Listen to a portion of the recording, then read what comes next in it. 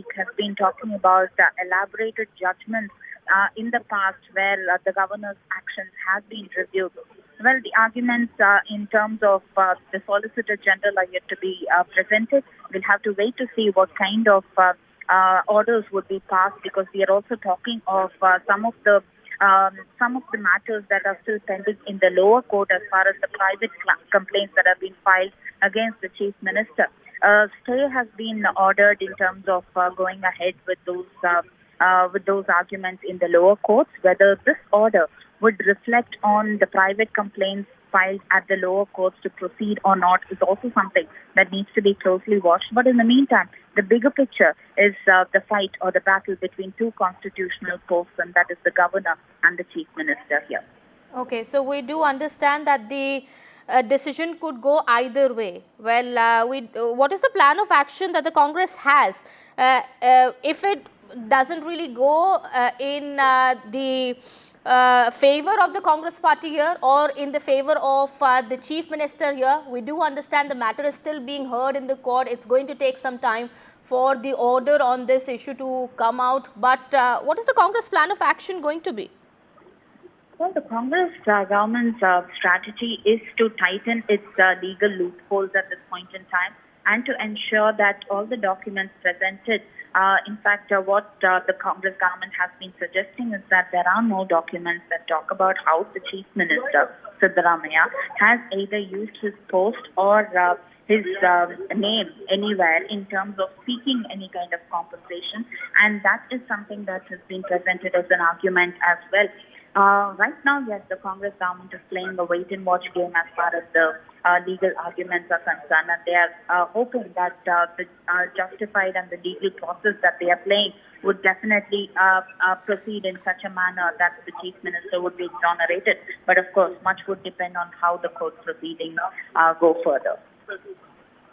Absolutely. All right. Chief Minister Siddaramaiah, we do understand, had previously received temporary relief from the court. The High Court had asked the lower court not to act against Chief Minister until the hearing in the matter takes place. That hearing is underway at this point in time. Karnataka High Court is hearing this appeal by Chief Minister. Well, the Chief Minister of Karnataka, Siddaramaiah, had filed this plea against the governor's order sanctioning prosecution in the Muda scam case. Well, the Chief Minister has been facing a lot of heat in connection with the case, and we do understand, Pratibha, it's not just the only case that is being heard in the courts today. There's another case involving the Deputy Chief Minister of Karnataka, that is D.K. Shivkumar, that is expected to come up in the courts. Well, in just some time from now, we are expecting that matter to be heard as well. So two important matters involving the Chief Minister as well as the Deputy Chief Minister of this state. That's right. In fact, it seems like for the top Karnataka leaders of the Congress today, all roads seem to be leading to the court. At around 4:30 p.m. is when we hear that the proceedings would be initiated as far as the Deputy Chief Minister D.K. Shivkumar's disproportionate assets case goes. In fact, this particular court hearing definitely talks about the Karnataka government's decision to withdraw its consent from consent that was granted to the CBI, and this was given to the Lokayukta, the state investigating agency, to proceed with the investigation as far as the disproportionate assets case goes. In fact, just recently, Mr. D.K. Shivkumar was present at the Lokayukta office as well when summons was issued. But then, with respect to this arguments and the hearing that would proceed, this is definitely going to be a crucial juncture as far as the political future of D.K. Shivkumar is concerned. Absolutely. Well, this is, of course, quite serious in terms of well, it's of course going to decide the political future of D.K. Shivkumar and also the political career of Siddaramaiah and the Congress party. Of course, we are sure there have been meetings that have taken place in the recent past. The Congress party must have devised a strategy as to how to deal with the situation if the decisions do not go in favor of the party here. All right. Thank you so much, Pratibha, for getting us all those details there. We'll come back to you later for more on that. Well, with that, it's time for a quick break here. We'll be right back. Stay tuned.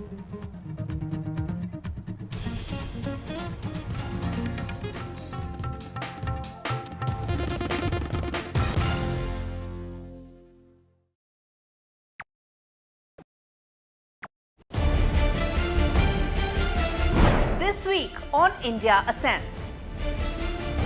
Pole-bound Sri Lanka and volatile Bangladesh witnessing India versus China power play. Will the trouble in Balochistan topple the cozy China-Pakistan relationship? Is the pro-China Muizzu government in Maldives in trouble? The French flip-flop over the next Prime Minister continues. All this and more only on India Ascends with me, Gauri Dwivedi, at these timings on the NDTV network. Stay informed and entertained with the new and updated NDTV News app. You can watch all our channels live, listen to podcasts, read breaking and exclusive news from around the world and more. Download the NDTV app today and get access to the best journalism and storytelling on your smartphone or tablet. The NDTV app. News that matters to you. Where authorities have confirmed that the individual who attempted to assassinate former President Donald Trump acted alone, with no evidence suggesting foreign involvement. However, during a press briefing, the FBI officials revealed that the motive behind this attack remains unclear. They described the 20-year-old suspect, Thomas Crooks, as having a mixture of ideologies. In fact, the FBI also shared details about Crooks' search history and released photos of the weapon and improvised explosive devices discovered in his vehicle. The attack, as you know, occurred on the 13th of July at a rally in Pennsylvania, where Crooks managed to graze the former president's ear, resulting in one death and serious injuries to two others. I must inform you also that the head of the FBI's Pittsburgh office has disclosed that Thomas Crooks had been searching.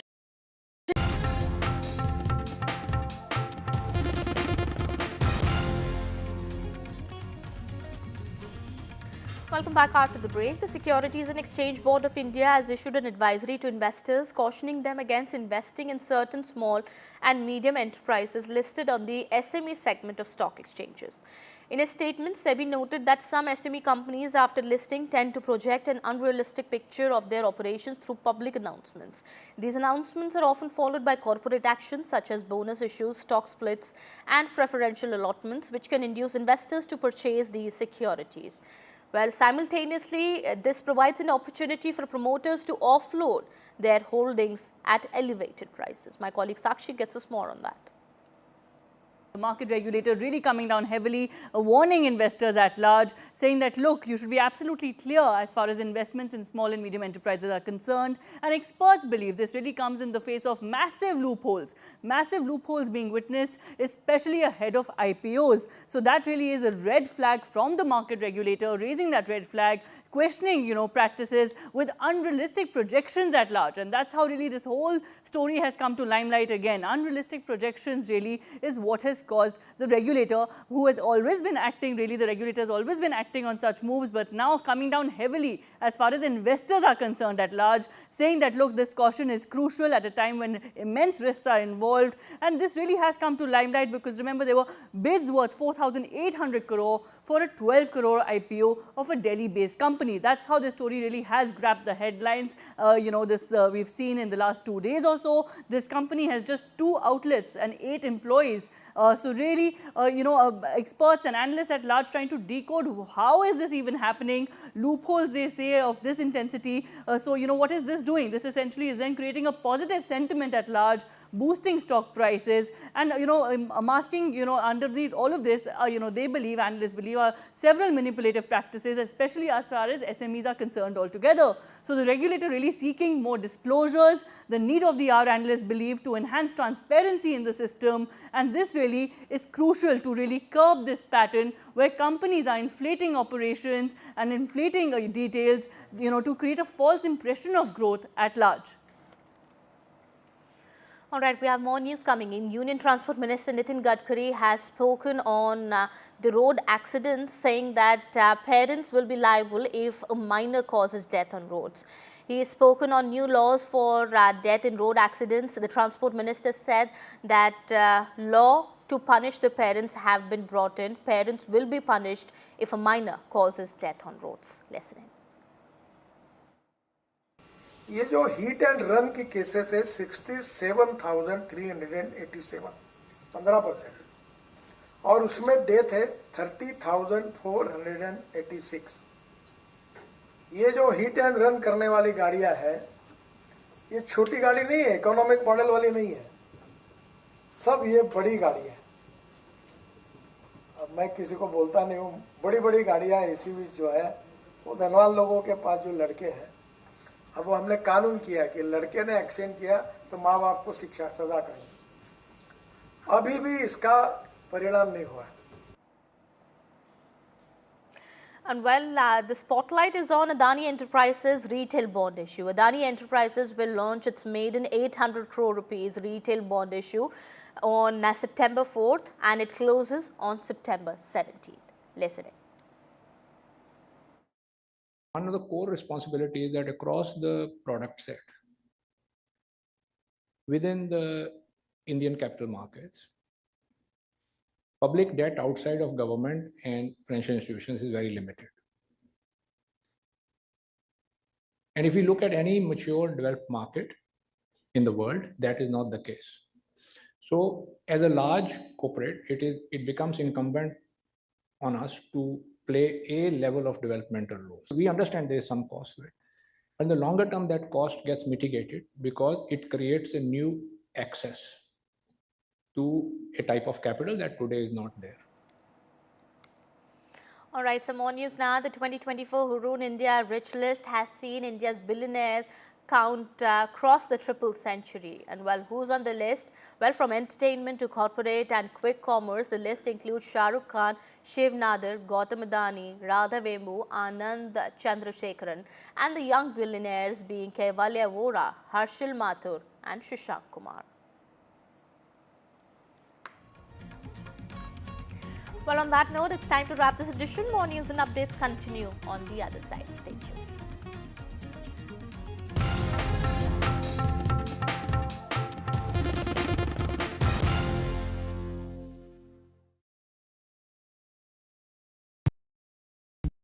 Hi, I'm Shreya Saran.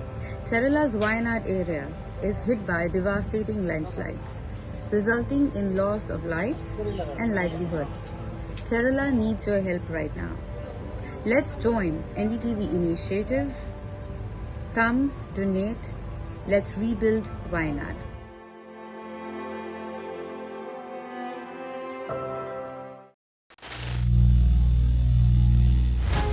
Some people say the metaverse will only be virtual. One day this lecture hall will be made of code, and driverless cars would be trapped in intersections. But even in this maze of the future, you can't wish away health. It's time to become more resilient.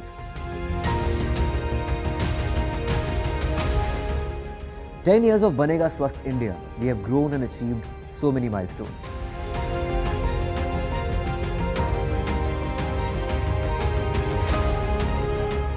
And now I have a plan to beat the urgency, to stop breathing with difficulty, to relieve getting choked with inactivity.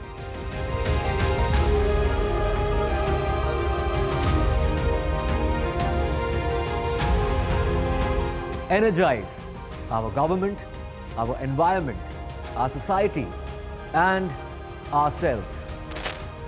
Everyone, everywhere, every day.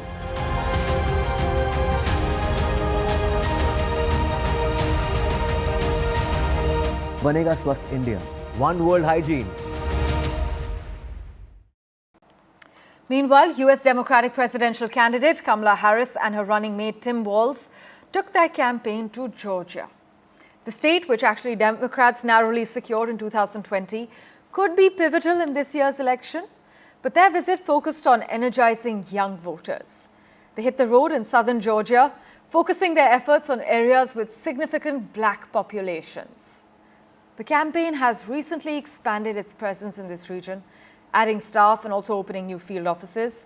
But Liberty County, with a population of approximately 65,000 and around 40% black, played a key role in the 2020 election, having cast a strong majority of votes for Joe Biden. We have a reaction of Kamala Harris. Listen in. The country is counting on all of you. You are leaders.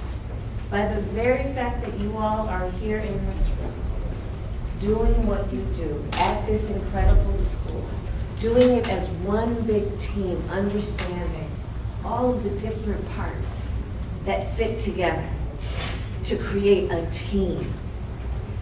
You are doing some of the best work any leader can do.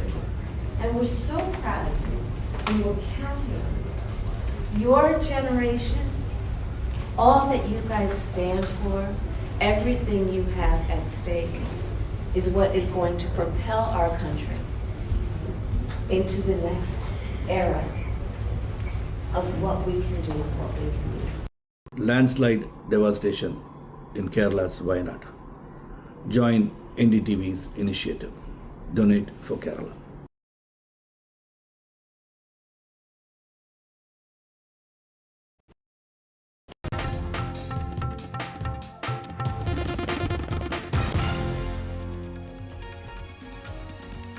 Hello and welcome to watching NDTV. I'm Aditi Bhardwaj and let's take at the top stories that we are tracking this hour. In the RG hospital tapes are out in first phone call. Parents were told that victim has died by suicide. Here, what hospital staff was told, and it's exclusively here at NDTV.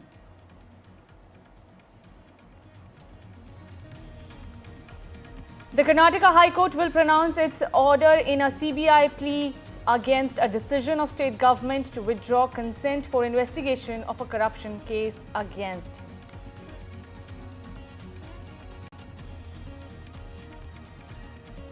Political churn in TDP ruled Andhra Pradesh. 2 MPs from YSRCP's resign from Rajya Sabha. Jagan's MP is likely to cross over to rival TDP, and TDP is to re-enter Rajya Sabha with YSRCP turncoats. Himachal government leads by example in a big move. CM has announced that all ministers and MLAs will forego salaries and allowances for the next 2 months due to poor financial condition of the state. Modi cabinet likely to discuss caste census demand remains a question. Opposition allies built caste census pressure on the NDA. Sources tell NDTV government considering caste-based census. Less than 24 hours after CM Revanth Reddy stated he is ready to demolish his own house and those of his family members if they are deemed illegal constructions, Revanth's brother has faced a big jolt. Telangana Revenue Department has issued demolition notices to the residents at Amar Cooperative Society in Madhapur station, stating that these are constructions that fall under Durgam buffer zone.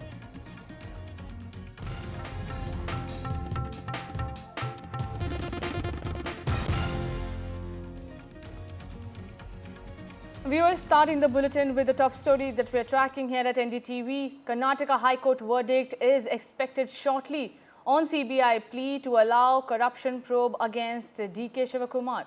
The Karnataka High Court will pronounce its order in a CBI plea against the decision of the state Congress government to withdraw consent for investigation of a corruption case against Deputy Chief Minister of Karnataka. Earlier, the court had reserved order on the matter and also on the state order to refer the matter to Karnataka Lokayukta for a probe. My colleague Pratibha Raman is also joining me on the phone line. Pratibha, what are the chances? How is the verdict likely to come out? In fact, we'll have to wait to see how this would be a turning point in terms of steering the political future for DK Shivakumar, because remember, we are talking of the DA case that DK Shivakumar has been fighting for quite some time. Just last year, it was the Karnataka government's decision to withdraw the consent and hand it over to the Lokayukta instead of the CBI. And this is being challenged by the CBI as well as one of the BJP leaders. The matter has been fought at the court for quite some time. The orders are expected today, and the hearing is likely to start at around 4:30 p.m. And remember, DK Shivakumar has already spoken this morning and talked about how the order issued at the court would be something akin to what God has said in terms of steering his political future. this is definitely going to be a crucial juncture as far as DK Shivkumar's political career in Karnataka is concerned. Right. Pratibha, the CBI has alleged that Shivakumar has amassed rupees 43 and 74,000, if I correct myself, of wealth in the disproportionate to known sources of income from April 2013 to April 2018 when he was the energy minister in the previous Congress government in the state. What are other charges that are levelled against DK Shivakumar? In fact, it all started with the IT raids that happened, and remember, DK Shivkumar was also lodged in the Bihar jail for the same case. The CBI has been conducting its investigation right since then, and it was only last year that once Congress came into power once again with a thumping majority, that the Karnataka government decided to withdraw its consent that was given in the earlier BJP's regime, and decided to hand it over to the Karnataka Lokayukta. In fact, the Lokayukta did resume its investigation as well. Even summoned Mr. DK Shivkumar to his office to conduct the investigation. DK Shivkumar himself was present at the office to answer the queries there. And right now we have how this entire hearing would steer forward in terms of favouring either the CBI or the Karnataka government. This is definitely going to determine the political future for DK Shivkumar.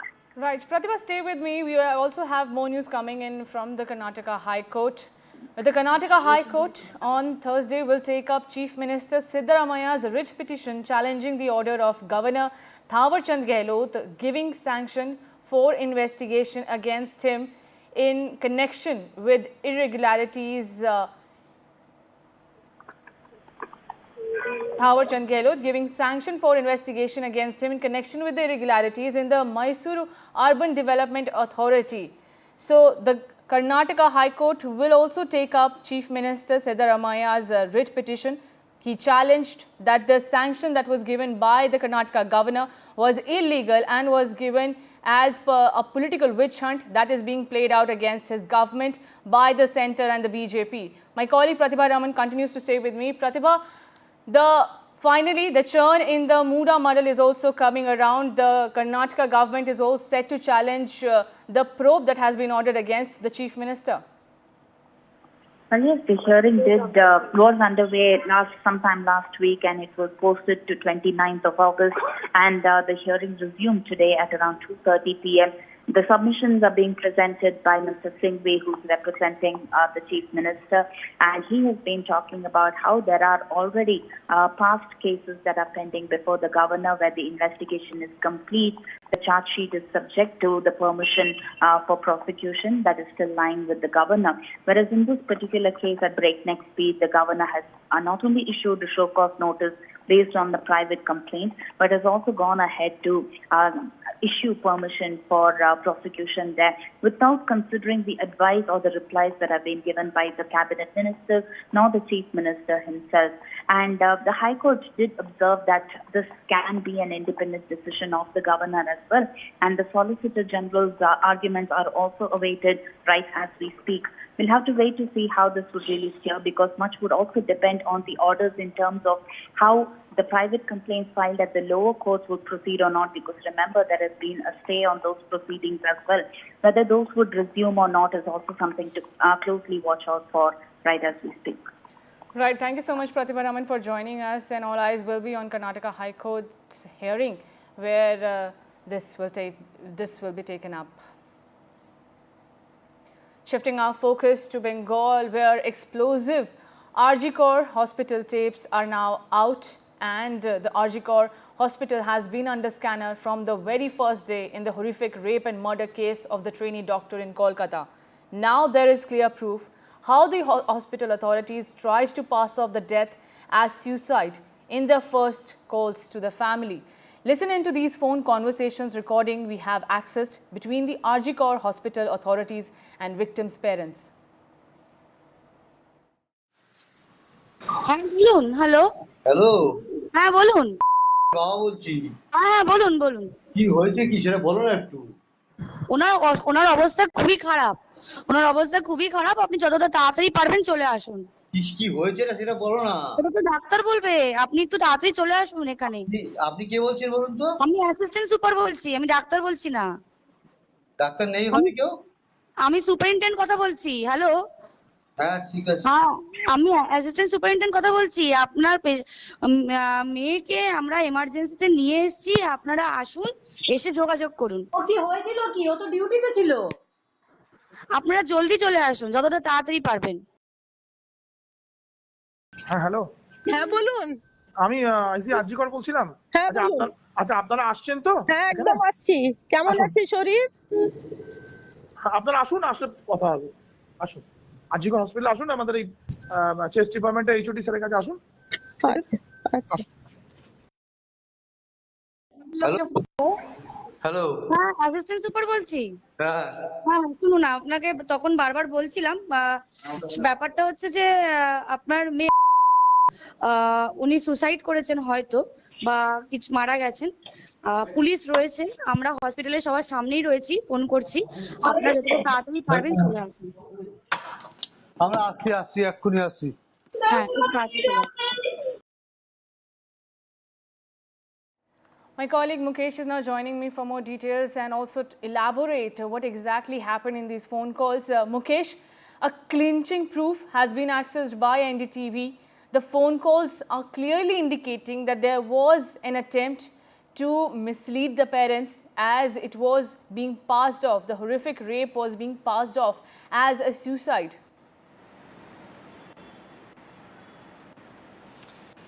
देखिए बिल्कुल ये जो audio है, ये जो बातचीत है, ये जो आरजी कर मेडिकल कॉलेज की अथॉरिटी है, असिस्टेंट सुपरिटेंडेंट, उनके ये फ़ोन कॉल्स हैं और उन्होंने जो डिसीज़ लड़की थी उसके घर वालों को कॉल किया था। और ये कॉल 9 अगस्त की सुबह करीब 10 बज के करीब 54 मिनट पर किए गए। 2-3 बार उनकी बात हुई और जो आवाज़ है इस जो बातचीत है उसमें साफ तौर पर ये सुनाई दे रहा है कि असिस्टेंट सुपरिटेंडेंट कह रही हैं विक्टिम के पिता से कि उनकी बेटी ने सुसाइड कर लिया है, ऐसा लगता है, और उसकी मौत हो गई है। वो जितनी जल्दी हो सकें अस्पताल में पहुँचें। पुलिस मेरे सामने है, पुलिस मौके पर है। इसके बाद वो कहती हैं कि जो लड़की है उसकी तबीयत ख़राब है।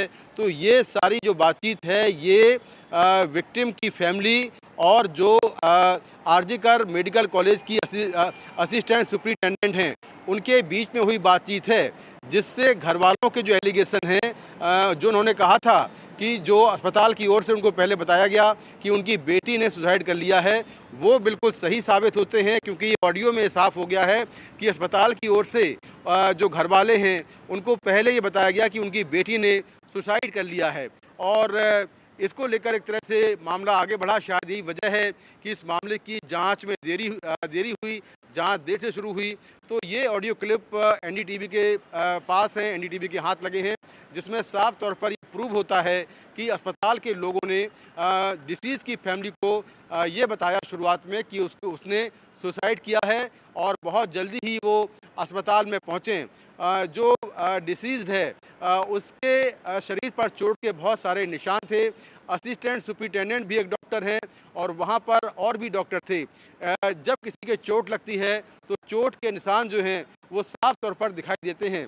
सबसे बड़ा सवाल ये है कि वो निशान देखने के बाद एक डॉक्टर विक्टिम की फैमिली से ये कैसे कह सकता है कि विक्टिम ने सुसाइड किया है। तो ये अपने आप में बहुत चौंकाने वाली बात है और शायद यही वजह है कि जो सीबीआई है वो लगातार इस केस की जांच कर रही है। और आरजे कर मेडिकल कॉलेज के पूर्व प्रिंसिपल जो संदीप घोष हैं उनको 13वें दिन भी सीबीआई ने पूछताछ के लिए बुलाया है।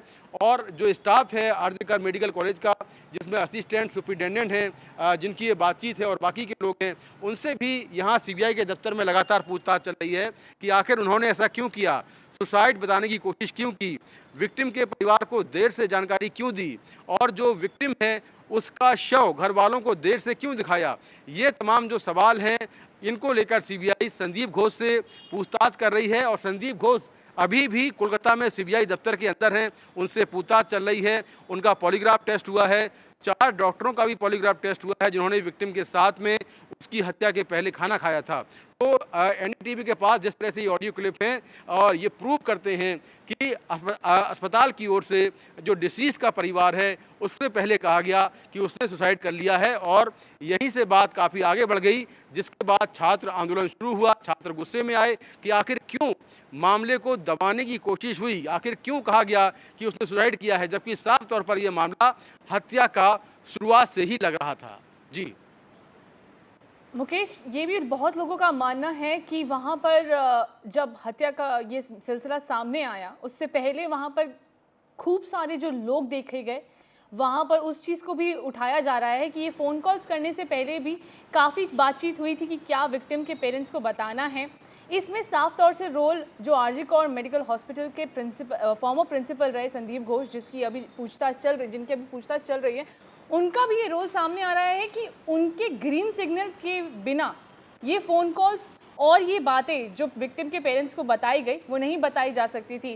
क्या ऐसा मानना है कि प्रिंसिपल आरजी कौर हॉस्पिटल के संदीप घोष जो उस वक्त रहे थे, उनका साफ तौर से यहाँ पर एक लिंक इस्टेब्लिश हो सकता है?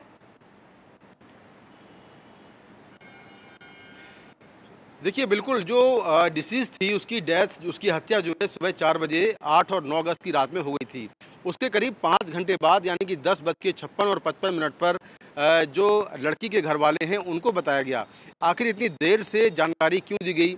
और एक और बात निकल कर सामने आ रही कि जो आरजी कर कॉलेज के पूर्व प्रिंसिपल संदीप घोष हैं, उन्होंने इस वारदात के बाद एक मीटिंग ली, घर वालों को बताने के पहले एक मीटिंग ली, और मीटिंग में क्या कुछ हुआ उसकी जांच सीबीआई कर रही है। तो कहीं ना कहीं जो डिस्ट्रक्शन ऑफ एविडेंस है, सबूत मिटाने का जो एलिगेशन है, जो क्राइम सीन है उसको प्रिजर्व नहीं किया गया, उसको सिक्योर नहीं किया गया, वो जो एलिगेशन है, तो उसके तहत सीबीआई जो है वो आरजी कर कॉलेज के कुछ स्टाफ के खिलाफ या जो आरजी कर कॉलेज के पूर्व प्रिंसिपल संदीप घोष हैं उनके खिलाफ कोई कार्रवाई कर सकती है। सबूत मिटाने को लेकर कार्रवाई हो सकती है, क्योंकि लगातार उनसे पूछताछ चल रही है और उन पर यही एलिगेशन है कि उन्होंने शुरुआत में मामले को दबाने की कोशिश की, घर वालों को देर से इन्फॉर्म किया, जो क्राइम सीन था उसको प्रिजर्व नहीं किया, और साथ में जो लड़की का शव था वो घर वालों को देर से दिखाया और कहा गया कि इसने आत्महत्या की है। तो ये बहुत सारे सवाल खड़ा करता है, और इन आरोपों में, इन एलिगेशन में सीबीआई हो सकता है कि पूर्व प्रिंसिपल और आरजे कर कॉलेज के स्टाफ को गिरफ्तार भी करे आगे जाकर। Right, Mukesh, thank you so much for giving us those details. Many questions are being put up after these phone calls have emerged. First, the action taken by the hospital. Second, the intent behind those actions. But we will be keeping a close track on this for now. Thank you so much, Mukesh, for all these details. Shifting our focus to another big story, YSRCP Rajya Sabha MPs Mopidevi, Venkataramana Rao and Beda Mastan Rao have resigned as members of the upper house and are expected to switch over to the TDP. According to sources, Venkataramana and Mastan recently met TDP Chief and Andhra Pradesh Chief Minister N Chandrababu Naidu and will likely join the TDP. With the defections, the TDP is set to re-enter the upper house. Since 2019, all the 11 Rajya Sabha seats from Andhra Pradesh have been with the YSRCP, while Venkataramana, a multiple-time MLA and a former minister in the N Chandrababu Reddy and YS Rajya Reddy cabinets, was seen as a Jagan loyalist. He has miffed with the YSRCP since the party denied him a ticket from an assembly seat and in the recent elections. What more details do we have is being shared by my colleague Umar Sudhir. Take a look. Been downhill for the YSRCP because they have been losing leaders and they have been losing influence. Now, of course, with the numbers going down in the Rajya Sabha as well, their capacity to even have some influence on the BJP in terms of a partner in the upper house, that also goes down. Also because recently the BJP managed to get its numbers right in the Rajya Sabha as well. So if earlier the story was that the TDP would be able to call the shots in the Lok Sabha, being a big partner of the NDA and supporting the BJP, and therefore in the Rajya Sabha where TDP did not have strength, they would have to depend on the YSRCP. Now that table seems to be turning, because from as we understand it, these people who have resigned, they still have their term till 2026, but they are likely to be inducted as MP of the Rajya Sabha from the Telugu Desam itself, which shouldn't have a difficulty in getting them elected. What it is going to mean for the YSRCP is that we expect that there could be more people quitting the YSRCP and possibly even their MP seat and going towards the Telugu Desam, because in a state like Andhra Pradesh, where the politics has been extremely polarized, it becomes difficult to survive in the opposition ranks, and therefore they prefer to be on the ruling side, something that we have seen as far as MLAs are concerned in Telangana as well, not just MLAs but councillors and down the line as well. Already we've seen another MLC, Sunita from the YSRCP, also just quit the YSRCP and shifting loyalty once again. For the TDP, of course, they can open their account in the Rajya Sabha once again, have a presence in the Rajya Sabha, and that also, of course, indirectly helps the NDA with the numbers that the TDP will bring to the NDA as well. Now, taking a look at another story, less than 24 hours after CM Revanth Reddy stated he is ready to demolish his own house and those of his family members if they are deemed illegal constructions, Revanth's brother has faced a big jolt. Telangana Revenue Department has issued demolition notices to the residents at Amar Cooperative Society in Madhapur, stating that these constructions fall under Durgam Cheruvu buffer zone. It turned out that Tirupati Reddy, the brother of Revanth Reddy, also received this notice. Along with the other properties that got the notices, even CM's brother must be vacating the properties within 30 days and demolish the constructions, or else the government will take the job of mowing down these structures. My colleague Uma Sudhir has more details. Commercial establishments as well as residential establishments around the area have got a notice that includes Revanth Reddy's brother Anumula Tirupati Reddy, though the notice has not come in his name because the property, we understand, is in the name of one Koteshwar Rao, and that's the name in which the notice has been issued. But Tirupati Reddy's office has reacted and said that they had purchased the property about 10 years ago, and at that time they did not know that it was violating the norms of lake encroachment, and therefore if now notices are being issued, he is willing to abide by the law and allow that demolition to happen, because these notices that have been issued to hundreds of establishments actually are under a law that was made in 2002, the erstwhile Andhra Pradesh. This is called a VALTA, or a law that is supposed to protect the water bodies, the land as well as the trees, and it is under section 23 that notice has been issued. Revanth Reddy on his side has said that he knows that there will be pressure from family, friends, party colleagues as well as opposition leaders and possibly business leaders as well, influential people, but he claims that he is not going to cow down to pressure and that he is determined to save the lakes of or water bodies of Hyderabad for the future of Hyderabad and its citizens. Back to you. And with that, we're slipping into a very short break, but right after the break, we will tell you Assam Assembly has passed up a big resolution. What it is about, we will tell you more after the break. Stay tuned and keep watching NDTV.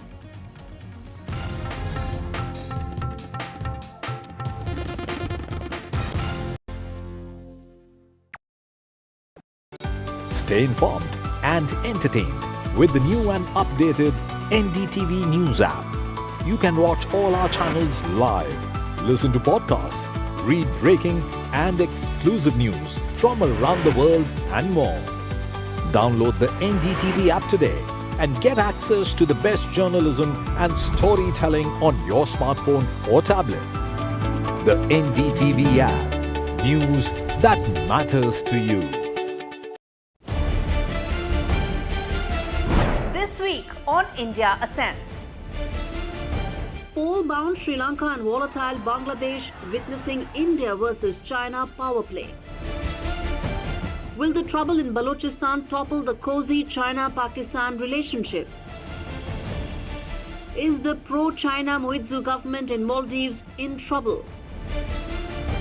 The French flip-flop over the next Prime Minister continues.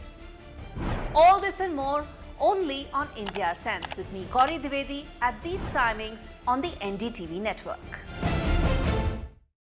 Hi, I'm Shreya Saran.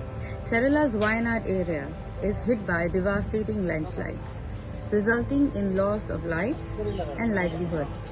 Kerala needs your help right now. Let's join NDTV initiative. Come, donate. Let's rebuild Wayanad.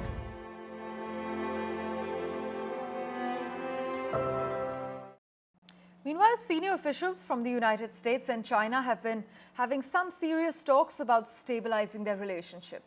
They're working on setting up a call between President Biden and China's top leader Xi Jinping, and also planning discussions between their military teams.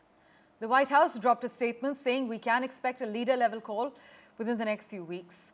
And the Biden administration has sought to smooth over tensions with China while continuing to turn up the pressure on China by curbing its access to the US economy as well as technology. But the meetings, meanwhile, between Jake Sullivan and Wang Yi following talks between Mr. Biden and Mr. Xi last November in California are also aimed at showing that the rival powers can manage their differences. Well, in other news, the Dalai Lama has returned to his home in Dharamshala in Himachal Pradesh after undergoing a knee replacement surgery in New York in June. The Tibetan spiritual leader was accorded a warm welcome by the local people at the Kangra airport, as you can see on your screens at the moment. The Dalai Lama, we're told, was recovering well from the surgery and was expected to continue improving over the next 6 to 12 months. This is what the doctor monitoring him has said. His surgical incision had completely healed without any complications.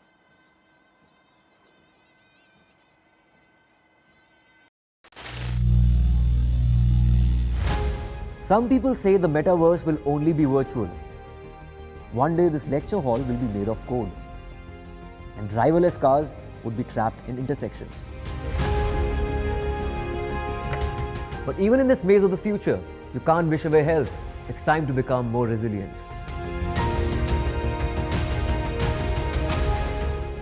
10 years of Banega Swasth India, we have grown and achieved so many milestones.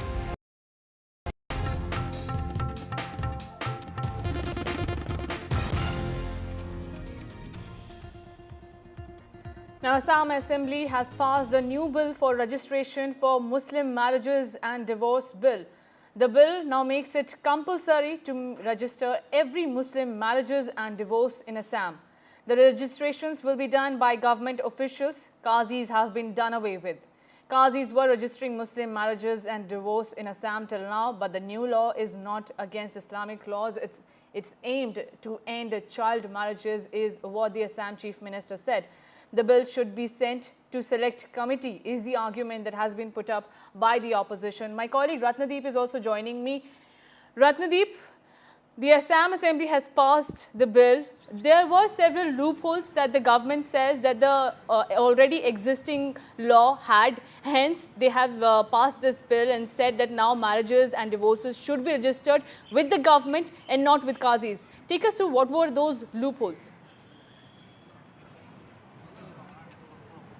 That's right. In fact, this morning, first the repealing bill for the previous law, which is the Assam Muslim Marriage Registration and Divorce Registration Act 1935. It is a law of 1935 which was in place in Assam, where Muslim marriages and divorce, nikah and talaq, were voluntary and not compulsory, and it was done by the Qazis and not by government officials. Now, what Assam government has pointed out is that the talaq laws have been changed, given the fact that triple talaq no more exists. Then the Assam government also felt that the system of registering these marriages and divorces through Qazis should be done away with, because the Assam government claims that during its last year's drive against child marriage, there were several Qazis who were arrested on charges of registering minor child marriages, and therefore the Assam government felt that the Muslim marriages and divorces should be made compulsory, registration should be made compulsory. However,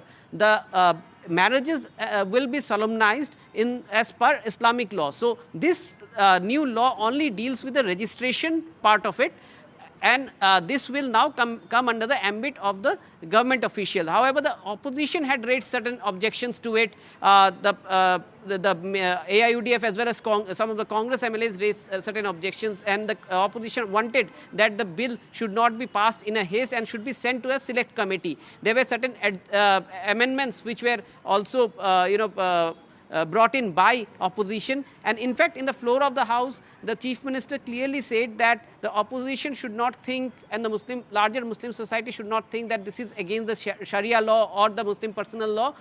this has nothing to do in terms of how the marriage will be solemnized. But this is directly about the registration, and this time it will be under the ambit of the government. Now the government and the opposition had a detailed discussion, but there was no chaos inside the assembly. There were no walkouts by the opposition as well, since the government decided and agreed to some of the amendments that the opposition wanted. Like the opposition wanted that this registration process should go up to the grassroots level till the block level. So the government agreed. The government also agreed to have more government official registered, so that at the grassroots the poor people get benefit of it. The opposition had raised certain issues in terms of whether through this new law there will be some ambiguity or not, and the government said that they are ready to explore and bring in amendments if there are amendments which come in. So therefore, while this bill has been passed in the assembly,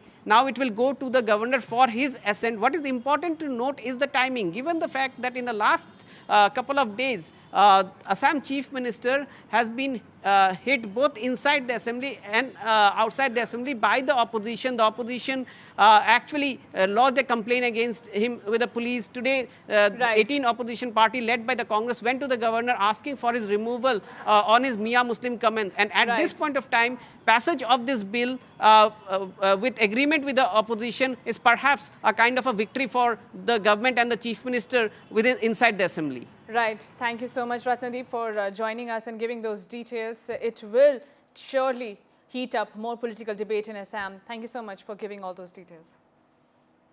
Now, shifting our focus to Karnataka, the Karnataka High Court verdict is expected very shortly on CBI plea to allow corruption probe against Karnataka Deputy Chief Minister D.K. Shivakumar. The Karnataka High Court will pronounce its order in a CBI plea against the decision of the state Congress government to withdraw consent for investigation of a corruption case against the Deputy Chief Minister.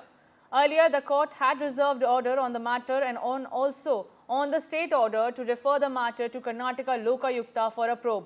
Shivakumar had appeared before the Karnataka Lokayukta police on August 22 to cooperate with the probe in the illegal assets case. He accused the CBI and the Lokayukta police of harassing him. The CBI plea to allow investigation of the corruption charges against Shivakumar, along with a similar petition filed by BJP MLA.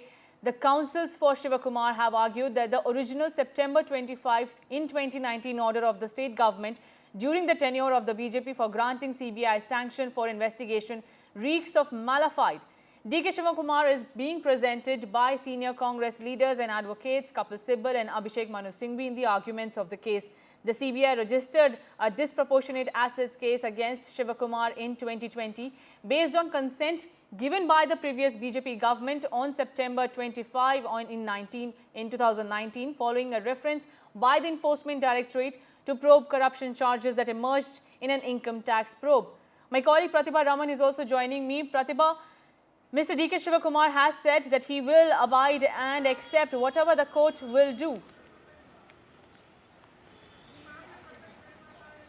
That's right, a very strong statement there of D.K. Shivakumar, because these orders are definitely going to steer the way forward in terms of who will be conducting the investigation as far as the DA case goes. Because all this while we've been talking about the CBI having conducted the investigation, but then once the Congress came into power here in Karnataka, the consent given to the CBI was withdrawn by the Karnataka government and granted to the Lokayukta. This was heavily challenged by both the CBI as well as one of the BJP leaders there, and the matter was argued in the court for quite some time, and the orders are expected any time from now. And this is definitely proving to be a crucial juncture that would determine the political future for D.K. Shivakumar.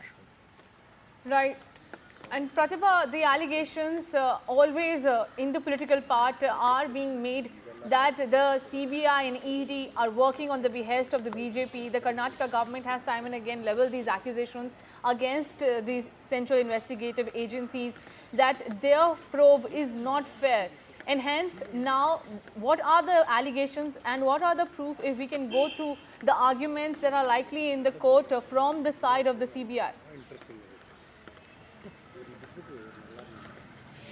Well, yes, this is something that has been stated by both DK Shivkumar as well as several of the Congress leaders, talking about how the ED as well as the IT and the CBI have been working at the behest of the BJP, and that DK Shivkumar has also gone on to say that he has been extremely harassed by both the CBI as well as the ED there. Remember, Mr. DK Shivkumar is out on ED bail there, and the CBI has been presenting its arguments, stating that it has neared completion as far as the investigation goes, and that in some time they would be ready with the investigative report and also go ahead with the charge sheet as far as the DA case goes. Right. But in the meantime, Pratibha, just hold your thoughts. We also have some visuals coming in. I'm really sorry to interrupt you in between, but we have visuals coming in of a massive protest that is being performed by a political party against Kollam MLA Mukesh in the Mollywood Me Too movement that has undertaken by a storm in Kerala. The BJP is protesting against the CPIM MLA Mukesh. Remember, there are accusations against Mukesh that he has also been booked in a rape case after a female actor's complaint, and now the BJP is protesting against the MLA, demanding his resignation. Remember, 100 women activists have also written against him, saying that he should take a moral responsibility and step down from his post in order to ensure that there is a fair probe that can be conducted against him, and the accusations and the allegations that are being leveled against him can be probed in a fair manner. A prominent Malayalam actor and ruling CPIM MLA Mukesh has been booked in a rape case after a female actress complained that he allegedly sexually assaulted her years ago. And remember, this is not the first incident, but in the past as well, a person had leveled similar accusations that Mukesh had sexually assaulted her. Now, the political pressure on the Kerala government is rising as BJP is holding a massive protest. You can see how workers are trying to disband the barricades that have been put up by the Kerala police to stop this protest. The protesters are demanding that Mukesh should step down and he should resign from his post. He is currently representing the Kollam constituency and he is the CPIM MLA. The BJP is demanding that the Kerala government should also intervene and take action, sack him immediately from his post in order to ensure that the probe can be conducted. The SIT, the Kerala government has appointed an SIT which is probing the case, the allegations that has been made by several women after Justice Hema Committee's report has come out, and one of the actors has accused Kollam MLA Mukesh as well. He has been booked and now the BJP is demanding that the MLA should step down from his post. My colleague Ishika Verma also spoke to several and also Finance Minister of Kerala. Take a look at what he had to say.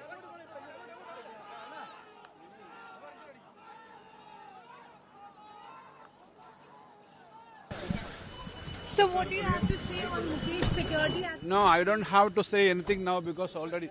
Taken on it. On MLA Mukesh because security has been in fact increased at his residence. No, the government has done whatever the government is supposed to do, done already. But sir, here no action has been taken. Joining us now is the leader of the opposition, VD Satishan, with us. Sir, my first question to you is that, sir, even after the FIR is filed against MLA Mukesh, we are now seeing that even security is being given to him by the Kerala government. Your reaction? Kerala government has been protecting all the culprits in the sexual abuse case, sexual harassment case. You know that the Justice Hema Committee prepared that report on the basis of the deposition and revelations made by the victims. There are pen drives and WhatsApp messages showing the evidences that a series of criminal offences has been committed.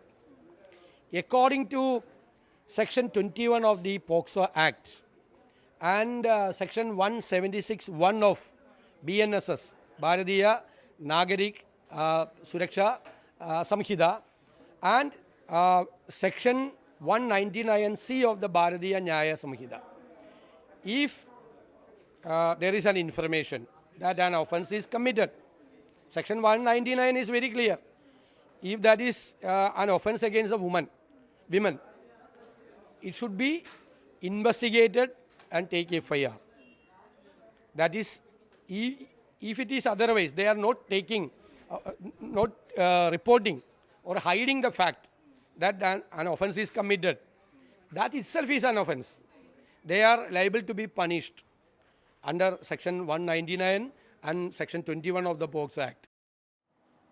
Now, leading by example, Himachal Pradesh Chief Minister and all ministers and MLAs chairmen will forego salaries and allowances for the next 2 months due to poor financial condition of the state. Chief Minister Sukhwinder Singh Sukhu gave this information in the House. Responding to the dire financial situation of Himachal Pradesh, CM Sukhwinder Singh Sukhu announced that he, along with the members of his assembly constituency and the chief parliamentary secretaries, will defer their salaries and allowances for 2 months. He also urged other members of the assembly to voluntarily defer their salaries and allowances to help manage the state's financial crisis. Take a look. इन कड़े फैसलों के स्वरूप हम आगे बढ़ रहे हैं। मैं चाहूँगा प्रदेश की सभी जनता का, समाज के सभी वर्गों का हमें सहयोग मिले और जिस दृढ़ निश्चय से और जिस इच्छा शक्ति से हम आगे बढ़ रहे हैं, इस स्थिति पर हम आने वाले वित्तीय वर्ष में काबू पाने की पूरी कोशिश करेंगे और 2027 तक हिमाचल प्रदेश को आत्मनिर्भर बनाने में प्रयास हमारे सफल होंगे। यही मैं बार बार कहता हूं और 2032 तक हिमाचल प्रदेश को समृद्धशाली और अमीर राज्य बनाने में कोई रोक नहीं सकता, लेकिन उससे पहले हमको इसके फैसले करने हैं। सरकारें आती है, सरकारें जाती है। आज हम मुख्यमंत्री है, कल कोई और मुख्यमंत्री हो, लेकिन प्रदेश की आर्थिक को अगर इस दशा पर छोड़ देंगे तो भविष्य की जो युवा पीढ़ी है उनको रोजगार कहां से पैदा होंगे। And some breaking news coming in. Big relief for Karnataka Deputy Chief Minister Mr. D.K. Shivakumar in the disproportionate asset case. The High Court has not given nod for the CBI probe. No nod from the High Court for the CBI probe against the Deputy Chief Minister of Karnataka. Big relief coming in for Karnataka Deputy Chief Minister Mr. D.K. Shivakumar as High Court rejects CBI plea in the case, and no nod has been given for the CBI's probe. Remember, just a few minutes from now on, my colleague Pratibha Raman was telling me that the case will have political ripples, and after that Mr. D.K. Shivakumar also, before the verdict, said that he will abide by the case and the verdict, whatever it will be. Now a big relief coming in for Karnataka Deputy Chief Minister D.K. Shivakumar as the High Court, the Karnataka High Court, rejects the nod and rejects the CBI plea, which sought a probe against D.K. Shivakumar in the disproportionate assets case. The CBI has alleged, remember, that Shivakumar amassed assets disproportionate to known income sources. The agency also claimed that fraud happened between 2013 and 2018 when Shivakumar was a minister in then Congress government during the period. However, now the Karnataka High Court has rejected CBI plea for the case, and there will be no probe against Karnataka Deputy Chief Minister. However, the CBI is now likely to go forward with other legal measures in the case. But so far, big relief coming in for Karnataka Deputy Chief Minister D.K. Shivakumar in the disproportionate assets case. My colleague Pratibha Raman is also joining me on the phone line. Breaking news coming in, Pratibha. The Karnataka High Court has rejected the CBI plea for probe against Mr. D.K. Shivakumar. What more can you disclose? Well, this is definitely a huge relief for D.K. Shivakumar, because this definitely was steering the way forward as far as D.K. Shivakumar's political future is concerned, because we are talking of investigation that needs to be done either by the CBI or the Karnataka Lokayukta. the government had withdrawn its consent that was given to the CBI during the previous BJP's regime and had granted the investigative powers to Karnataka Lokayukta. Just recently, D.K. Shivkumar was summoned by the Lokayukta in connection with this case. And just this morning, D.K. Shivkumar had said that whatever be the verdict of the Karnataka High Court, he would accept it like God has given him that statement. And this was a very strong statement that was made by D.K. Shivkumar there.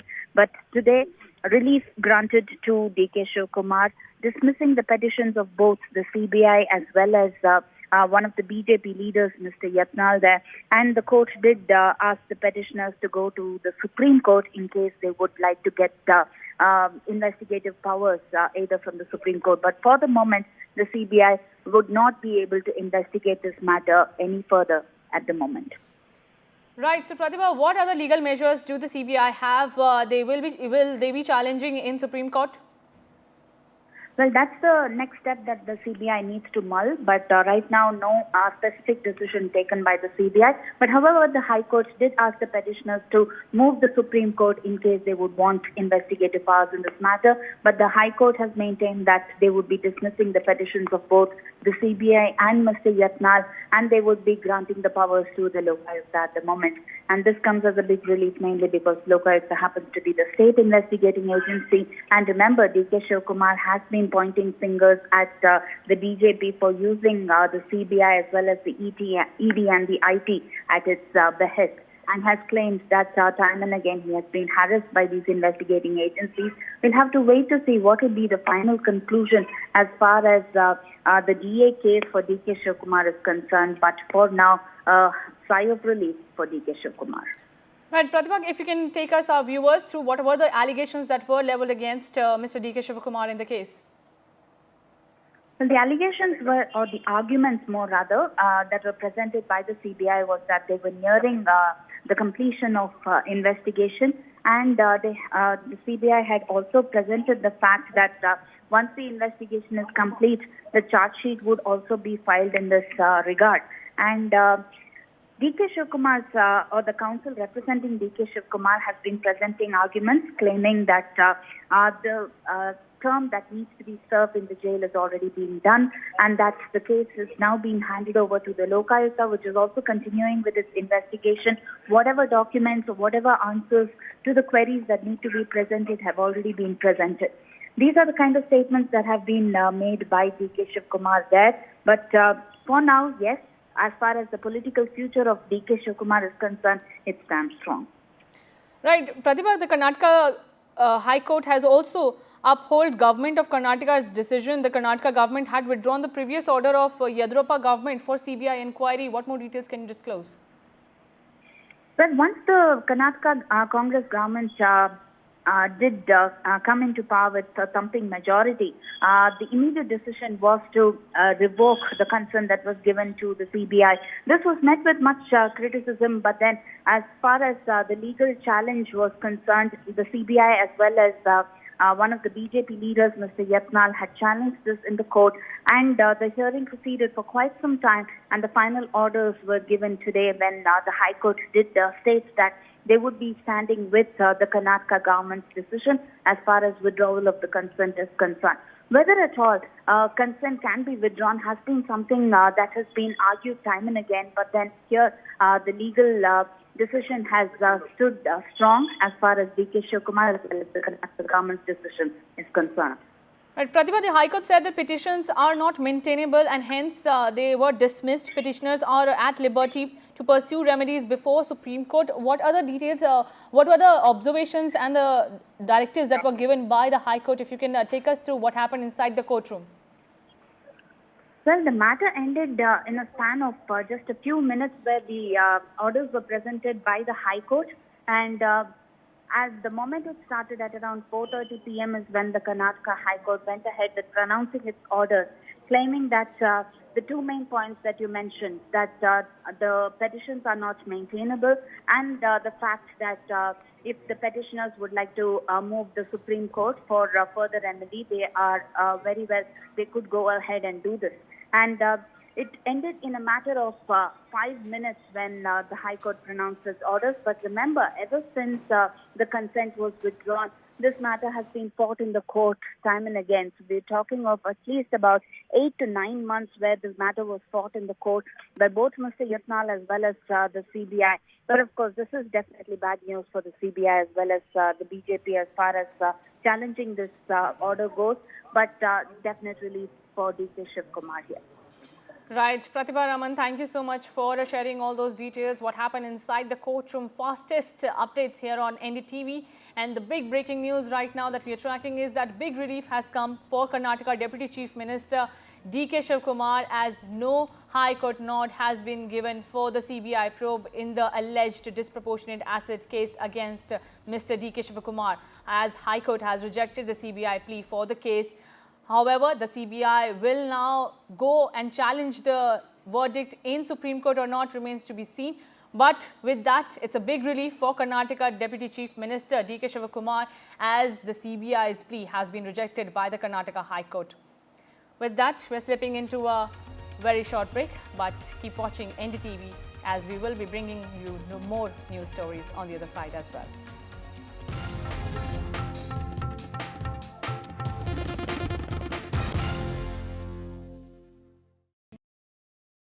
Landslide devastation in Kerala's Wayanad. Join NDTV's initiative. Donate for Kerala.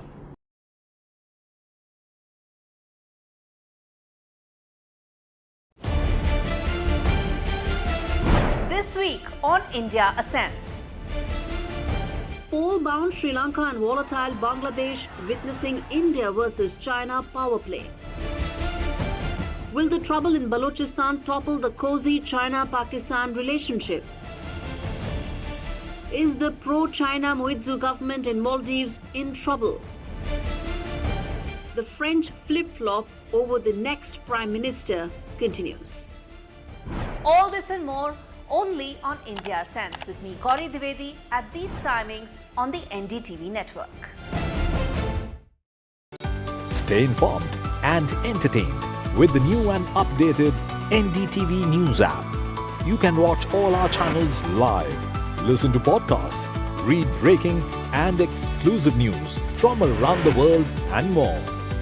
Download the NDTV app today and get access to the best journalism and storytelling on your smartphone or tablet. The NDTV app. News that matters to you. Where authorities have confirmed that the individual who attempted to assassinate former President Donald Trump acted alone, with no evidence suggesting foreign involvement. However, during a press briefing, the FBI officials revealed that the motive behind this attack remains unclear. They described the 20-year-old suspect, Thomas Crooks, as having a mixture of ideologies. In fact, the FBI also shared details about Crooks' search history and released photos of the weapon and improvised explosive devices discovered in his vehicle. The attack, as you know, occurred on the 13th of July at a rally in Pennsylvania, where Crooks managed to graze the former president's ear, resulting in one death and serious injuries to 2 others. I must inform you also that the head of the FBI's Pittsburgh office has disclosed that Thomas Crooks had been searching online for Trump campaign events as far back as September 2023.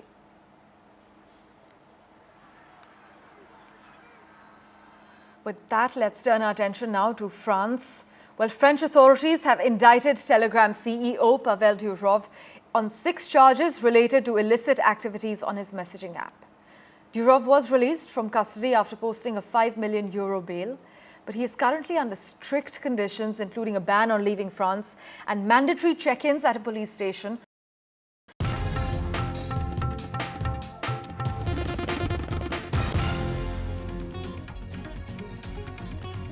Now, Gujarat continues to grapple with a massive flood situation amid continuous heavy rainfall, with the India Meteorological Department issuing a red alert for several parts of the state. So far, 29 lives have been lost due to Gujarat rains and floods. More rain has been in store as IMD predicts more shower spells in the state. So far, 18,000 people have been evacuated to safer locations. Massive flooding in Gujarat has been witnessed in several locations as rescue efforts are underway by the NDRF and other rescue agencies. Some are also being rescued with the help of the Indian Air Force's helicopter. My colleague Sujata Dwivedi has more details. Take a look. Gujarat में जिस प्रकार की बारिश पिछले कुछ दिनों में हुई है उससे ना सिर्फ गुजरात और वडोदरा में खास तौर पर जो आउटस्कर्ट्स हैं, जो गांव के इलाके हैं, वो पानी में डूब चुके हैं। वहां पर न तो खाने और पानी की सुविधा और ना ही बिजली मौजूद है, जिसके चलते लोग अपने घरों से बाहर निकलकर शेल्टर ढूंढने के लिए होटल्स में जाकर रह रहे हैं। हमारी टीम जब गुजरात पहुंची तो हम जिस होटल में रुके हुए थे उसी होटल में हमें बताया गया कि सारे रूम्स जो है वो फुल है, और कारण ये कि घरों में घुसे पानी और बिजली न होने के चलते जो परिवार के लोग हैं वो आकर होटल में रह रहे हैं और साथ ही जो है ये कोशिश कर रहे हैं कि जब तक उनके घर से पानी ना निकले और बिजली ना आ जाए तब तक एटलीस्ट जो छोटे बच्चे इनके साथ मौजूद हैं वे उन्हें सुरक्षित रख सके। हमारे साथ बात करने के लिए एक ऐसी ही फैमिली है जो आई है। हम इस समय वडोदरा सिटी के भाईली इलाके में हैं। यहाँ पर अगर आप देखें तो बारिश नहीं हो रही, लेकिन जो घरों में पानी घुसा हुआ है वो अब तक पानी वैसे ही है और वो निकला नहीं है। हम परिवार से जान लेते हैं, आप लोग कहाँ से आए हैं और आपके घर की क्या स्थिति है? अकोटा से आए हैं एंड वहाँ पे लाइक लिटरली यहाँ तक पानी है। Like it was so difficult even to come here, मतलब पूरी गाड़ी पानी में थी। But we have small kids so we have to shift here. और इलेक्ट्रिसिटी भी नहीं है, 2-3 दिन से पानी नहीं आ रहा है, दूध नहीं, खाना, नो सप्लाई, नथिंग। और कुछ पानी नहीं है, फूड नहीं है, आपने बताया छोटे बच्चे हैं आपके साथ, उनके लिए दूध, खाना कुछ भी वहाँ पर सप्लाई नहीं हो रहा है। आप लोग घर से कब निकले, क्योंकि बारिश पिछले कई दिनों से हो रही है, आप लोग घर से कब निकले और यहाँ पर कितने दिन से रहे? Shifting our focus to the big breaking news that we were tracking, big relief for Karnataka Deputy Chief Minister Mr D.K. Shivakumar as High Court rejects CBI plea for probe against Mr D.K. Shivakumar. We are also being joined by Santosh Lad, Karnataka Minister. Santosh Lad, thank you so much for speaking to NDTV. Your first reaction after the Karnataka High Court has rejected the CBI plea for probe against Mr D.K. Shivakumar?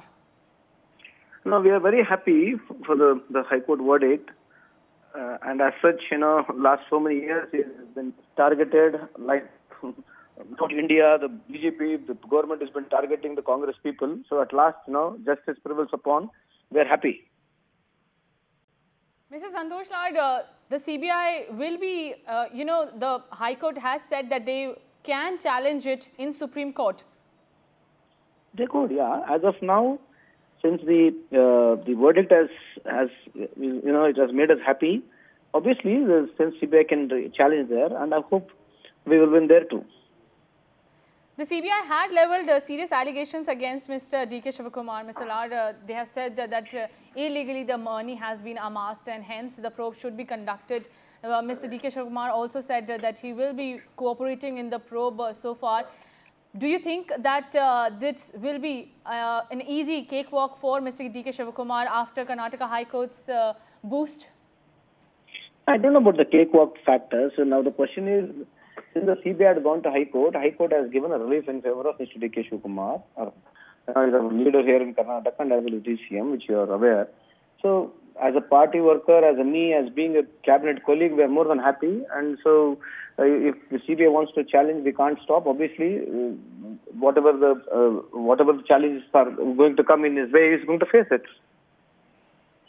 What are your observations, Mr. Lad? The opposition has been saying that, the CBI and the ED are acting on the behest of the central leadership or the BJP, and there is a political witch hunt against the Congress government. So what do you feel? You feel whatever we are making an allegation, is it right or wrong according to you? Well, the CBI has ample proof and hence they had challenged and went ahead with the probe, and now they will be challenging in Supreme Court. No, the question was something different you asked, right? You said that oppositions are making allegations that CBI has been misused, right? That's what you said, if I'm not wrong. Yes. So that's why I asked you, what is your opinion? What do you feel? Sir, I am not here giving out any opinions. I am just leveling what allegations have been leveled against the so central the allegations are very justified.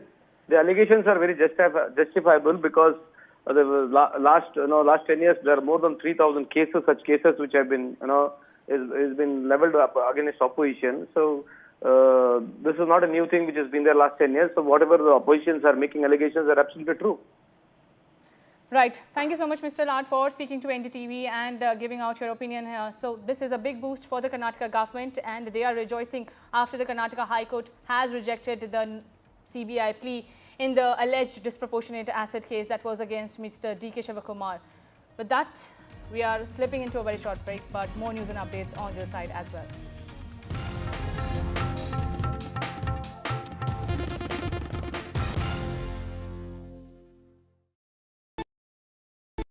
Hi, I'm Shreya Saran. Kerala's Wayanad area is hit by devastating landslides, resulting in loss of lives and livelihood. Kerala needs your help right now. Let's join NDTV initiative. Come, donate, let's rebuild Wayanad.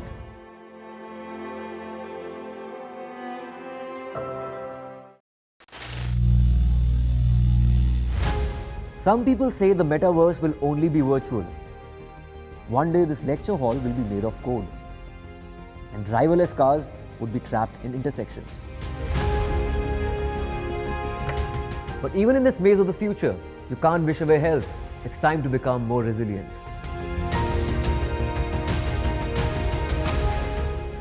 10 years of Banega Swasth India, we have grown and achieved so many milestones.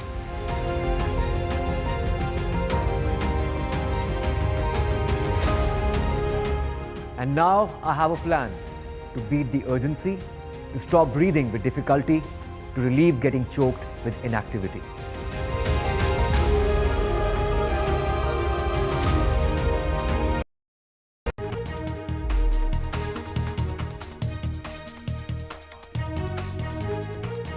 Big relief for Karnataka Deputy Chief Minister D.K. Shivakumar in an alleged DA case against him. Karnataka High Court declined CBI plea.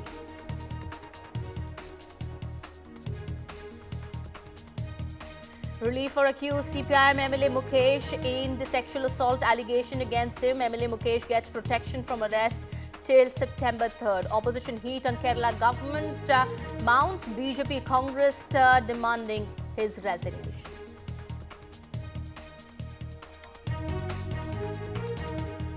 Political churn in TDP ruled Andhra Pradesh. 2 MPs from Jagan Mohan Reddy's party have resigned from Rajya Sabha. YSRCP MPs are all set to cross over to the TDP. TDP is also set to re-enter Rajya Sabha with the YSRCP turncoats.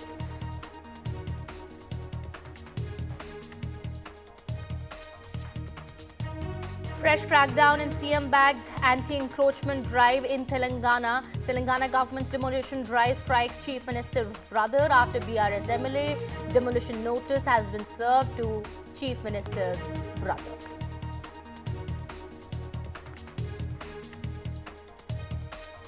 The Kolkata RG Kar hospital tapes are out. In first call, parents were told that the victim died by suicide. Hear what hospital staff told the parents.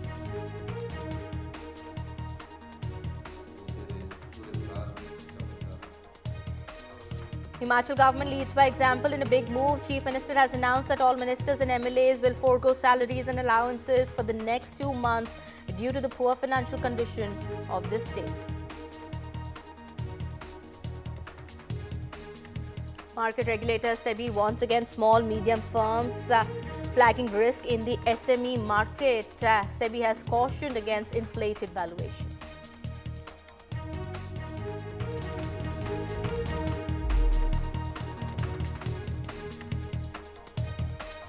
Hi there, a very good evening. You're watching NDTV 24/7. My name is Kitty Behel. We are starting this edition with some big breaking news that we're getting from Karnataka. It's a big relief for Karnataka Deputy Chief Minister D.K. Shivakumar in the disproportionate assets case against him. Karnataka High Court has dismissed the plea of CBI for probe in the case against D.K. Shivakumar. Well, BJP leader B.Y. Patil had also challenged state decision to withdraw consent for CBI probe into the graft allegations against D.K. Shivakumar.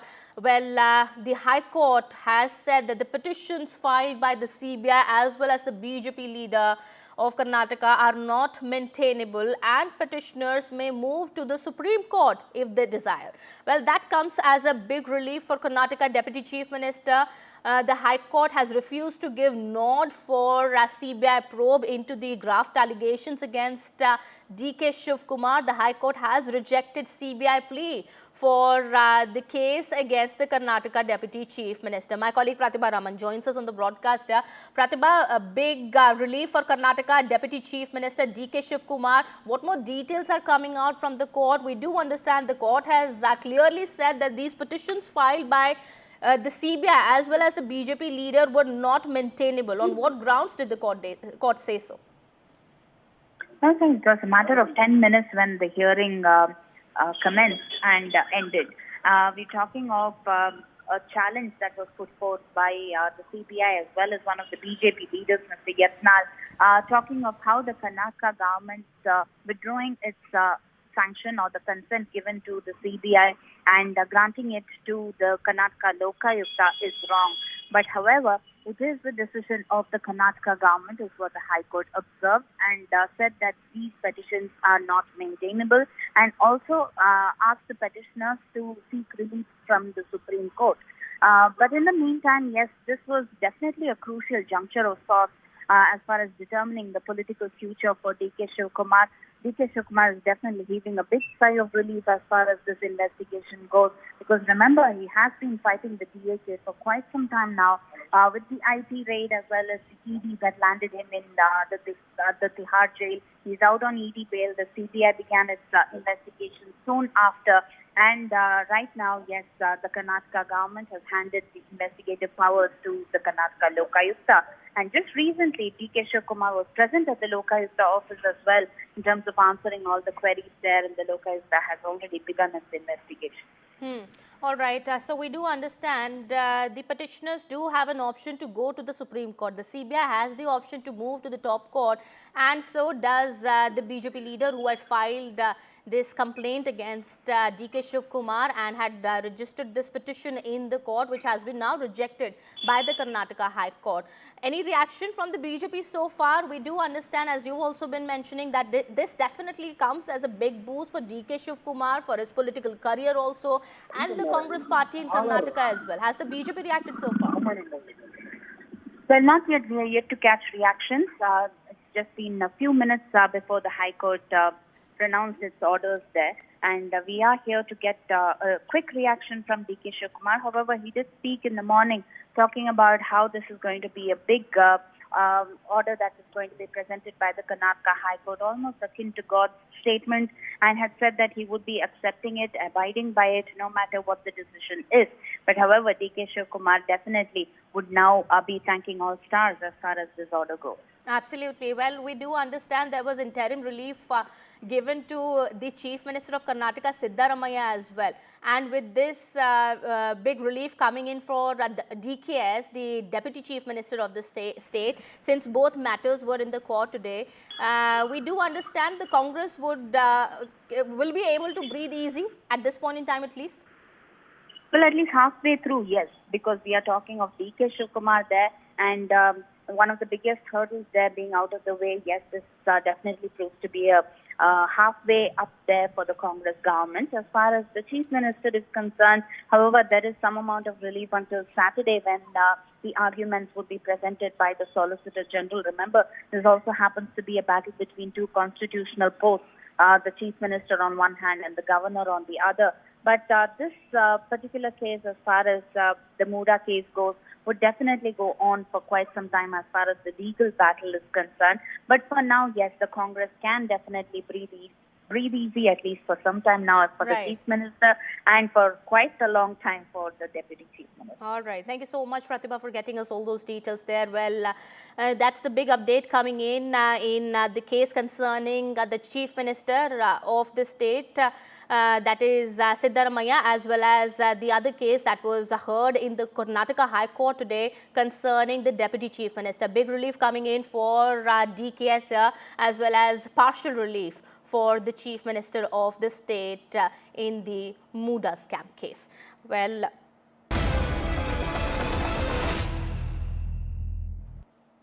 Shifting our focus now to some more news that we're tracking at this point in time. It's interim relief for CPM MLA Mukesh in the sexual assault case filed against him. A court in Kerala has stayed the arrest of Kollam MLA and Malayalam actor M. Mukesh in a sexual assault case filed against him. Amid the Me Too storm in the Malayalam film industry, ruling CPM MLA Mukesh was booked in a rape case after a female actor's complained that he allegedly sexually assaulted her years ago. An FIR was registered against him under sections of the IPC 376 rape, section 354 criminal force to woman with intent to outrage her modesty, section 509 that is amounting to gesture or act intended to insult the modesty of a woman. These sections were added to the FIR. Well, there has been huge police security at Mukesh's residence since morning, and we do understand at this point in time the latest development that's coming in is that he has been given interim relief by a court in Kerala in the sexual assault case that has been filed against him. So what do you have to say on Mukesh security? No, I don't have to say anything now because already. Taken on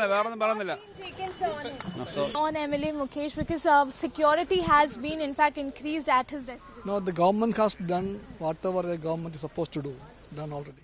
But sir, here no action has been No.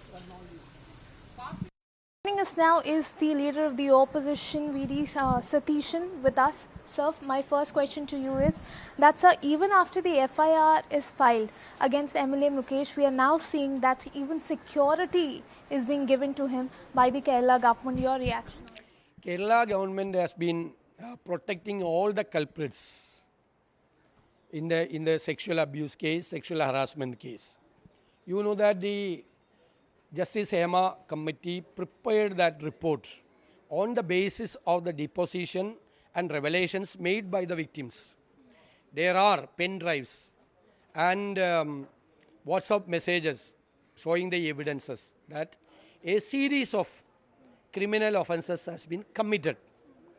According to Section 21 of the POCSO Act and Section 176(1) of BNSS, Bharatiya Nagarik Suraksha Samhita, and Section 199C of the Bharatiya Nyaya Samhita.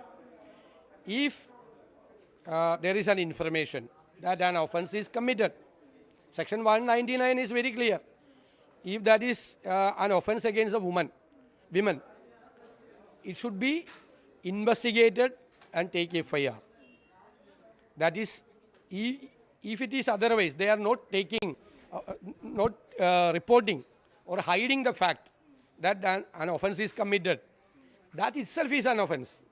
They are liable to be punished under Section 199 and Section 21 of the POCSO Act.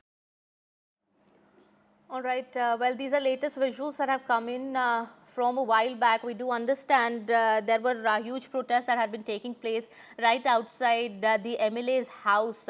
Well, Congress workers had been protesting right outside the house of CPM MLA Mukesh in Kerala. We also have my colleague Ishika now joining us on the broadcast here. She is getting us more details. Well, Ishika, there is partial relief for CPM MLA Mukesh in the sexual assault case against him. However, we do understand the chorus for his resignation continues to grow, with many voices now coming out asking for the MLA to step down. Well, yes, in fact, as you rightly mentioned, now we are seeing that actor and the sitting MLA Mukesh has got a temporary relief, if we talk about, because his arrest has been stayed till September 3rd. The order, in fact, has been issued by Ernakulam Sessions Court, and thus, it is a temporary protection of MLA Mukesh from the arrest. But on the other hand, in fact, we are seeing, and as you rightly mentioned, that the chorus for his resignation continues to grow. Today in the morning itself, we saw how, in fact, the Mahila Congress here protested outside the residence of MLA Mukesh, and shortly after that, we saw that Yuva Morcha also held a protest outside the Chief Minister's residence for about 10 minutes, where in fact very dramatic visuals also We saw as to how the water cannons were being used there. And here, the Congress continues to demand the resignation of MLA Mukesh. In fact, in our conversation with the leader of the opposition here, he said, in fact, that the government is not, is not with the victims, because the government continues to protect MLA Mukesh, because until and unless he leaves his position, the investigation cannot be a transparent one. In fact, all the victims, the survivors that we spoke to, even on NDTV, even they said that the resignation from Mukesh is very, very necessary at this point of time.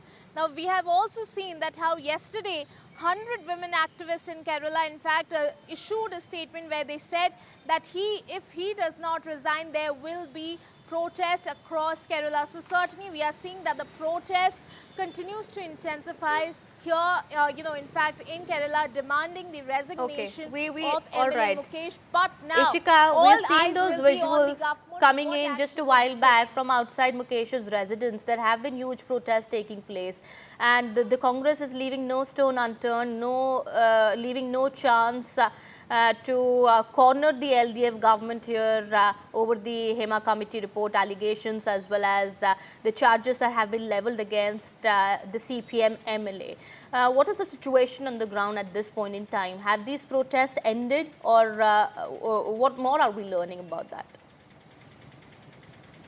Well, Kitty, just like I said that just a few minutes ago, there was in fact a protest that was being held by Yuva Morcha, and it was outside the Chief Minister's residence. The protest in fact lasted for around 10 minutes, where in fact the water cannons were used, and as you described, the visuals were very dramatic. All of them in fact, demanding the resignation of MLA Mukesh. And similarly, we saw yet another protest, outside in fact Mukesh's residence, where Mahila Congress in fact, held a dharna there, and they said that until and unless he resigns, the investigation is not going to be a transparent one. So certainly the opposition here, they continue to hold protests demanding answer and action on sitting MLA Mukesh from the LDF government. But certainly the government till now continues to remain mum about it. All right. So two protests that had taken place. One was the dharna right outside Mukesh's residence, and these protests that took place outside the Kerala Chief Minister's residence, where Congress workers have been staging these protests, and these protests, as my colleague Ishika has been informing us, are all set to intensify in the coming days in the wake of the information that has surfaced after the Hema committee report came out, and also the allegations now that have been levelled by several women actors in the Malayalam film industry, after which many bigwigs, including actor Siddiq as well as Ranjit, had to step down from their post, and many more, of course, had to follow that. Of course, we'll be keeping an eye on these developments there and get you more on that. We have some more news that we're tracking at this point in time. This is from Kolkata. The RG Kar Hospital has been under scanner from the very first day in the horrific rape and murder case of the trainee doctor in Kolkata in Bengal. Now, there is clear proof how the hospital authorities tried to pass off the death as suicide. In their first calls to the family, listen into these phone conversation recordings we have accessed between the RG Kar Hospital authorities and the victim's parents. Hello. Hello. হ্যাঁ বলুন বাবা বলছি হ্যাঁ বলুন কি হয়েছে কি সেটা বলো না একটু ওনার অবস্থা খুবই খারাপ আপনি যতটা তাড়াতাড়ি পারবেন চলে আসুন কি হয়েছে না সেটা বলো না ওটা তো ডাক্তার বলবে আপনি একটু তাড়াতাড়ি চলে আসুন এখানে আপনি কে বলছেন বলুন তো আমি অ্যাসিস্ট্যান্ট সুপার বলছি আমি ডাক্তার বলছি না ডাক্তার নেই হবে কেউ আমি সুপারিনটেন্ডেন্ট কথা বলছি হ্যালো হ্যাঁ ঠিক আছে হ্যাঁ আমি অ্যাসিস্ট্যান্ট সুপারিনটেন্ডেন্ট কথা বলছি আপনার মেয়েকে আমরা এমার্জেন্সিতে নিয়ে এসেছি আপনারা আসুন এসে যোগাযোগ করুন ও কি হয়েছিল কি ও তো ডিউটিতে ছিল আপনারা জলদি চলে আসুন যতটা তাড়াতাড়ি পারবেন হ্যাঁ হ্যালো হ্যাঁ বলুন আমি আরজি কর বলছিলাম আচ্ছা আপনারা আসছেন তো হ্যাঁ একদম আসছি কেমন আছে শরীর আপনারা আসুন আসলে কথা হবে আসুন আরজি কর হসপিটালে আসুন আমাদের এই চেস্ট ডিপার্টমেন্টের এইচওডি স্যারের কাছে আসুন আচ্ছা হ্যালো। হ্যাঁ, অ্যাসিস্ট্যান্ট সুপার বলছি। হ্যাঁ হ্যাঁ, শুনুন, আপনাকে তখন বারবার বলছিলাম, ব্যাপারটা হচ্ছে যে আপনার মেয়ে উনি সুসাইড করেছেন হয়তো, বা কিছু মারা গেছেন। পুলিশ রয়েছে, আমরা হসপিটালে সবার সামনেই রয়েছি, ফোন করছি, আপনারা যতটা তাড়াতাড়ি পারবেন চলে আসুন। আমরা আসছি এক্ষুনি আসছি। হ্যাঁ, খুব তাড়াতাড়ি চলে আসুন।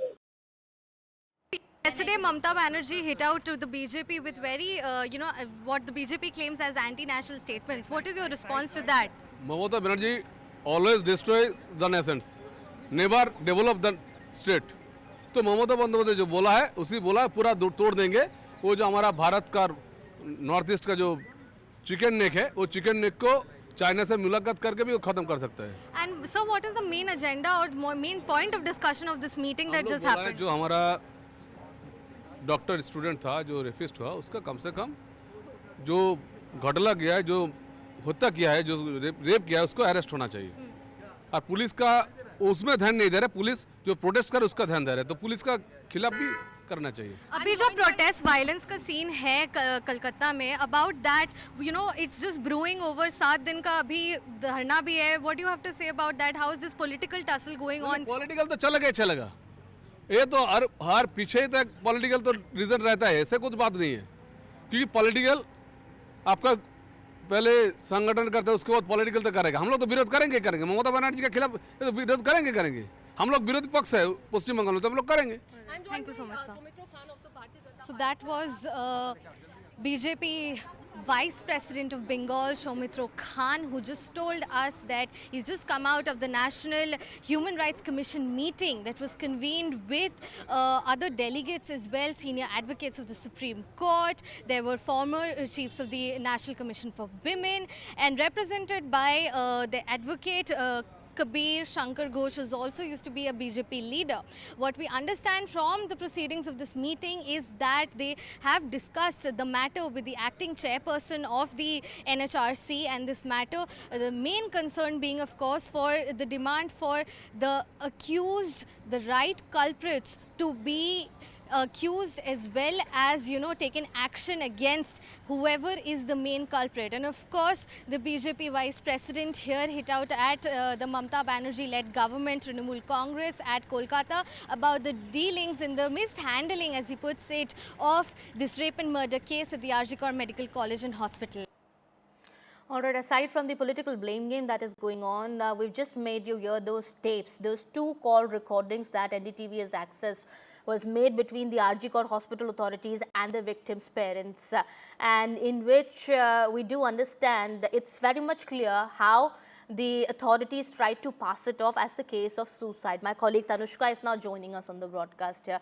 Tanushka, as I've been saying it, the authorities made all attempts to make sure that the case was passed off as suicide.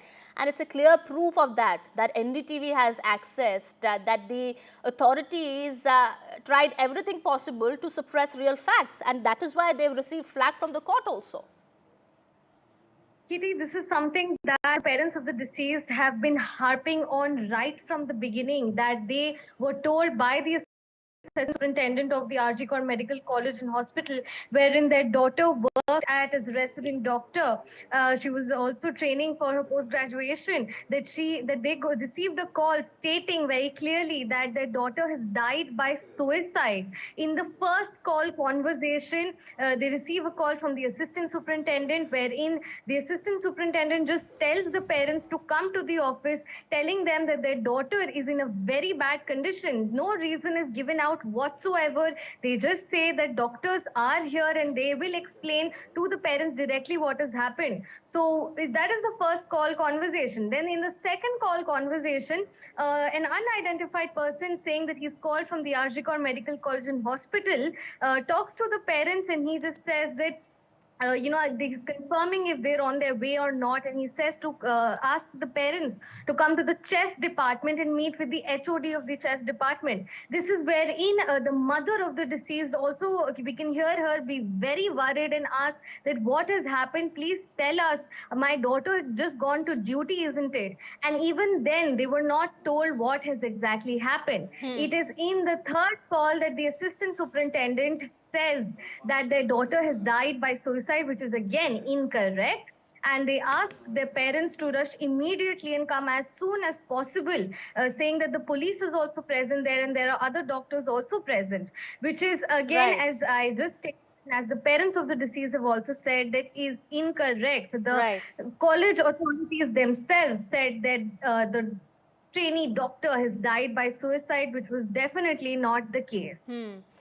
Absolutely. All right. Thank you so much, Tanushka, for getting us all those details there. Well, we continue to get political reactions as well, but this is one big piece of proof that has been accessed by NDTV, and we've just played it out just a while back. This conversation that was held between the victim's family, the father of the victim, as well as the mother, was spoken to the assistant superintendent of Arjikar Hospital. Well, the hospital tried to brush aside the allegations, saying that there was no truth to the allegations, but this is very much evident here how the authorities in that Kolkata hospital tried to suppress real facts, how they tried to pass it off as a suicide case in the first go. But yes, the truth is out in the open and it's out in front of everybody, and that is the reason that huge protests have taken place, not just in Kolkata but all across the country, demanding for justice for the Arjikar Hospital rape and murder victim. Well, now shifting our focus to some more news that we're tracking at this point in time. This is from Assam. Assam government has passed a new bill for registration of Muslim marriages and divorce bill. The bill now makes it compulsory to register every Muslim marriage and divorce in the state. Well, the registrations will now be done by government officials. We are learning that the Qazis have been done away with. Qazis were earlier registering Muslim marriages and divorce cases in Assam. The Assam Chief Minister has said that the new law is not against Islamic laws. It is aimed to end child marriages. However, we do understand the opposition is quite upset and has said that the bill should be sent to the select committee first. Well, that's the latest coming in. My colleague Ratnadeep is also now joining us on the broadcast here, getting us more on that. Ratnadeep, we do understand there is a huge uproar over the bill now that has been passed by the Assam Assembly. That's right. In fact, this is an important bill that has been now passed by the Assam Legislative Assembly, where from now on the Muslim nikah and talaq, the marriages and the divorce, will have to be compulsorily registered by government officials. In past, there was a 1935 law which was in place in the state, where it was only voluntary, it was not compulsory, and it was registered. The marriages, Muslim marriages and the divorce was registered by the Qazi. So the Assam government has now done away with the Qazi system completely. There will be no more Qazis. There will be sub-registrar of the government who will be registering the Muslim marriages. Now, in the discussion that took place inside the assembly, the opposition raised certain issues with the bill. The opposition said that the previous law can be amended, where the Qazi system can be abolished and the government system can be brought in, and also the fact that the Chief Minister have been saying that he's doing it not against the Muslim, but his main intention is to end child marriage in Assam, given the fact that since last year he has started a mission against child marriage. There have been several arrests in Assam, in hundreds in fact, and in them several Qazis were arrested for registering marriages of minors. So the opposition says that in fact in present the existing legislation, right, there can be provisions made where the child marriage registration can be made illegal, but the government said that no, there needs to be a new bill. The opposition raised certain amendments which the government said that they will consult and they will try to put in. However, one of the main opposition party, AIUDF, has said that this law looks similar to the Special Marriage Acts, and therefore they have some objections, and they might now contemplate in terms of going to the court against the law. We are yet to hear from the main opposition party, we'll keep an eye on the developments there. We'll come back to you later for more, but what we are given to understand at this point in time, there's a reaction coming in from the victims, of the victims' parents of the Arjikar hospital rape and murder victim. Let's first listen into that.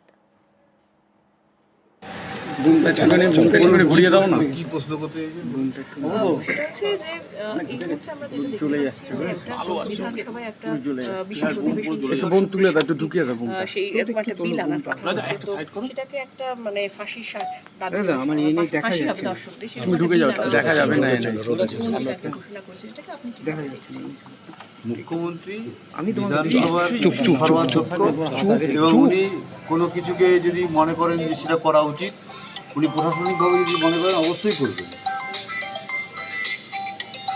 একটা জিনিস বলুন যে CBI তো তদন্ত শুরু করেছে, কিন্তু আজকে এতগুলো দিন হয়ে গেল, প্রায় 2 সপ্তাহ হয়ে গেল। এটাতে আমরা একটু হতাশ হয়ে পড়ছি, আবার জোরও রাখতে হচ্ছে, আশাও রাখতে হচ্ছে। আমরা তো ভালো এজেন্সি চেয়েছিলাম হাইকোর্টের কাছে, হাইকোর্ট সিবিআইকে ভালো এজেন্সি মনে করেই বিচার ব্যবস্থাটা ওদের কাছে দিয়েছে। কালকে আমাদের মুখ্যমন্ত্রী প্রশাসনিক প্রধান The family they're essentially saying that they have faith in the High Court actually transferring the probe into the domain of the CBI, and they hope that there will be some sort of conclusion in the probe soon. সব সময় তাদের পাশে আছি, যে কোনো রকম সহযোগিতা তাদের যদি আমাদের পক্ষ থেকে সম্ভব হয় আমরা অবশ্যই করব। তারা আমাদের সঙ্গে সহযোগিতা করছে। They are also adding that they are ready to extend any sort of cooperation to the CBI. বারবার করে তার জন্য সবাইকে আমি ধন্যবাদ। সিবিআই এর ভূমিকাকে কিভাবে দেখছেন?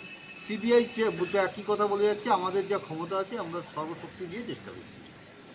CBI has assured them that they are trying their best to solve the case.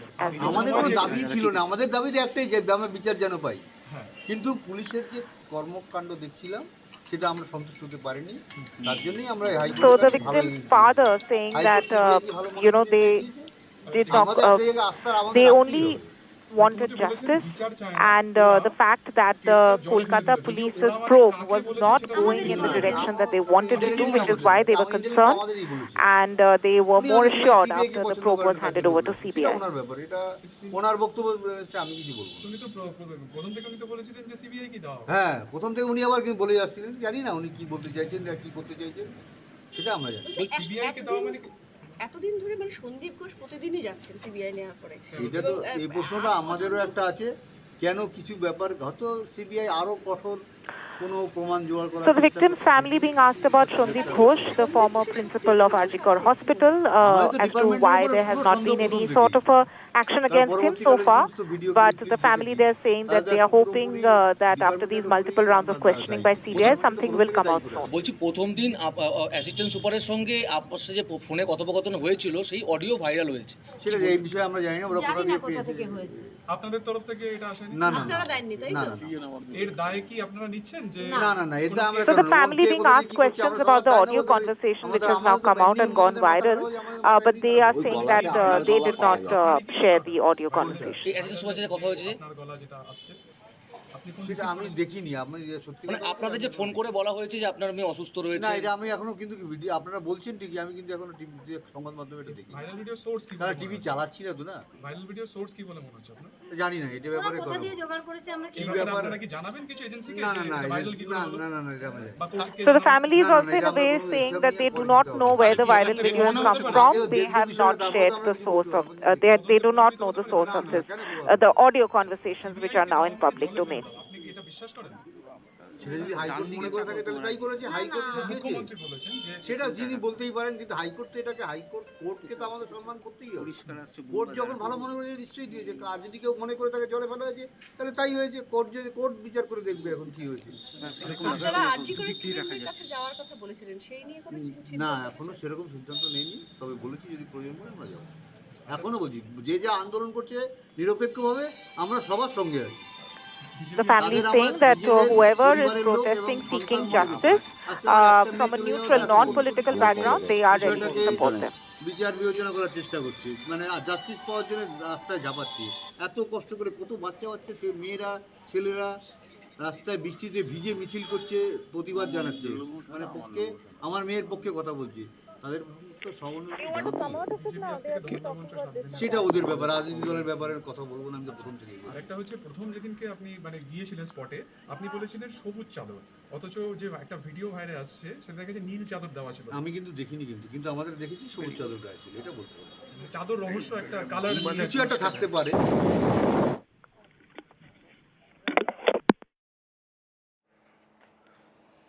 Well, those are the victims' parents who were speaking to the media. Well, what we are given to understand at this point in time is that the parents also had, as they alleged, that they received a call from the hospital authorities saying that it was a case of suicide involving their daughter. This now has been confirmed by the call recordings that we've also managed to access, in which the RG Kor superintendent had been speaking to the victim's parents, first to the father of the victim and the mother then, in which it was told to the parents that it was a case of suicide. However, later on, when they had reached the hospital and they were allowed to see the victim's body, that too they were alleged after a gap of at least 3 hours, when they were asked to wait by the hospital authorities, that they were informed that it was a case of rape and murder. All right, we'll be keeping an eye on the developments there and get you more. Some more news that we're tracking at this point in time. The BJP is going to hold its next Central Election Committee meeting today, in which Haryana along with Jammu Kashmir polls will be discussed. Earlier, the first CEC meeting was held on August 25th, chaired by BJP National President JP Nadda. It was attended by Prime Minister Modi, Union Minister Amit Shah, as well as other ministers. The core group members of the CEC were also present in the meeting. As per information, discussion on rest of the seats in Jammu and maximum seats in the Kashmir Valley is expected to take place in this meeting. My colleague Aishwarya gets us more. Sources within the Bharatiya Janata Party had been stating that they had made it clear that they are going with a winnability criteria this time, as BJP is facing anti-incumbency, but they wanted to have a special strategy to make a hat-trick in the state of Haryana, and therefore the reason perhaps caste equation will be kept in mind while deciding the candidates for the Haryana Assembly polls. It has also been stated to us that because BJP is facing anti-incumbency, there are 41 MLAs, so 10 to 15 sitting MLAs tickets can be cancelled, and new names could be given ticket for the Haryana polls. Apart from it, it was also stated to us that to counter Congress's Jat card, BJP is working to unite 36 of the communities in Haryana. It is BJP which is trying to garner vote of the Punjab, Gujar, OBC, Yadavs to its side. Apart from it, BJP will not shy away from giving tickets to the children of the union ministers in Haryana, and also the mass leader which had appeal in Haryana as well. Apart from it, there has been also indications that has been given to us by the top leaders present in that core group meeting, that some of the former MPs who lost the Lok Sabha elections can also be given ticket this time for the assembly elections. Leaders coming from other parties can also be given ticket, and a sportsperson will be given tickets which have recently joined the Bharatiya Janata Party. Now, after this major core group meeting, it is the BJP CEC which is currently underway at the BJP headquarters, and it is Bharatiya Janata Party President JP Nadda, Home Minister Amit Shah, Prime Minister Narendra Modi and other senior leaders which will take part and finalize the names on the candidates for the Haryana Assembly polls. Sources also indicating that by tomorrow it would be the BJP who can release the list of all the seats for Haryana polls, and certainly there had been tasks that has been given to the senior leaders to also campaign widely. Well, we have some breaking news now coming in connection with the rape case filed against actor Siddique. The statement of the victim is being recorded by the magistrate at Thiruvananthapuram Judicial First Class Magistrate Court. That is the latest coming in. Remember, rape case has been registered against actor Siddique after allegations of sexual assault were filed by an actress in the Malayalam film industry. Well, several such cases have come up, but this is one big case after which actor Siddique also had to step down from his position in the AMA. All right, my colleague Ishika joins us on the broadcast, getting us more on that. Ishika, we do understand at this point in time the statement of the victim who had leveled allegations against actor Siddique is being recorded. What more details do we have? Well, yes, in fact, as you rightly mentioned that as of now, the statement of the complainant who, in fact, had alleged rape charges against, the actor Siddiqui is being currently recorded in the magistrate court. In fact, the magistrate S. Avasti is currently recording the statement. Remember that rape charges were leveled against actor Siddiqui. Though, we also saw that just a few days ago, the FIR against Siddiqui has also, in fact, been registered. In fact, the SIT is also looking, into the complaints that have been filed. But certainly the charges were very serious in nature, and currently the investigation is currently going on. And, certainly right now the big update is that the statement of the complainant in this particular case is being recorded. Over to you. All right, thank you so much, Ishika, for getting us all those details there. We'll be getting more on that in just a bit. Meanwhile, that's the latest coming in at this point in time. That's the big breaking news that we are getting. After the rape case registered against actor Siddiq, now the statement of the victim in this case is being recorded, and we do understand the Kerala SIT is investigating these cases. However, the statement of the victim is being recorded in front of a magistrate at this point in time. We'll be getting more on that in just a bit. It's time for a short break here. More continues on the other side.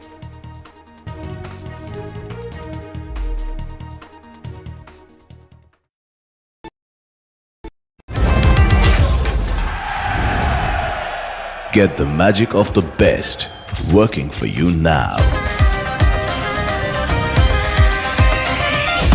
Link your payment cards once, collect rewards forever.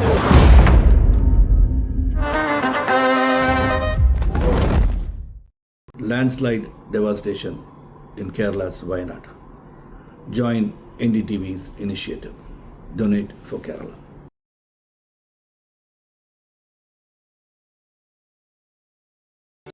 Stay informed and entertained with the new and updated NDTV News app.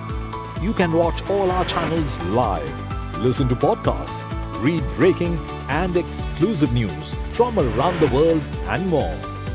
Download the NDTV app today and get access to the best journalism and storytelling on your smartphone or tablet. The NDTV app. News that matters to you. This week on India Ascends. Pole-bound Sri Lanka and volatile Bangladesh witnessing India versus China power play.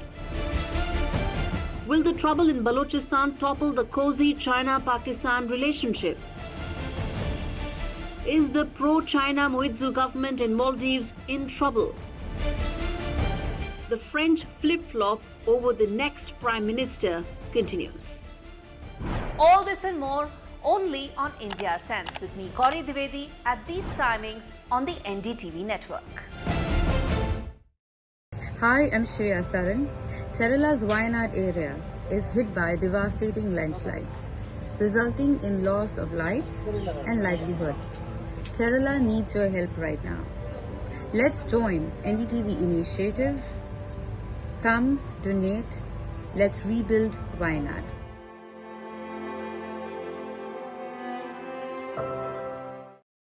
Meanwhile, senior officials from the United States and China have been having some serious talks about stabilizing their relationship. They're working on setting up a call between President Biden and China's top leader Xi Jinping, and also planning discussions between their military teams. The White House dropped a statement saying we can expect a leader-level call within the next few weeks. And the Biden administration has sought to smooth over tensions with China while continuing to turn up the pressure on China by curbing its access to the US economy as well as technology. But the meetings, meanwhile, between Jake Sullivan and Wang Yi following talks between Mr. Biden and Mr. Xi last November in California are also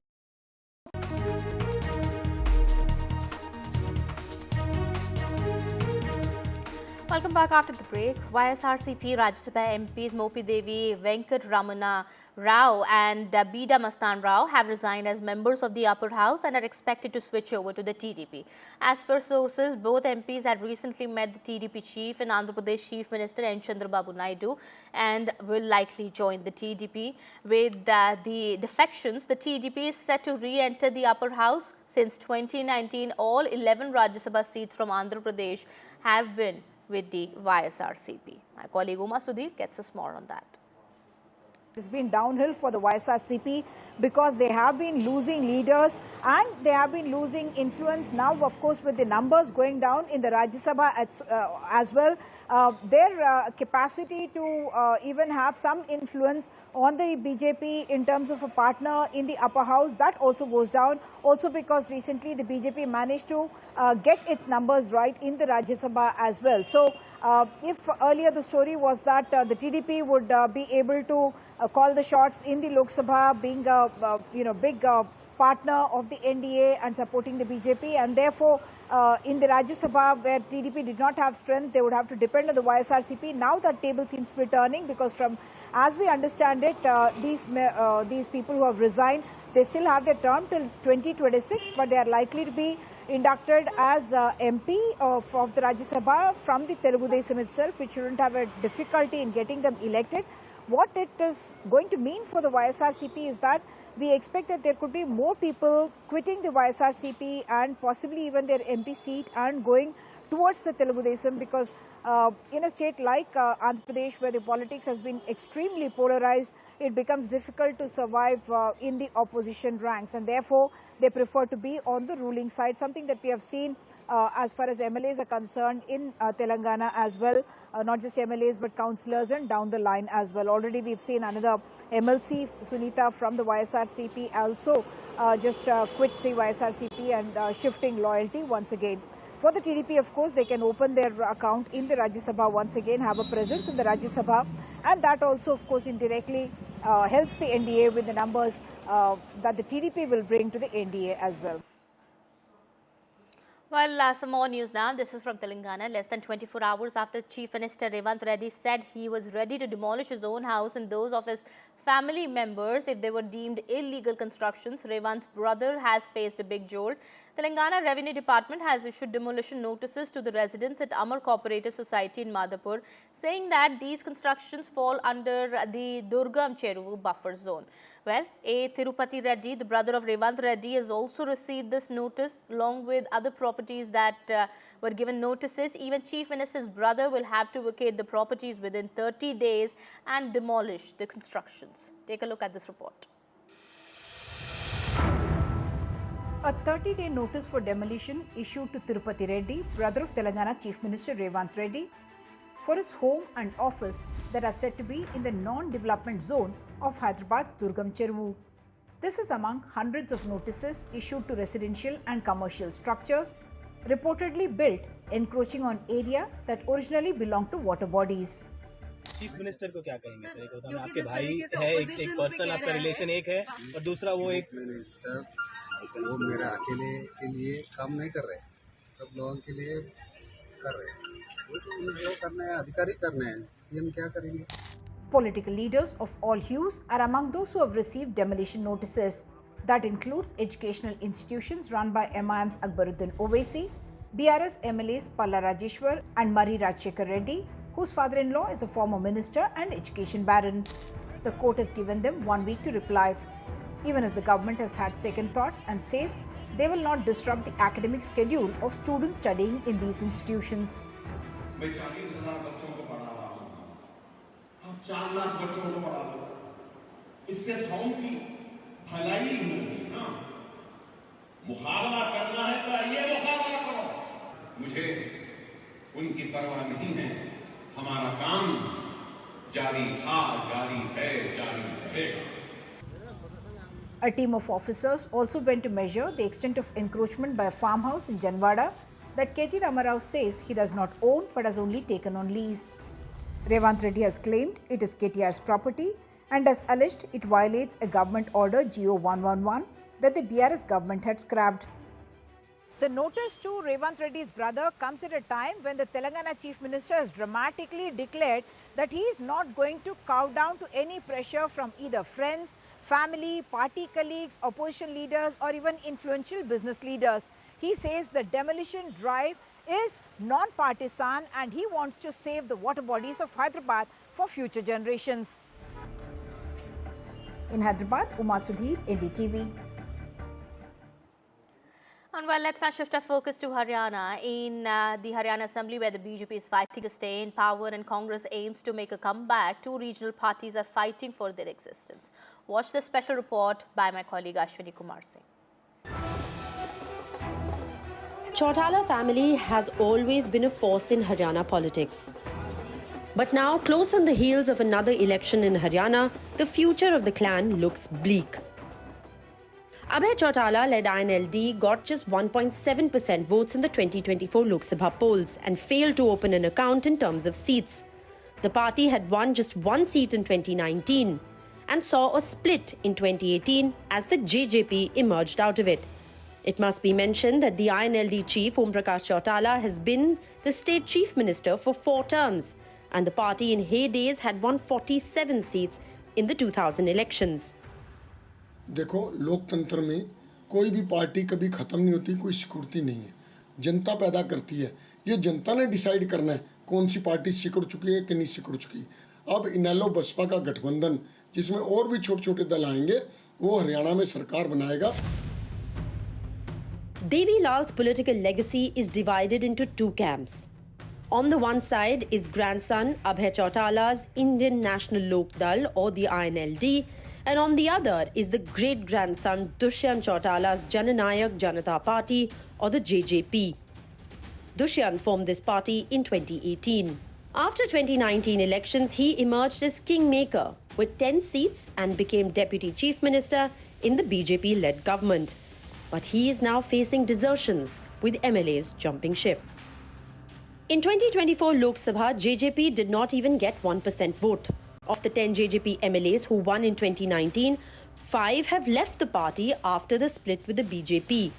Dushyant quit the BJP-led government just before the Lok Sabha polls. He thought that the Jat vote would rally behind him after splitting with the BJP. Now he's joined hands with Dalit leader Chandrasekhar Azad, hoping to forge a Jat-Dalit alliance. Dushyant Chautala जी हमारे पास एक ऐसा चेहरा है और young blood है, 36 साल की उनकी उम्र है, और जहां तक हमारी नई पार्टी 2018 में उन्होंने बनाई थी, तो कुछ लोग आते भी हैं, कुछ लोग जाते भी हैं। अभी हमारा गठबंधन जो एएसपी से हुआ है और हमारे चंद्रशेखर जी भी यंग हैं, तो दोनों युवा नेता मिलकर के किसान और कमेरे की लड़ाई लड़ने वाले हैं, और आने वाले वक्त में आप देखेंगे कि हरियाणा में हमारी दोनों पार्टियों की मिलजुल कर एक सरकार बनेगी। It is a question of survival for legatee of Tau Devi Lal in Haryana.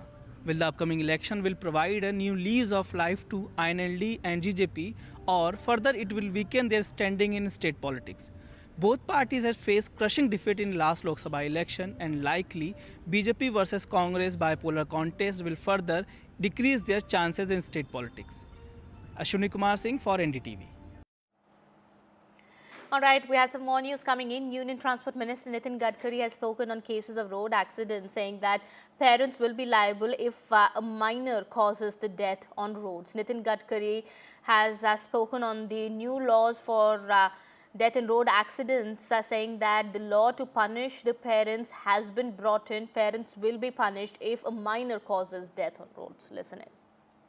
ये जो हिट एंड रन की केसेस है 67,387, 15%, और उसमें डेथ है 30,486। ये जो हिट एंड रन करने वाली गाड़ियां है, ये छोटी गाड़ी नहीं है, इकोनॉमिक मॉडल वाली नहीं है, सब ये बड़ी गाड़ी है।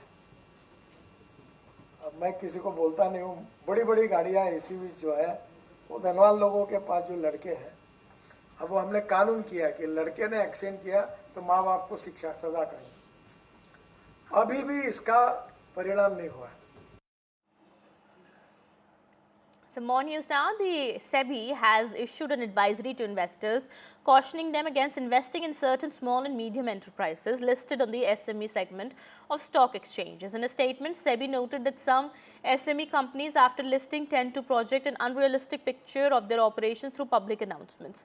These announcements are often followed by corporate actions such as bonus issues, stock splits, and preferential allotments, which can induce investors to purchase these securities. We have more coming in from my colleague Sakshi. Take a look at this report.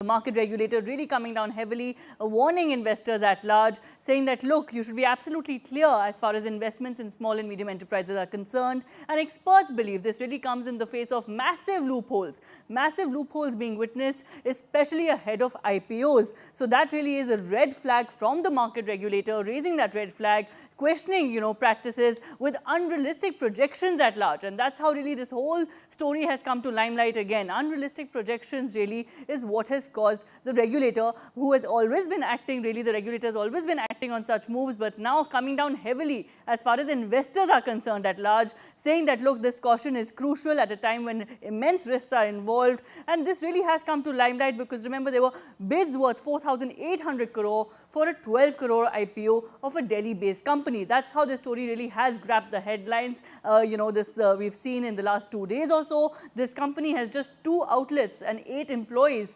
So really, experts and analysts at large trying to decode how is this even happening, loopholes, they say, of this intensity. What is this doing? This essentially is then creating a positive sentiment at large, boosting stock prices, and masking, underneath all of this, they believe, analysts believe, are several manipulative practices, especially as far as SMEs are concerned altogether. So the regulator really seeking more disclosures, the need of the hour, analysts believe, to enhance transparency in the system, and this really is crucial to really curb this pattern where companies are inflating operations and inflating details, to create a false impression of growth at large.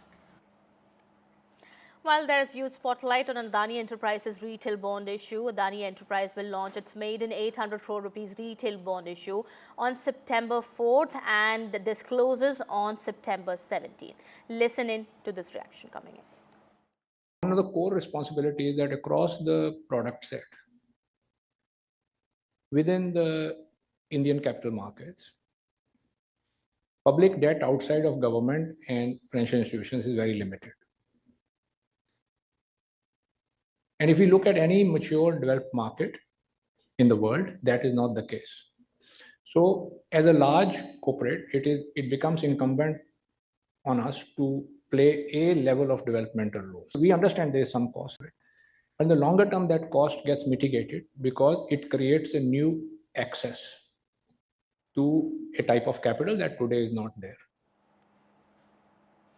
Well, some more news now. The 2024 Hurun India Rich List has seen India's billionaire count cross the triple century. And well, who's on the list? Well, from entertainment to corporate and quick commerce, the list includes Shah Rukh Khan, Shiv Nadar, Gautam Adani, Radha Vembu and Anand Chandrasekharan. And the young billionaires being Kaivalya Vora, Harshil Mathur and Shashank Kumar.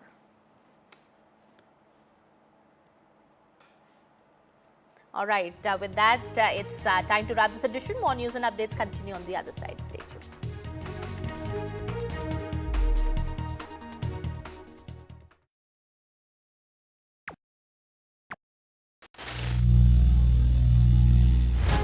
Some people say the metaverse will only be virtual. One day this lecture hall will be made of code, and driverless cars would be trapped in intersections. But even in this maze of the future, you can't wish away health. It's time to become more resilient.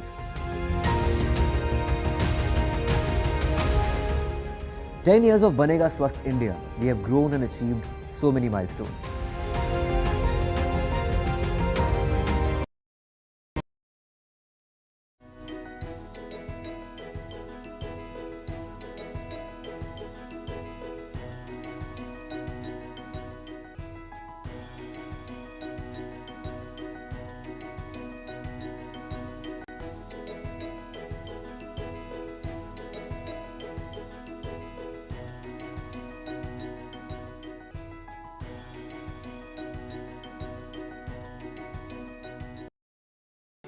Landslide devastation in Kerala's Wayanad.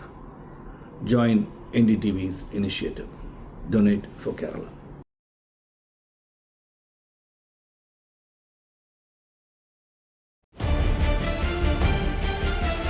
This week on India Ascends. Pole-bound Sri Lanka and volatile Bangladesh witnessing India versus China power play. Will the trouble in Balochistan topple the cozy China-Pakistan relationship? Is the pro-China Moizu government in Maldives in trouble? The French flip-flop over the next Prime Minister continues. All this and more only on India Sense with me, Gauri Dwivedi, at these timings on the NDTV network. Stay informed and entertained with the new and updated NDTV News app. You can watch all our channels live, listen to podcasts, read breaking and exclusive news from around the world and more. Download the NDTV app today and get access to the best journalism and storytelling on your smartphone or tablet. The NDTV app. News that matters to you. Where authorities have confirmed that the individual who attempted to assassinate former President Donald Trump acted alone, with no evidence suggesting foreign involvement. However, during a press briefing, the FBI officials revealed that the motive behind this attack remains unclear. They described the 20-year-old suspect, Thomas Crooks, as having a mixture of ideologies. In fact, the FBI also shared details about Crooks' search history and released photos of the weapon and improvised explosive devices discovered in his vehicle.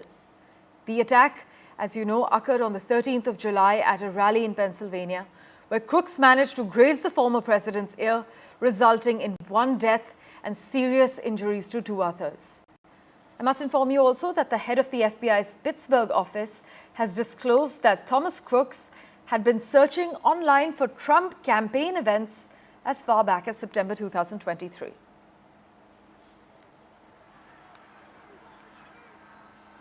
With that, let's turn our attention now to France. Well, French authorities have indicted Telegram CEO Pavel Durov on 6 charges related to illicit activities on his messaging app. Durov was released from custody after posting a €5 million bail, but he is currently under strict conditions, including a ban on leaving France and mandatory check-ins at a police station twice a week. But the charges against him include complicity in managing an online platform to facilitate illegal transactions by organized groups, as well as a failure to cooperate with law enforcement. This information actually comes from a press release issued by the Paris prosecutor's office.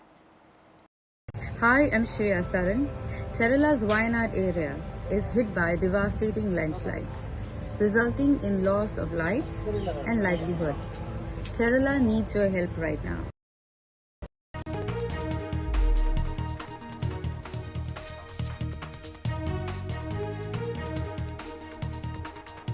Hello, good evening and welcome to NDTV. I am Ankit Tyagi. Ladies and gentlemen, let's very quickly take you live in Bengaluru, where DK Shiv Kumar, the Deputy Chief Minister, who has just gotten some relief from the High Court there in the disproportionate asset case, is speaking. Let's listen in. See, I am very happy Karnataka government and the people of Karnataka's victory.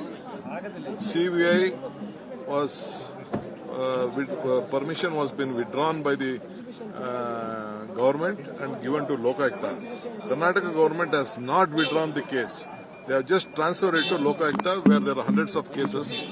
That was a political thing which they are trying to do. Yediyurappa government had given a case to CBI. So the matter has been, no others can intervene. So now Yatnal has approached Supreme Court. Let them go. For them also there is a law, for us also there is a law. Right, so the Deputy Chief Minister, in fact, spoke there, ladies and gentlemen, after he got some relief from the High Court in the disproportionate asset case. It's been a big relief. And interestingly, it comes at a time when the Chief Minister in Karnataka, Mr. Siddaramaiah, is facing a lot of heat as far as various allegations against him is concerned. Now, BJP leader B.Y. Patil has also challenged the decision to withdraw the consent for the CBI probe into the graft allegations against DK Shiv Kumar. The High Court today had said that petitions are not maintainable and petitioners may move the Supreme Court. Now, so the Deputy Chief Minister, in fact, was speaking on that. Let's listen in to DK Shiv Kumar once again. See, I am very happy Karnataka government and the people of Karnataka's victory. CBI was permission was been withdrawn by the government and given to Lokayukta. Karnataka government has not withdrawn the case. They have just transferred it to Lokayukta where there are hundreds of cases. That was a political thing which they are trying to do. Yediyurappa government had given a case to CBI. So the matter has been, no others can intervene. So now Yatnal has approached Supreme Court. Let them go. For them also there is a law, for us also there is a law. Right, so DK Shivkumar in fact saying that he's happy that he has got that relief as far as this case is concerned, which was referred to the CBI by the former government which was under Mr. Yediyurappa. Now, this has been a back and forth between the BJP and the Congress as far as this case is concerned. But let me very quickly, what does this actually mean politically as well? Let's just very quickly go across to my colleague Pratibha, who is joining us at this moment, ladies and gentlemen. Pratibha, interesting that the timing of it, DK Shivkumar getting relief, in fact, at this moment, while the Chief Minister himself finds himself in a lot of soup. There are allegations against him where the BJP is protesting every single day asking for his head. Well, that's right. It's been trouble after trouble for the two Congress leaders in Karnataka. But of course, for the Congress government, it's halfway up there because it is a definite big relief for DK Shivkumar as far as the DA case and the withdrawal of consent by the Karnataka government to the CBI goes. However, the court has definitely ordered the petitioners to knock on the doors of the Supreme Court if necessary, which the BJP leader, Mr. Yatnal, has also taken to social media to talk about how he would be approaching the Supreme Court to fight this. But for now, a big relief for DK Shivkumar, and he has also reacted on the same. But as far as the Chief Minister goes, it's only an interim relief for a period of 2 days, because we are talking of the case being taken up once again on August 31st, when the arguments would be presented by the Solicitor General, because the bigger battle is between the Chief Minister and the Governor as far as the permission for prosecution goes. And we'll have to wait to see on two different aspects of it. One is whether the court would grant the jurisdictional courts to go ahead with the private complaints that have been filed as far as the Muda scam goes. And the other would be whether the permission for prosecution is valid or not. All eyes are on that. And if that definitely happens, it would definitely steer the political career for the Chief Minister of Karnataka. Back to you. Okay, Pratibha, if I understand this correctly, this will of course come as a boost as far as DK Shivkumar is concerned. The option for the BJP leader is also to go to the Supreme Court. What is the BJP saying about this? The BJP leader, Mr. Yatnal, has been one of the petitioners there to challenge the consent that has been withdrawn by the Karnataka government. And soon after the orders that were pronounced by the Karnataka High Court, Mr. Yatnal took to social media to say that he welcomes the order and that he would now be knocking on the doors of the Supreme Court to fight this. So a definite yes from the BJP as far as the fight or the legal battle at the Supreme Court goes. We'll have to wait to see what will be the decision that will be taken by the CBI, whether they would also be joining hands in knocking on the doors of the top court there. But as far as the Karnataka High Court goes, yes, both their petitions have been dismissed, and it has been quite a long battle ever since the consent was withdrawn by the Karnataka government. No sooner than that, the CBI as well as Mr. Yatnal had taken to the Karnataka High Court to challenge this, and it has been quite a long battle of sorts for at least about 8 months of sorts. And finally, DK Shivkumar heaves a sigh of relief, at least for now. Back to you. Thank you so much, Pratibha, for joining us with those details. It will have political impact, ladies and gentlemen, not just for the Congress party, but also in the BJP as well. DK Shivkumar getting that relief in Karnataka. Moving on to other state, Congress ruled itself. Himachal Pradesh, the Chief Minister today led by an example. While the health of the state finances is in doldrums, but at least an initiative by the Chief Minister which is being appreciated all across. Now, what is this initiative? Let me tell you in detail. Leading by example, Chief Minister of Himachal Pradesh has said that he himself, the Chief Minister, and all MLAs and ministers in Himachal Pradesh, along with the chairman, will forego salaries and allowances for the next 2 months due to the poor financial condition of the state. Chief Minister Sukhwinder Singh Sukhu gave this information on the floor of the Assembly of Himachal Pradesh. Responding to the dire financial situation of the state, the Chief Minister has announced that he, along with his deputy and the other colleagues in the cabinet, and also various MLAs will, forego their salaries. The Chief Parliamentary Secretary will defer their salary and allowances for 2 months. He also urged other members of the Assembly to voluntarily defer their salaries and allowances to help manage the state's financial crisis. Now, Himachal Pradesh, remember, is a state which is at this moment under crippling debt. The ratio of the state's GDP if you compare it to the debt that they have, has gone up to more than 44%. Ladies and gentlemen, let's listen in to some reactions on this. इन कड़े फैसलों के स्वरूप हम आगे बढ़ रहे हैं। मैं चाहूँगा प्रदेश की सभी जनता का, समाज के सभी वर्गों का हमें सहयोग मिले और जिस दृढ़ निश्चय से और जिस इच्छा शक्ति से हम आगे बढ़ रहे हैं, इस स्थिति पर हम आने वाले वित्तीय वर्ष में काबू पाने की पूरी कोशिश करेंगे और 2027 तक हिमाचल प्रदेश को आत्मनिर्भर बनाने में प्रयास हमारे सफल होंगे। यही मैं बार बार कहता हूं और 2032 तक हिमाचल प्रदेश को समृद्धशाली और अमीर राज्य बनाने में कोई रोक नहीं सकता, लेकिन उससे पहले हमको इसके फैसले करने हैं। सरकारें आती है, सरकारें जाती है। आज हम मुख्यमंत्री है, कल कोई और मुख्यमंत्री हो, लेकिन प्रदेश की आर्थिक को अगर इस दशा पर छोड़ देंगे तो भविष्य की जो युवा पीढ़ी है उनको रोजगार कहां से पैदा होंगे।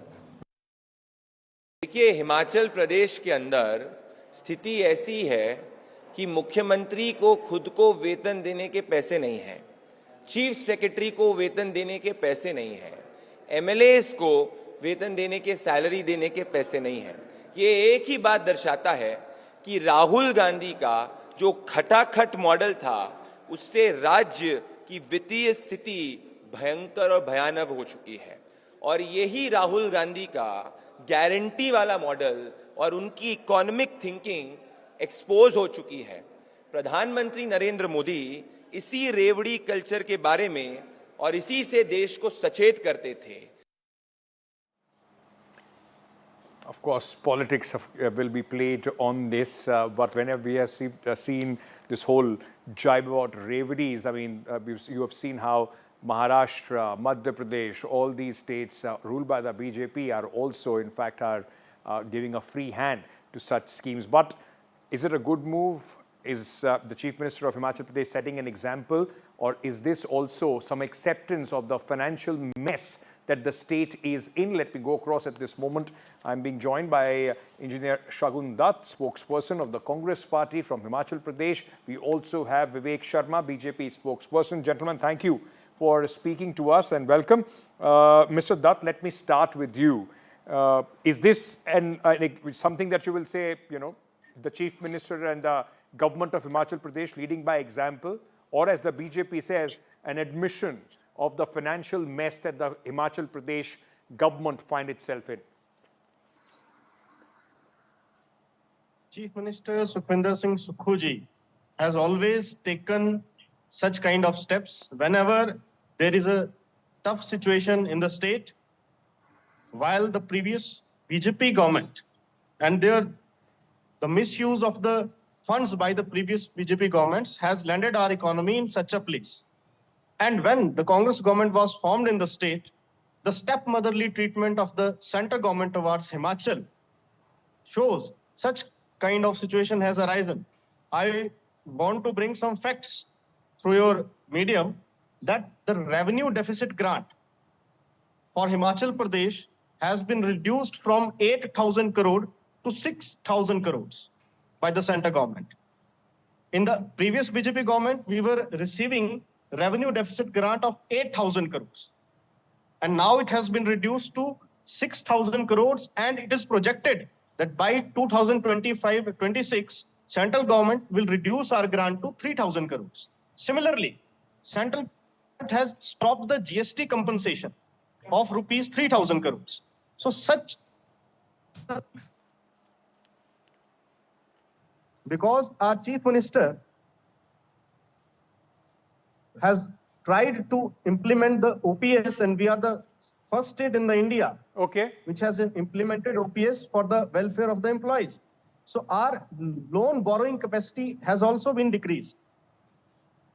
No, but the fact is, sir, that a lot of schemes before the elections were announced, OPS being one, so that would, for a state which has financial situation like Himachal Pradesh, how prudent fiscal decision is that is also going to be questioned. But I'm going to come back to you. Let me get Mr. Sharma on this. Sharma Sahab, shouldn't this be applauded? Shouldn't this be applauded if the Chief Minister understands the current situation of Himachal Pradesh, and at least as an example, he's ready to forego his salary? Should others, the MLAs and others also follow the example? We are proud on our Chief Minister. He is one of the best actor and drama master. The fact is this, today the statement which has been given by the Chief Minister is nothing more than a political statement. And 19 crore rupees budget he has fixed for the renovation of his office. This is a shameful part on the Chief Minister of Himachal Pradesh. Where the matter, my dear spokesperson from the Congress were saying regarding the revenue grants, I think so they must understand the matter of GDP also. The grants could be issued on the GDP growth. The GDP growth of the Himachal Pradesh and the minus, from where they'll get the loans. And moreover, the problems which they have raised, why doesn't they not attended the Niti meetings? But Sharma Sahab, ek baat bataiye, it's not happened that suddenly the Himachal government has come in and the state's finances are crumbling. It wasn't. Himachal Pradesh was already under debt even when the BJP government was there. Under the BJP government, the GSDP, GSDP versus... We were increasing our own resources. Mr. Sharma, we can only have a conversation if I ask a question and you answer, sir. It can't happen that before I complete the question, you start interrupting me. So let me complete the question and then you answer, sir. Right. Even when the BJP government was there, yes, the GSDP ratio in terms of debt has gone up to 44%. But even when the BJP government was there, it was over 40 at that point of time as well. So it's not that suddenly, because the Congress has taken over, the finances have crumbled of the state. The reason is this, that at our time, our GDP was in the better position. Now the industry is migrating from Himachal Pradesh. The Himachal Pradesh GDP depends upon the two things. One is on the apple and another one is on industrial. In both sectors, they had created such hurdles to the people. The industry is migrating from Himachal Pradesh to others. On apple, they had brought some carton issue, the boxes issue. Because of that, there is a Are you telling me that the BJP government left the state in profit? It is in deficit. And in deficit, he is creating such a statements that we will cylinder our salaries, we'll do this, we'll do that. On another side, there are the employees which is on the roads. And they'll ask them their own dues. They have not given them a Let me take that to your counterpart from the Congress party, Mr. Dutt. A state which was already suffering such financial burden, even when the Congress government came into power, you just opened the doors with your, these populist schemes, whether it was OPS and others which have been pointed out by the experts. Already the state was in debt, and you, in fact, ensured that with your fiscal prudence, you put the state under further stress, sir.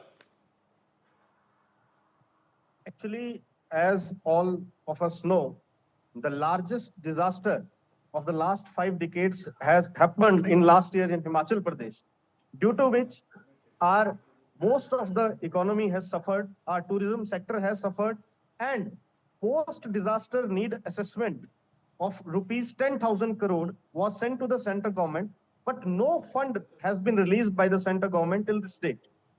And we have demanded a white paper that how much fund was released by the central government for that post-disaster need assessment.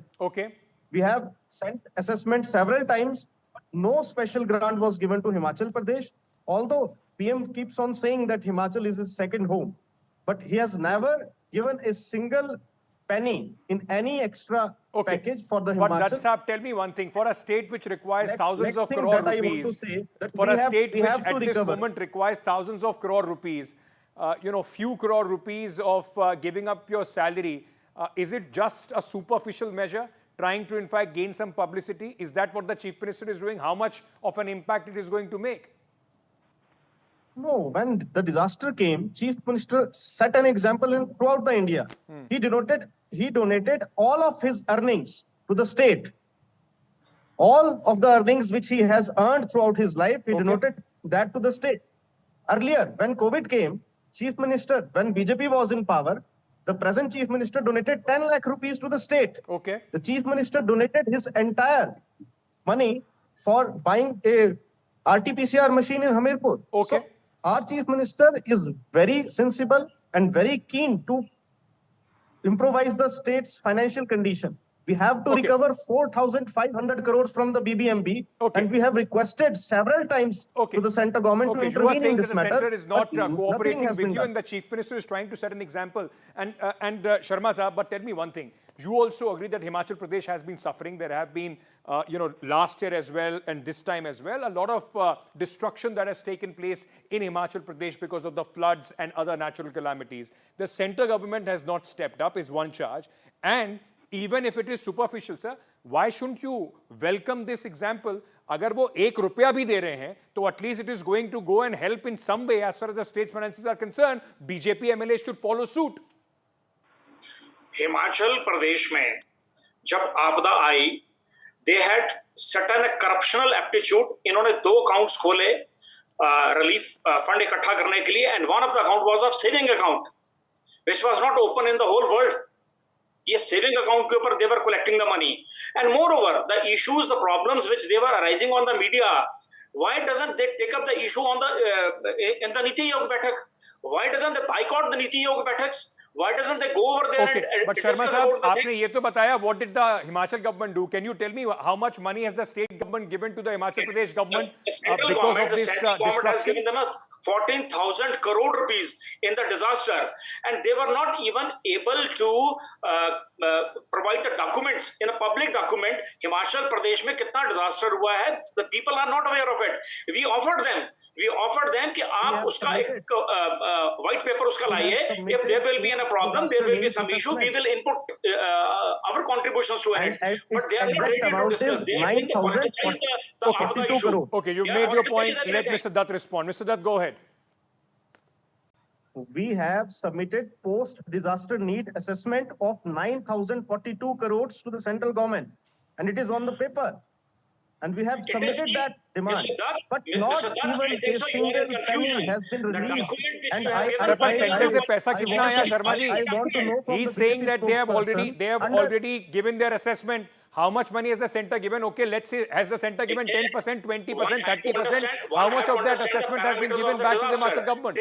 As per the norms of the disaster, till the 33% of the state has not been affected, the disaster cannot be discussed. In fact, of this, जो funding वहाँ से आई है, central government की जो इमारतें खराब हुई हैं या national highways खराब हुआ है, उसको national highway देख रही है. If there will be affected, the railways affected, the railways looking after. अगर कोई border security की roads खराब हुई हैं, तो उसको border security roads उसको देख रही हैं. अरे इनका क्या नुकसान हुआ है? They should talk about that. उसमें The people of Himachal Pradesh have not suffered. ग्रामीण सड़क योजना. Let me to complete. प्रधानमंत्री ग्रामीण सर, सड़क आप योजना क्या कह रहे हैं? मुझे समझ नहीं आया कि इनका क्या नुकसान हुआ है. सर, इनका नुकसान से कांग्रेस का कोई नुकसान थोड़ी हुआ है. क्या जनता का नुकसान नहीं हुआ है? लोगों के घर नहीं गए हैं. जनता के नुकसान में इन्होंने उसकी भी अभी तक कोई सूची पब्लिसाइज नहीं की है. हम यही तो कह रहे हैं कि आप उसकी लिस्ट दीजिए. आप कहते हैं 500 घर का घर टूट गए.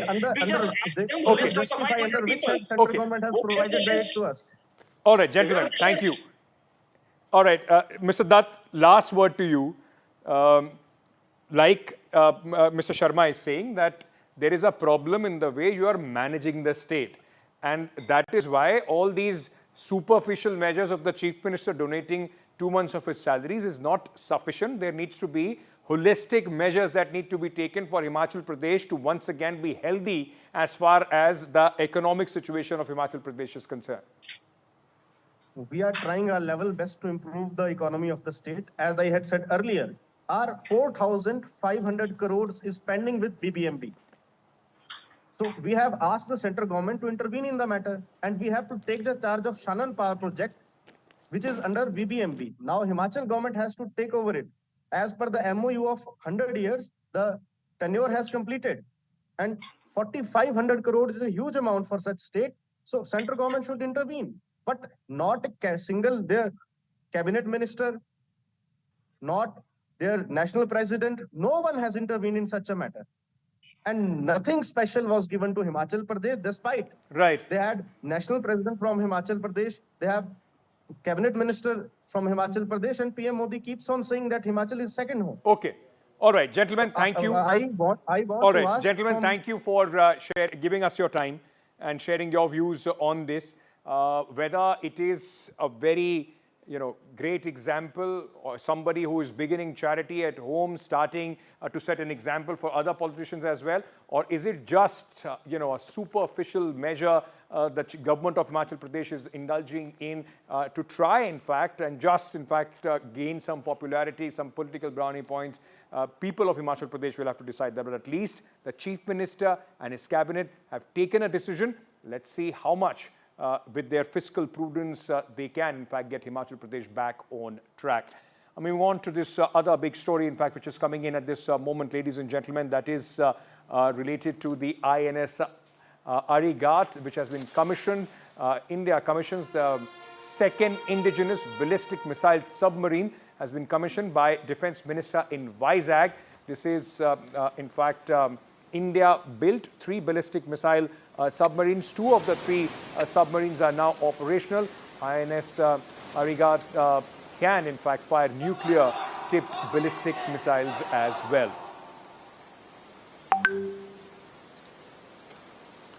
Remember, this is also very important in India's triad of nuclear triad and for deterrence as well. This is the second India-made submarine which is nuclear capable, which is being commissioned. On your screens at this moment, you can see Rajnath Singh, the Raksha Mantri, Defence Minister, in fact, taking guard there, the Navy in Vizag, commissioning INS Arigat.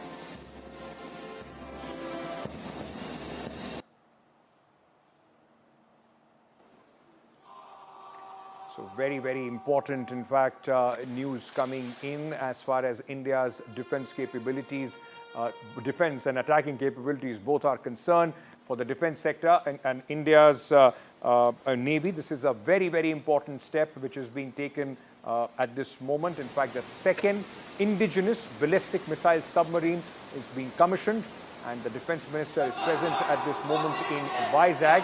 India has built 3 ballistic missile submarines. 2 of these submarines are now operational. This one, the latest INS Arigat, can fire nuclear-tipped ballistic missiles, and now this submarine is part of India's nuclear triad. Let me very quickly go across to my colleague Vishnu Shom, who's giving us more details.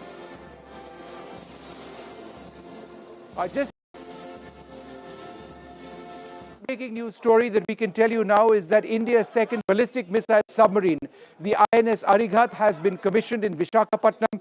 The images that you see on your screen are just a handful of images, video, that we can actually tell you about.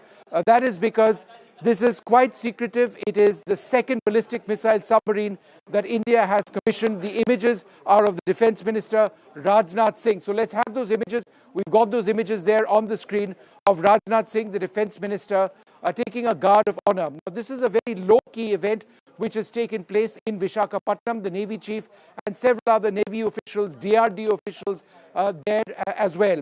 Why is this important? Because the ballistic missile submarine is the naval arm or the naval leg of India's nuclear deterrent. This is technology that no country offers any other country. The fact that you have engineered and manufactured ballistic missile submarines in India and have commissioned 2 of them. In fact, there are 3 in the water. One of them is still being finished before it goes into trials. So 3 in the water, a class of 4 is what is expected. The second one today, fully operational and commissioned in the Indian Navy, is a very significant development. The submarine in question is called the Arighat. It is the sister ship of the INS Arihant. Arihant was commissioned a couple of years back. As we understand it, Arighat is much more advanced and incorporates some of the learning lessons which we've got from the commissioning of INS Arihant. What does a ballistic missile submarine do? It fires nuclear-tipped ballistic missiles. There are two indigenous ballistic missiles which this particular class of submarine can fire. One that is called the K-15. It can hit targets at a range of about 750 kilometers. And the second one, which is still under development, is thought to be able to strike targets 3,500 kilometers away. The status of the second missile, which would give India a true nuclear deterrent through submarines, is still a bit unclear. But it is the development of that second missile and its test underwater from either the Arihant or the Arighat, which is what India wants. Ultimately, the larger submarines, one of which is already in the water, as I told you, would be able to fire that missile, and perhaps subsequent ones would be even more capable. But it is an important development for the country, for Indian engineering, and indeed for the Indian Navy. All right, Vishnu, thank you so much for joining us with that comprehensive explainer on the importance of this submarine being commissioned with the Indian Navy. With that, we are slipping into a short break. News and updates on the other side. Stay tuned.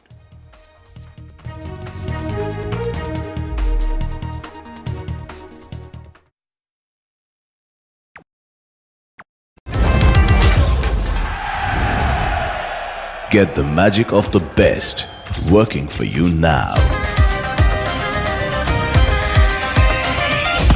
Link your payment cards once, collect rewards forever.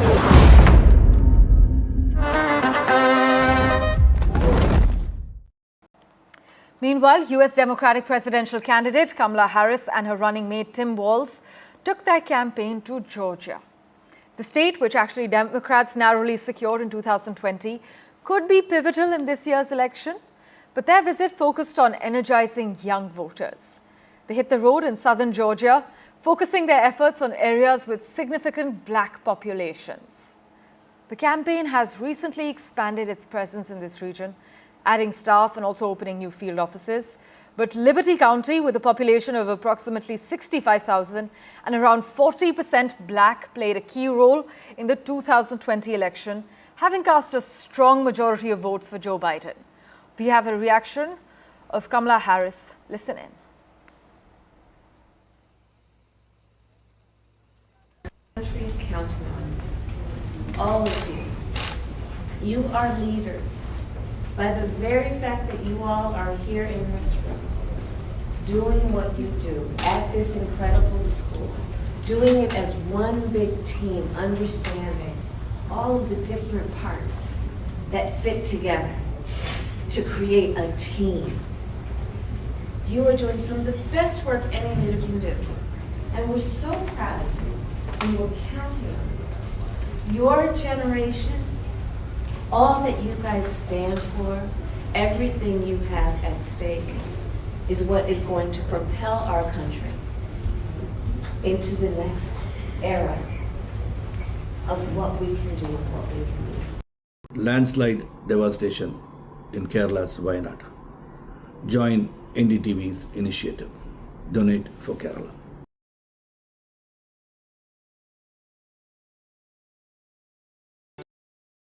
But उसको अब implement कैसे करें?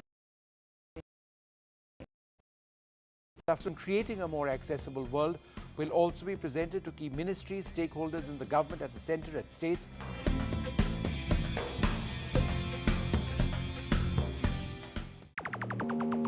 Just came around to say hello. I'm so fly. You took a nosedive. Careful when you play on my level. For you it's so. Hey, hello. Motorola Razr 50 Ultra. Flip the script. Hello, Moto.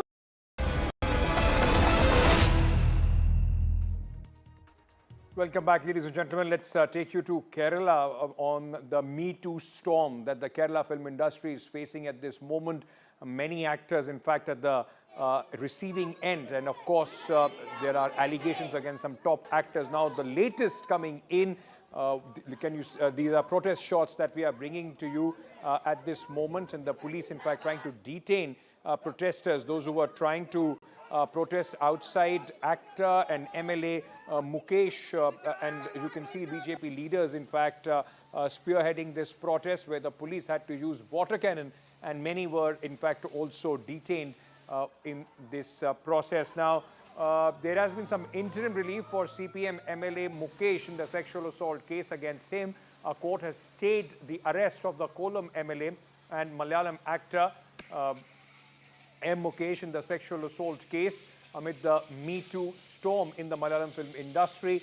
Prominent Malayalam actor and ruling CPM Mukesh has been booked in a rape case after a female actor's complaint that he allegedly sexually assaulted her years ago. An FIR under Section 376 was registered against the actor at the police station in Kochi. In fact, IPC sections 354, assault or criminal force to woman with intent to outrage her modesty, 509 were also added to the FIR. The police security, there is in fact at MLA's residence, where several opposition leaders being spearheaded by the BJP, in fact, have been protesting. Several police officials, personnel have been deployed outside his residence, who was accused of sexual assault. And this happened on August 26, nearly 6 years after casting director Tess Joseph named him in Me Too allegation that went unheard. In a statement issued on August 27, the actor turned politician denied these allegations and said he first met Ms. Munir. Munir is the actor who, in fact, who has leveled these allegations in 2009, and said that she contacted him over phone, introducing herself as an aspiring actor.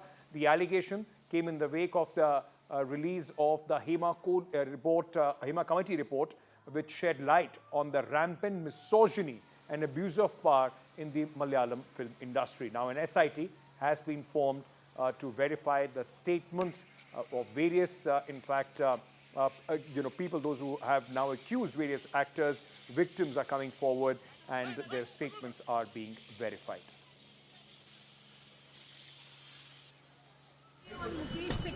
No, I don't have to say anything now because already. On MLA Mukesh, because security has been in fact increased at his residence. No, the government has done whatever the government is supposed to do, done already. But sir, here no action has been No. Joining us now is the leader of the opposition, VD Satishan, with us. Sir, my first question to you is that, sir, even after the FIR is filed against MLA Mukesh, we are now seeing that even security is being given to him by the Kerala government. Your reaction? Kerala government has been protecting all the culprits in the sexual abuse case, sexual harassment case. You know that the Justice HEMA committee prepared that report on the basis of the deposition and revelations made by the victims. There are pen drives and WhatsApp messages showing the evidences that a series of criminal offences has been committed. According to Section 21 of the POCSO Act and Section 176(1) of BNSS, Bharatiya Nagarik Suraksha Samhita, and Section 199C of the Bharatiya Nyaya Samhita. If there is an information that an offence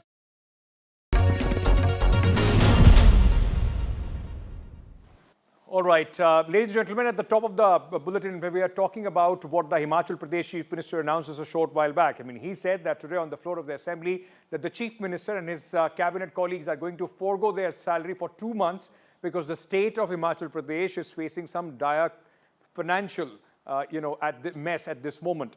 Joining me now, live and exclusive, the Chief Minister of Himachal Pradesh, Mr. Sukhwinder Singh Sukhu. Sir, बहुत-बहुत शुक्रिया NDTV से बातचीत करने के लिए. Thank you अपना time देने के लिए. सबसे पहले मैं आपसे पूछना चाहता हूं, आज आपने एक बड़ा अनाउंसमेंट किया. कई लोग उसको देख रहे हैं कि हिमाचल प्रदेश के मुख्यमंत्री ने एग्जाम्पल से लीड करने की कोशिश की है. आपके स्टेट की आर्थिक स्थिति खराब है तो मुख्यमंत्री और कैबिनेट कोलीग्स 2 महीने की सैलरी नहीं लेंगे. कितना फर्क पड़ेगा इससे सर? देखिए, इससे कोई ज्यादा फर्क पड़ने वाला नहीं है.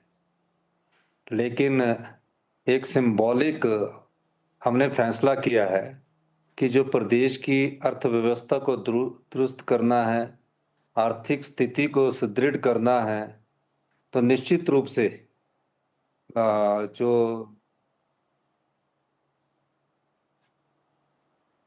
जी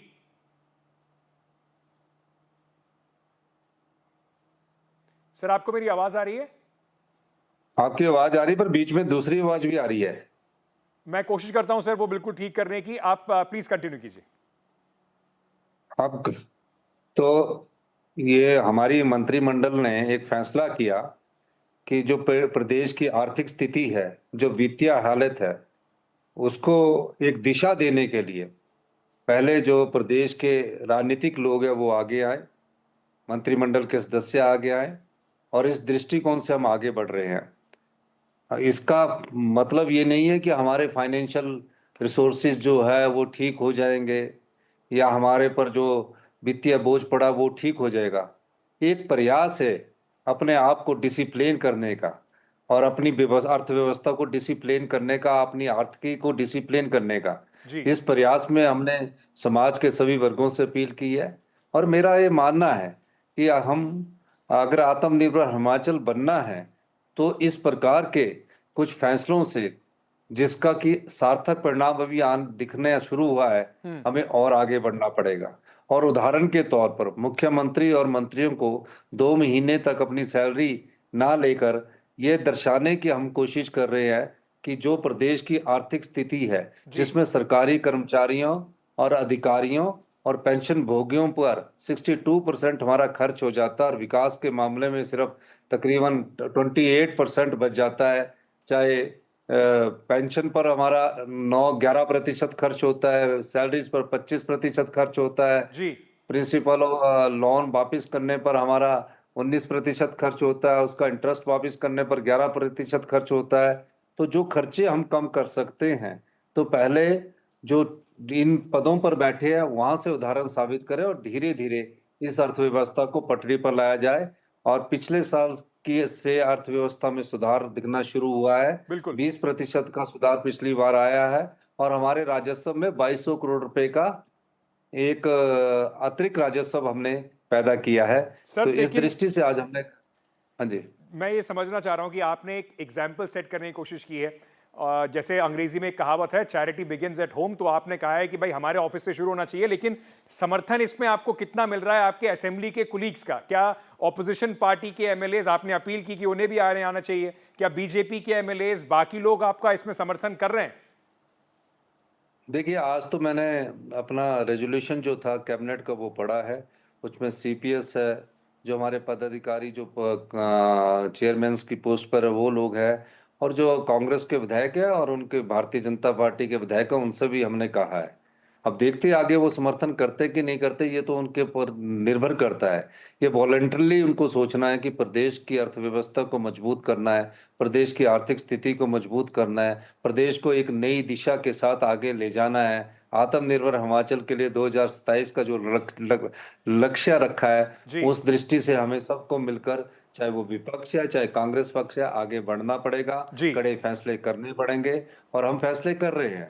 ये भारतीय जनता पार्टी का जब ये सुना उन्होंने, और उसके बाद रिएक्शन जो पहला आया है, कम से कम दिल्ली से जो उनके प्रवक्ता हैं वो कह रहे हैं कि सुक्खू साहब एडमिट कर रहे हैं कि देखिए अर्थव्यवस्था की हालत उनके सरकार में बहुत खराब है, और ये जो शुरुआत में जो वादे किए गए थे कांग्रेस के टाइम पर, जब इलेक्शन के टाइम पर ओपीएस के, ये सब उल्टे पड़ते दिखाई पड़ रहे हैं सरकार के ऊपर। देखिए, ये तो उसमें राजनीति कर रहे हैं। मैं एक चीज कहना चाहूंगा, हिमाचल प्रदेश में आपदा आई, आपदा के बाद जो राज्यों का शेयर बनता है, जो सेंट्रल टैक्सेस से एक शेयर रखा जाता है, जो आपदा के बाद उस प्रदेश को, चाहे सड़कों की संरचना है उसको ठीक करने के लिए शेयर बनता है, या पानी की योजनाओं को ठीक करने के लिए जो हमारा शेयर बनता है, वो अभी पीडीएनए के रूप में अभी मिला नहीं। हमने पिछले साल से 4300 करोड़ रुपए का PD post disaster need assessment कहते हैं, उसको भेजा हुआ है, और उनकी केंद्र सरकार की टीम भी आई, अधिकारियों की टीम भी आई, तो वो उसमें कट अभी तक हम अपने धन से सारा सड़कों को दुरुस्त कर रहे हैं, पीने के पानी की योजनाओं को दुरुस्त कर रहे हैं, शिक्षा संस्थान जो गिर गए थे उनको दुरुस्त कर रहे हैं। कहाँ से कर रहे हैं? ये हमारी जो अपना बजट है उसमें से कर रहे हैं। जो हमको सेंटर स्टेट शेयर्स का एक टैक्स के रूप में, आपदा प्रबंधन के रूप में आपदा पीडीएन ने मिलना था, वो अभी तक मिला नहीं है। तो वो भी फाइल कभी इधर से उधर घूम रही है। 9,000 करोड़ रुपए हमने मांगे हैं, उसमें से एक पैसा अभी तक नहीं मिला है। तो आपको लगता है कि केंद्र सरकार भेदभाव कर रही है आपके साथ? यहाँ मुझे पीडीएन के मामले में भेदभाव तो साफ दिखता नजर आ रहा है। जो अधिकार है वो ही नहीं मिल पा रहा। अब आपदा आई, आपदा में बातें तो हुई लेकिन पैसा नहीं मिला। जो पैसा मिला वो एनडीआरएफ और एसडीआरएफ से जो मिला है वो तो हमारा राइट था, लेकिन उसके बाद जो आपदा के बाद जो पैसा मिलता है, एक आपदा के बाद प्रदेश की रिकंस्ट्रक्शन में पैसा मिलता है, वो पैसा अभी तक हमें नहीं मिला है। बीजेपी के जो एमएलएज हैं वो हिमाचल में उन्होंने कहा कि मुख्यमंत्री जी से ये भी पूछना पड़ेगा कि और क्या क्या इस तरह के मेजर्स वो करने वाले हैं, क्योंकि ना तो जिस तरीके से उन्होंने आरोप लगाया कि देखिए मुख्यमंत्री जी का ऑफिस रेनोवेट हो रहा है, उसके लिए इतना बड़ा बजट उन्होंने दे दिया है, तो वो कह रहे हैं कि ये सिर्फ एक दिखावे वाला मूव कर रहे हैं मुख्यमंत्री जी। मेरा तो कोई ऑफिस रेनोवेट नहीं हो रहा। कहाँ ऑफिस है? मैं तो उसी में बैठा हूँ। और इस प्रकार के आरोप लगाकर ये किस प्रकार की राजनीतिक रोटियां सेकना चाह रहे हैं? मेरा भी ऑफिस रेनोवेट नहीं हो रहा। और जो कैपिटल एक्सपेंडिचर होता है, जो इफेक्टिव कैपिटल एक्सपेंडिचर होता है, वो भी करना होता है। उसमें रोड रिस्टोरेशन होते हैं, पानी की स्कीमें होती है, दफ्तरों की रिपेयर्स होती है, नए दफ्तर बनते हैं और कर्मचारियों के लिए हाउसिंग क्वार्टर्स बनते हैं। ये सब चीजें तो खर्चे में होती है जी, इससे भी इकोनॉमी ग्रो होती है। अब ये कहना कि मुख्यमंत्री जी का ऑफिस बन रहा, मेरा तो अभी तक कोई ऑफिस बन नहीं रहा, ना कोई काम स्टार्ट हुआ। उनको आरोप लगाने से पहले तथ्यों पर, तर्क पर बात करनी चाहिए। सर, आपको लगता है कि जिस तरीके से आपने ये एग्जाम्पल सेट किया है, आपको लगता है कि और भी जो स्टेट गवर्नमेंट्स हैं या मंत्री हैं या मुख्यमंत्री हैं, उन पर थोड़ा दबाव पड़ेगा कि ये हिमाचल में हुआ है तो उन्हें भी करना चाहिए? नहीं, मैं तो अपने राज्य के बारे में कह सकता हूँ। मैं अपने राज्य की आर्थिक स्थिति को मजबूत करने के लिए, मैं अपने राज्य की अर्थव्यवस्था को दुरुस्त करने के लिए हम एक सिंबॉलिक इस प्रकार के प्रयास कर रहे हैं। मेरा यह मानना है कि हमारी अर्थव्यवस्था में बहुत तेजी से सुधार हो रहा है। जिसको जिस चीज की जरूरत है उसको उसका अधिकार मिलना चाहिए। समाज के अंतिम व्यक्ति तक इस सरकार की विकास की रोशनी पहुंचनी चाहिए जी, उसको हम कर रहे हैं। और मेरा यह मानना है कि हमारी अर्थव्यवस्था तीव्र गति से आगे बढ़ रही है। हम जिन योजनाओं को लेकर आए हैं उन योजनाओं का फायदा हिमाचल प्रदेश को होने वाला है। हमारे पर कई प्रकार के कट लगे हुए हैं। हमारी स्टेट छोटी है जी, हमारी पॉपुलेशन छोटी है, लेकिन हमारा जो वन का क्षेत्र है वो सबसे अधिक है। नॉर्दर्न इंडिया के हम लंग्स कहलाते हैं। हमें पेड़ जंगलों को काटने पर हमने बैन कर रखा है जी, उसका हम ग्रीन बोनस मांगते हैं, हमें नहीं मिलता। तो कई चीजें हैं। आपदा के बाद स्टेट को रिकंस्ट्रक्शन के लिए जो पैसा मिलना वो नहीं मिल रहा है। ओपीएस का जो हमारा 9200 करोड़ रुपया केंद्र सरकार के पास पड़ा है, जो पेंशन रेगुलेटरी फंड है उसके पास पड़ा है, वो हमें नहीं मिल रहा है। बीबीएमबी में जो हमारा शेयर है, पानी हमारा है, हमको कुछ मिलता नहीं है। पावर प्रोजेक्ट हमारी स्टेट में लगे हैं, बड़े बड़े डैम बने हैं, क्लाउड बस्ट हो रहा है और हमें रॉयल्टी के फ्री रॉयल्टी के रूप में बहुत कम पैसा मिल रहा है जी। तो ये सब चीजें सर, मैं बस एक अंत में आपसे सवाल और पूछना चाहूंगा रैप करने से पहले। ओपीएस को लेकर बड़ी आलोचना भी हुई, प्रधानमंत्री ने भी ये बात कही कि देखिए ये फिस्कल प्रूडेंस नहीं है, कांग्रेस की सरकार हिमाचल प्रदेश में करना चाह रही है, उससे उनके ऊपर और बर्डन पड़ेगा। अब सरकार यूपीएस लेकर आई है, तो क्या कोई रीथिंक है? आप क्या कहना चाहेंगे इस नई पेंशन स्कीम के बारे में जो केंद्र सरकार ने अनाउंस करी है? देखिए, ओपीएस के पीछे हमारा कोई राजनीतिक मकसद नहीं है। अभी तो चुनाव हुए सिर्फ 1 महीना हुआ। अगर हमने राजनीतिक लाभ उठाना होता तो हम चुनाव के आखिरी वर्ष में ओपीएस को लागू करते।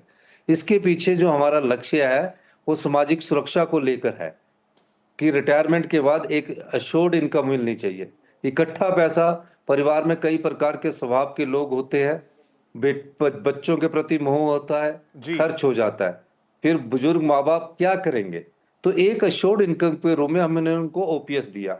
हम इस योजना पर आगे बढ़े हैं। इस पर में किसी भी प्रकार का हम बदलाव नहीं करेंगे। हमारी ओल्ड पेंशन स्कीम हिंदुस्तान की सबसे बेस्ट ओल्ड पेंशन स्कीम है और हम आपको ये भी कहना चाहते हैं कि 2027 तक इसी ओल्ड पेंशन स्कीम और आज जिस आर्थिक तंगी से प्रदेश गुजर रहा है, 2027 में हमारा प्रदेश आत्मनिर्भर होगा और 2032 में हमारा प्रदेश हिंदुस्तान का सबसे समृद्धशाली और अमीर राज्य होगा। ये मैं आपको कहना चाहता हूँ। सर, ऑल द बेस्ट आपके प्रयत्नों के लिए। बहुत बहुत शुक्रिया हमें समय देने के लिए। Thank you so much.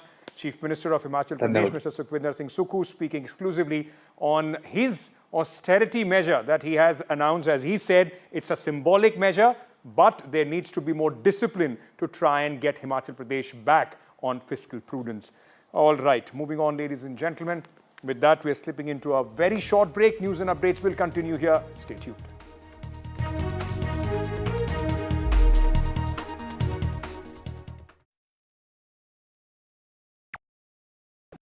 Hi, I'm Shreya Saran. Kerala's Wayanad area is hit by devastating landslides, resulting in loss of lives and livelihood. Kerala needs your help right now. Let's join NDTV initiative. Come, donate, let's rebuild Wayanad.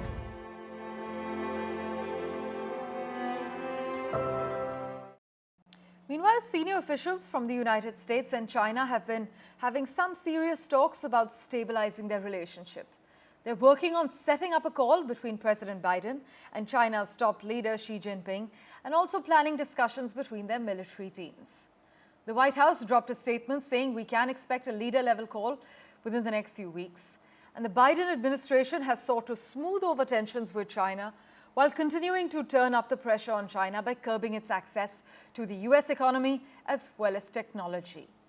But the meetings, meanwhile, between Jake Sullivan and Wang Yi following talks between Mr. Biden and Mr. Xi last November in California are also aimed at showing that the rival powers can manage their differences. Well, in other news, the Dalai Lama has returned to his home in Dharamshala.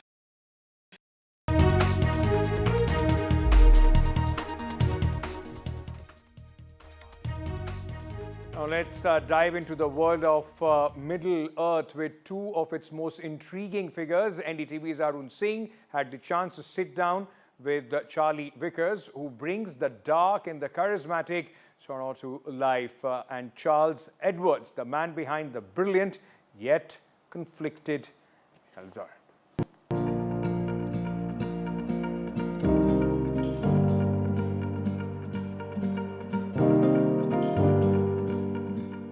How was it filming in the UK this time? Oh, it was great. It was great.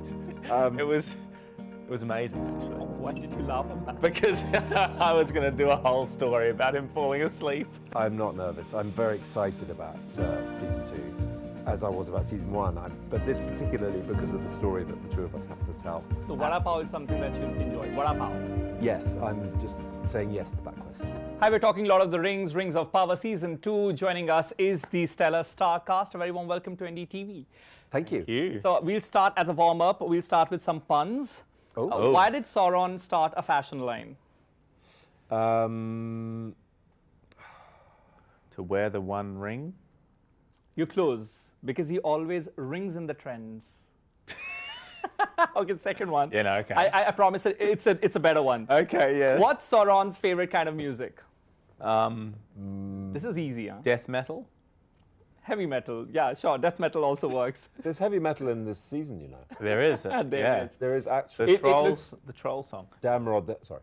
Of course, it looks absolutely intense as well. We'll start with you, Charlie. Your character, of course, has a lot of menace, and still, at the same time, it has a lot of charisma as well.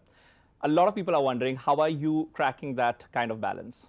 I think it all has to come from an internal drive to achieve something, right? And I think the other thing, I don't really think about how things are going to be perceived. It's more just like, I was just trying to get Celebrimbor to make me some rings. So everything, the way he presents and all of that kind of stuff is for Celebrimbor. In the same way that there's scenes with Adar in the first couple, and that's all kind of like mind games. Does he really know that I'm Sauron? I just kind of like play the scenes and everything else. But your character like these, they usually, evoke negative kind of emotions. But yours is also, people are impressed with the kind of charm that you're portraying. So, that's good. Have you put any personal trait of yours? There's no personal trait. No, I can't really. That'd be too dark of a personal trait. Yeah, if you say yeah, yes. exactly. It'd be. I don't think I'm allowed to say. I'd probably get arrested if I said yes. How about you? Could you add any personal trait of yours to add life to your character? Yeah, always. I think I try and, whatever role I'm playing, I always draw on possibly similarities of myself and the character I'm playing. So, yeah, I will always think about things and how I might approach it, or the other way around. You know, you always, inevitably, because you're the person playing the role, Right. there's going to be elements of yourself in there. Charles, also, the series are often judged. They're compared amongst the seasons. Does that worry you? Are you nervous about it, or you think that's how it is supposed to be? I'm not nervous. I'm very excited about season 2, as I was about season 1. But this particularly because of the story that the two of us have to tell. Right. We had a wonderful time shooting it, and I'm really looking forward to seeing how people enjoy it. Does that make you worry that usually seasons are often compared amongst each other only? And Not really. I mean, it kind of gets to the point where you don't really care. To be honest, as in, we care deeply about the work, but we and don't care about the outcome. That's a yeah, great it's kind of like it's about the process, and it's like, particularly as an actor, your job is cut to action, and the process of the time, the work around making it, and then you kind of let it go, and it becomes what it becomes. And of course, we listen to feedback from friends, colleagues, family. But in terms of the wider world, you kind of have to relinquish any kind of sense of judgment or anything like that. Is it true that when you auditioned for this, you didn't know which role were you auditioning for? Yeah, no idea. I just knew I was auditioning for a role in Lord of the Rings, as I think most people in the show. Yeah, I mean, but even that, it took a while to figure out exactly what the show was. Right. I mean, Yeah. there was a certain amount of secrecy over the title of the show, Yeah. let alone the roles we were playing. And any special exercise or workshop you guys did to develop that kind of chemistry that we see on screen? I think we just kind of, it was our united desire to tell this story that kind of, ignited our excitement for this. But nothing off camera, no kind of activity that you guys... No, just spending time together off camera and Yeah. laughing a lot and, just hanging out, really. Yeah, I'm not really one for doing acting exercises. I think I'm pretty. Not the acting exercises, but Yeah. were you hanging out together? I think it just had by the time we started filming, we'd known each other for years because the show's been on for so long. So we kind of already were really good friends, and then just started working together. The connection grew even more, and it kind of happened very organically. Yeah. We didn't have to work at it, which I think is why it felt so good. Yeah, I think that's absolutely right. Any memorable memory that will stay with you from set, if not off camera? I mean, Charlie falling over on his robe, Charlie falling asleep off set. And then Charlie Edwards, actually, when he's fallen asleep on set. On set? Yeah, I've seen you fall asleep in one of those chairs, God knows how, but looking very grumpy. How was it filming in the UK this time? It was great. It was great. It was amazing, actually. Why did you laugh on that? Because I was going to do a whole story about him falling asleep, and you were just like, enough of that. We don't mind hearing it. Please go ahead. No, that's fine. You're interviewing us, really. Exactly. No, it's been awesome filming in England. It's been, it's Tolkien's Middle Earth, and we loved New Zealand, and New Zealand has kind of been Middle Earth in the contemporary world, right? Yeah. But I think Tolkien was inspired by England, so it's come home in that way, and we've had a beautiful time. Right. Yeah, I mean, wherever you're shooting, the work you do in the studio or whatever is obviously the same, but our circumstances in New Zealand informed us as a company to bond very closely together. We were there for a long time under difficult circumstances. And you were shooting during the pandemic then? Yeah, that's what I mean. Yeah. It was hard. It was difficult times. In the end, any special message for your fans in India? Just season 2 is going to be a real roller coaster in terms of because season 1 is world building, character introduction, all of which is very necessary. But now we can really start telling those. my message is one of thank you so much for watching. It means a lot to all of us, like genuinely. Like we know how much the show is loved in India, and it's Charlie was very fortunate to visit a couple of years ago, and I look forward to visiting again. And all your support means a lot, and we hope you enjoy the second season. Exactly. Which was your favorite city when you went? Well, we went to Mumbai, and that was it. That was our trip. We had the most wonderful time. It was the best stop on the whole tour. Could you try any local food? You had a banquet, didn't you? We had a banquet at the Taj, the Gateway of India, and that was a real treat. The best stop on the tour, and these guys missed. So vada pav is something that you enjoyed. Vada pav. Yes, I'm just saying yes to that question. You're being a bit of an insult. Okay, thanks a lot for talking to us. Thank you. I'll quickly do a selfie.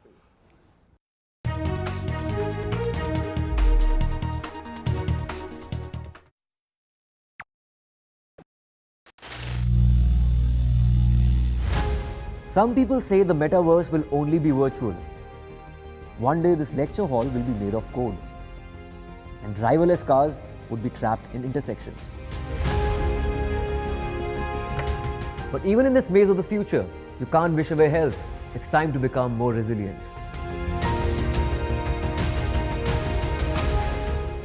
"10 years of Banega Swasth India, we have grown and achieved so many milestones.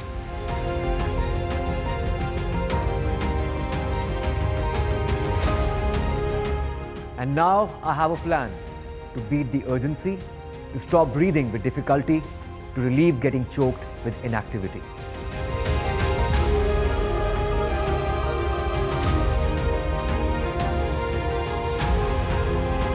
Energize our government, our environment, our society, and ourselves. Everyone, everywhere, every day.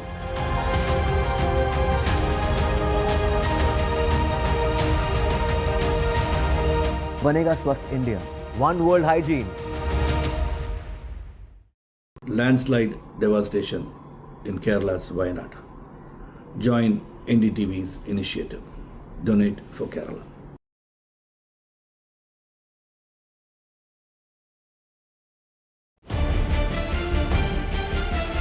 This week on India Ascends. Pole-bound Sri Lanka and volatile Bangladesh witnessing India versus China power play. Will the trouble in Balochistan topple the cozy China-Pakistan relationship? Is the pro-China Moizu government in Maldives in trouble? The French flip-flop over the next Prime Minister continues. All this and more only on India Ascends with me, Gauri Dwivedi, at these timings on the NDTV network. Stay informed and entertained with the new and updated NDTV News app. You can watch all our channels live, listen to podcasts, read breaking and exclusive news from around the world and more. Download the NDTV app today and get access to the best journalism and storytelling on your smartphone or tablet. The NDTV app. News that matters to you. Where authorities have confirmed that the individual who attempted to assassinate former President Donald Trump acted alone, with no evidence suggesting foreign involvement. However, during a press briefing, the FBI officials revealed that the motive.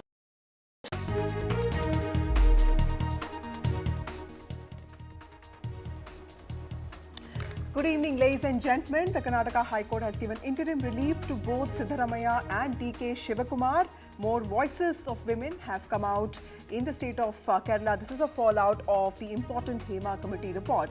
We'll get you all that and more in this bulletin, but first, the headlines. Relief for DK Shivakumar in an alleged DA case. Karnataka High Court has declined the CBI's plea. Interim relief for Siddaramaiah also in a Muda case.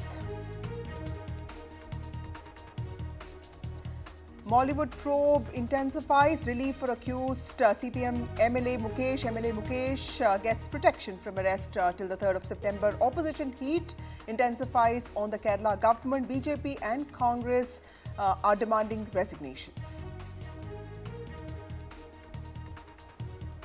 Political churn in TDP ruled Andhra Pradesh months after elections. 2 MPs from Jagan Mohan Reddy's party resigned from Rajya Sabha. YSRCP MPs are likely to cross over to TDP. TDP is all set to re-enter Rajya Sabha with the YSRCP turncoats. Arjikar hospital tapes are out. In first call, hospital staff told parents that the victim died by suicide. Arjikar tapes also show that there was an attempt to cover up. Himachal government leads by example in a big move. CM has announced that all ministers and MLAs will forego salaries and allowances for the next 2 months due to the poor financial condition of the state.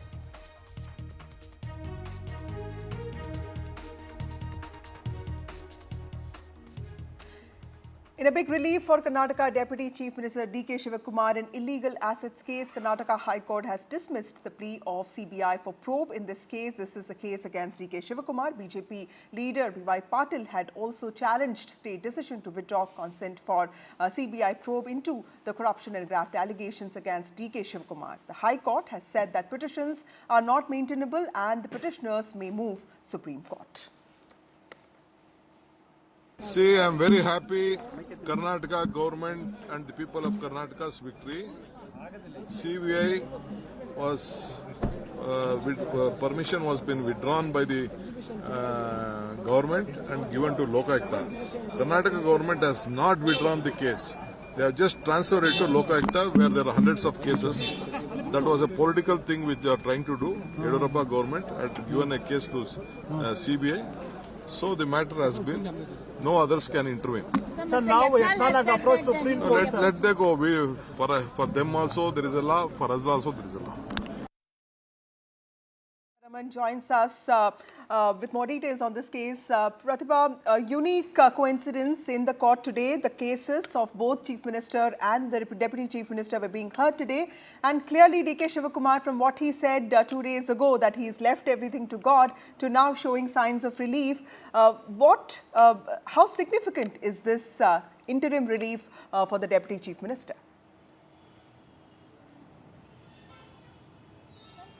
This order definitely proved to be a crucial juncture as far as his political future is concerned. And this relief definitely comes as a fillip in terms of his political career. Because we are talking of what started off with an IT raid, what landed him at the Tihar jail with respect to the ED, and then he was out on ED bail, and then the CBI takes over. But when the Congress government came to power here in Karnataka is when the government decided to withdraw its consent given to the CBI by the earlier regime and decided to hand it over to Karnataka Lokayukta. In fact, D.K. Shivakumar has said that this is only withdrawal of consent and this is not withdrawal of the case as such, and that the investigation will be continued by Karnataka Lokayukta, mainly because time and again D.K. Shivakumar has been stating that the investigative agencies like the CBI have been working at the behest of the centre and that he has been harassed time and again. Now, just recently he was at the Karnataka Lokayukta office to answer some of the questions that were posed by the Lokayukta officials who are investigating this case. But as far as the entire legal battle is concerned, it is still not over because the BJP leader, Mr. Yatnal, who challenged this at the Karnataka High Court with respect to the consent withdrawn from the CBI, has now said that he would be fighting the battle at the Supreme Court as well. However, D.K. Shivakumar has said that this is definite interim relief, but he would be willing to face the battle at the top court as well. Back to you. Right. Thank you, Pratibha for joining us with those details. It's temporary relief for Karnataka Deputy Chief Minister D.K. Shivakumar, with the Karnataka High Court dismissing CBI probe against him.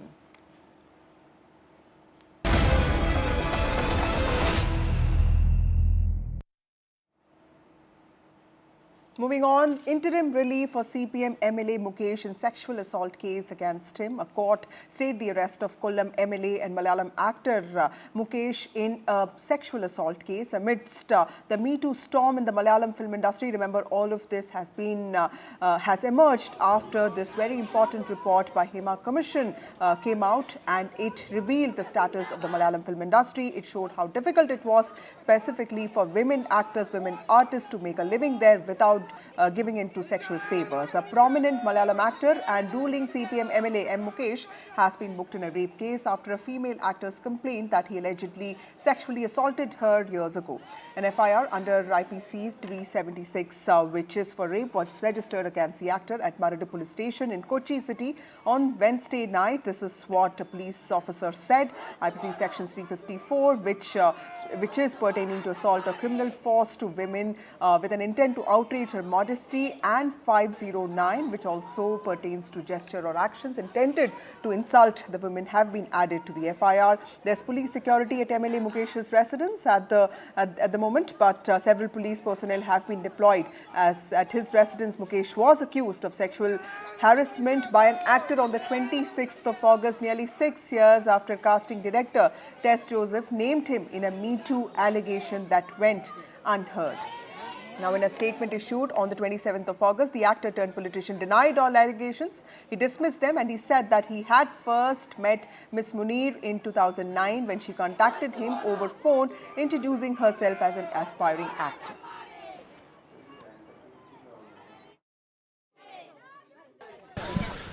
So what do you have to say on Mukesh security? No, I don't have to say anything now because already. On MLA Mukesh, because security has been in fact increased at his residence. No, the government has done whatever a government is supposed to do, done already. But sir, here no action has been taken. Joining us now is the leader of the opposition, VD Satishan, with us. Sir, my first question to you is that, sir, even after the FIR is filed against MLA Mukesh, we are now seeing that even security is being given to him by the Kerala government. Your reaction? Kerala government has been protecting all the culprits in the sexual abuse case, sexual harassment case. You know that the Justice Hema committee prepared that report on the basis of the deposition and revelations made by the victims. There are pen drives and WhatsApp messages showing the evidences that a series of criminal offences has been committed. According to Section 21 of the POCSO Act and Section 176(1) of BNSS, Bharatiya Nagarik Suraksha Samhita, and Section 199C of the Bharatiya Nyaya Samhita. If there is an information that an offence is committed, Section 199 is very clear. If that is an offence against a women, it should be investigated and take FIR. That is, if it is otherwise, they are not taking, reporting or hiding the fact that an offence is committed, that itself is an offence. They are liable to be punished under Section 199 and Section 21 of the POCSO Act. Also joining us now is Ishika, my colleague who's been reporting on this case. Ishika, law seems to be finally catching up, after the report that came out. But Mukesh coming under scrutiny also opens this episode to political, sort of scrutiny because he belongs to the ruling party. Tell us, what is the government thinking about this? Because the government has also been on the back foot because it is being criticized for not taking the allegations of several women seriously in the last many years.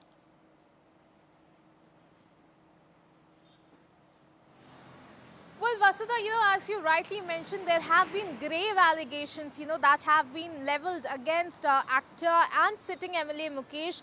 And these are not just, allegations of sexual harassment.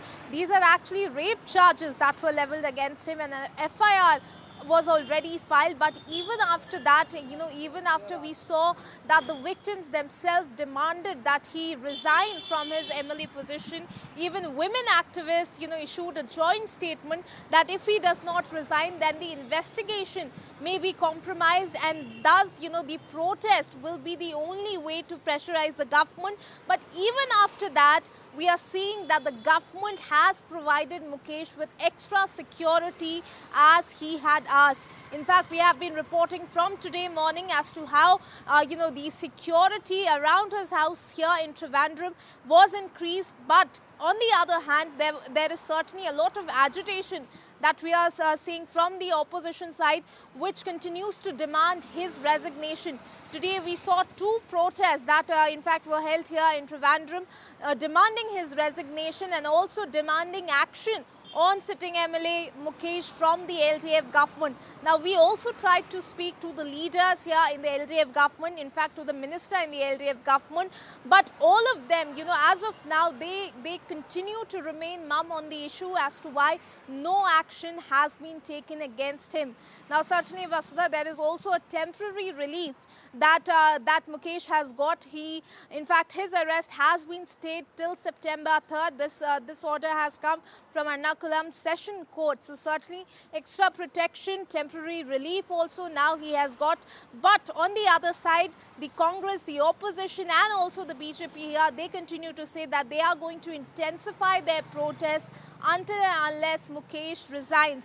But on the other hand, we'll have to wait and watch and see as to what will the government actually do about it, because the political scrutiny that you were talking about, that is certainly there for the government. Will they be taking action finally on Mukesh? That certainly remains to be seen. On the other hand, let me also tell you, Vasudha, that if we talk about this entire case, we have seen that a series of FIRs have already been filed by the SIT in this matter. And in fact, if we talk about Siddiqui, the actor Siddiqui, there also another rape charges, that were leveled against him. And in fact, the statement of the victim has, is being currently recorded in the magistrate court here in Trivandrum. Remember that these are again very serious allegations that were made against Siddiqui, and today in fact the Kerala police also found evidence that the allegations that were made that at that on that day, whether or not he was present in that hotel has been verified by the police. He was actually present at that day, in the very said hotel that has been mentioned by the complainant. So the investigation is currently going on in this entire matter. We still have to see as to when the survivors will be getting justice in this particular case. Over to you. Right. Thank you, Ishika, for joining us with those details. Clearly, law seems to be catching up in Kerala, with several accused of harassing women artists, sexually exploiting women artists, women actors coming under the scrutiny of the police. Moving on to some breaking news. SpiceJet has come under the lens of regulator. Regulator DGCA will be conducting spot checks. In fact, SpiceJet faces checks and cancellations. My colleague Vishnu Shom joins us with more details on this. Vishnu, we heard about what happened in Dubai, but what really has triggered SpiceJet coming under the scrutiny of DGCA? That's right. This is in fact the third time that SpiceJet has been audited, and it has come under greater scrutiny. And this latest audit, on the basis of which spot checks will be conducted, including night surveillance on the airline, is on the basis of reports of cancellation of flights and financial stress being experienced by the airline, is what the aviation regulator has said. In fact, SpiceJet's problems began in 2022. There were financial problems as a result of which it was believed by the regulator, that's the Director General of Civil Aviation, that there was perhaps a security concern for passengers. The maintenance questions were raised on the maintenance serviceability of aircraft, some of the practices which were followed in engineering terms. And so they came under greater scrutiny. Now this aircraft were in fact cleared for operation only after certain changes and certain fixes were made.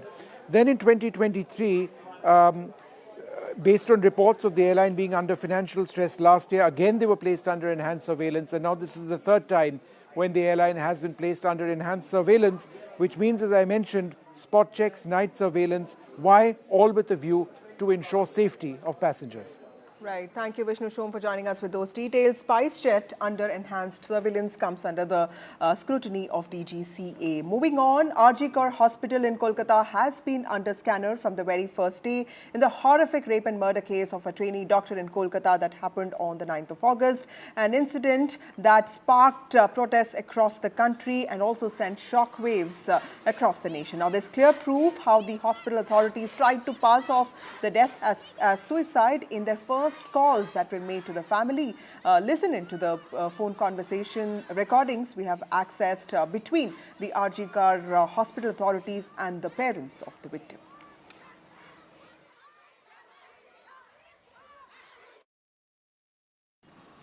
Hello hello হ্যাঁ বলুন বাবা বলছি হ্যাঁ বলুন বলুন কি হয়েছে কি সেটা বলো না একটু ওনার অবস্থা খুবই খারাপ আপনি যতটা তাড়াতাড়ি পারবেন চলে আসুন কি হয়েছে না সেটা বলো না ওটা তো ডাক্তার বলবে আপনি একটু তাড়াতাড়ি চলে আসুন এখানে আপনি কে বলছেন বলুন তো আমি অ্যাসিস্ট্যান্ট সুপার বলছি আমি ডাক্তার বলছি না ডাক্তার নেই হবে কেউ আমি সুপারিনটেন্ডেন্ট কথা বলছি হ্যালো হ্যাঁ ঠিক আছে হ্যাঁ আমি অ্যাসিস্ট্যান্ট সুপারিনটেন্ডেন্ট কথা বলছি আপনার মেয়েকে আমরা এমার্জেন্সিতে নিয়ে এসেছি আপনারা আসুন এসে যোগাযোগ করুন ও কি হয়েছিল কি ও তো ডিউটিতে ছিল আপনারা জলদি চলে আসুন যতটা তাড়াতাড়ি পারবেন হ্যাঁ হ্যালো হ্যাঁ বলুন আমি আরজি কর বলছিলাম হ্যাঁ আচ্ছা আপনারা আসছেন তো হ্যাঁ একদম আসছি কেমন আছে শরীর আপনারা আসুন আসলে কথা হবে আসুন আরজি কর হসপিটালে আসুন আমাদের এই চেস্ট ডিপার্টমেন্টের এইচওডি স্যারের কাছে আসুন আচ্ছা হ্যালো হ্যাঁ অ্যাসিস্ট্যান্ট সুপার বলছি হ্যাঁ হ্যাঁ শুনুন আপনাকে তখন বারবার বলছিলাম ব্যাপারটা হচ্ছে যে আপনার মেয়ে উনি সুসাইড করেছেন হয়তো বা কিছু মারা গেছেন পুলিশ রয়েছে আমরা হসপিটালে সবার সামনেই রয়েছি ফোন করছি আপনারা যত তাড়াতাড়ি পারবেন চলে আসুন আমরা আসছি এক্ষুনি আসছি হ্যাঁ খুব তাড়াতাড়ি চলে আসুন ডিপার্টমেন্ট ব্যাপারটাকে চাপা দেওয়ার চেষ্টা করছে প্রথম থেকেই তো আমাদের সুইসাইড বলেছে হয়তো সুইসাইড হয়েও যেত যদি স্টুডেন্টরা আজকে ঝাঁপিয়ে না পড়তো Yesterday, Mamata Banerjee hit out to the BJP with very, what the BJP claims as anti-national statements. What is your response to that? Mamata Banerjee always destroys the nations, never develop the state. तो ममता बंदोपाध्याय जो बोला है उसी बोला है पूरा तोड़ देंगे।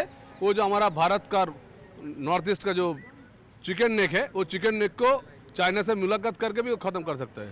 And so, what is the main agenda or main point of discussion of this meeting that just happened? जो हमारा डॉक्टर स्टूडेंट था जो रेपिस्ट हुआ उसका कम से कम जो घटना किया है जो हत्या किया है जो रेप किया है उसको अरेस्ट होना चाहिए और पुलिस का उसमें ध्यान नहीं दे रहा पुलिस जो प्रोटेस्ट कर उसका ध्यान दे रहा है तो पुलिस का खिलाफ भी करना चाहिए अभी जो प्रोटेस्ट वायलेंस का सीन है कलकत्ता में about that it's just brewing over 7 दिन का अभी धरना भी है what you have to say about that how is this political tussle going on political तो चलेगा ये तो हर पीछे तक पॉलिटिकल तो रीजन रहता है ऐसे कुछ बात नहीं है क्योंकि पॉलिटिकल आपका पहले संगठन करता है उसके बाद पॉलिटिकल तो करेगा हम लोग तो विरोध करेंगे ममता बनर्जी के खिलाफ तो विरोध करेंगे हम लोग विरोधी पक्ष है पश्चिम बंगाल में तो हम लोग करेंगे thank you so much sir So that was BJP Vice President of Bengal, Soumitra Khan, who just told us that he's just come out of the National Human Rights Commission meeting that was convened with other delegates as well, senior advocates of the Supreme Court. There were former chiefs of the National Commission for Women and represented by the advocate Kabir Shankar Ghosh, who also used to be a BJP leader. What we understand from the proceedings of this meeting is that they have discussed the matter with the acting chairperson of the NHRC, and this matter, the main concern being of course for the demand for the accused, the right culprits to be accused as well as taken action against whoever is the main culprit. And of course the BJP vice president here hit out at the Mamata Banerjee led government Trinamool Congress at Kolkata about the dealings and the mishandling, as he puts it, of this rape and murder case at the RG Kar Medical College and Hospital. So the BJP has also met the NCRT as a delegation a short while ago. Also joining me now is Tanushka. Tanushka, you've been reporting on this case for a while now. So tell us, with the BJP delegation meeting the Human Rights Commission today, and also, these shocking phone recordings, coming out, which basically show that the hospital administration was completely complicit in telling, the parents that she died by suicide. How is the West Bengal government looking like this? Because this clearly shows that there was an attempt to cover up. Precisely that, Vasudha. This is something that the parents of the deceased have also been claiming right from the beginning, is that they were misled into believing that their daughter died by suicide. As we just heard in the phone conversations, there were 3 different phone calls, where in the third phone call, wherein the assistant superintendent of the Rajya Medical College and Hospital called up the parents finally after the first 2 phone calls, wherein the parents are repeatedly asking the hospital authorities that what has actually happened to their daughter. We can also hear the mother of the deceased in worry say that, but what happened? My daughter had gone for duty. So with that sort of a trust that the parents also placed within the hospital, that their daughter is safe within the hospital premises, such a crime happens, and then there's a massive cover up about it as well. The very parents are not informed about what has actually happened with their daughter, and they say that their daughter has died by suicide. So this is and much later were the parents actually told that their daughter was in fact murdered and was as well as raped. So this does come across as a bad front on the West Bengal government as well, the Trinamool Congress. There have been massive political battles also that have been going on between the Trinamool Congress and the BJP at this point.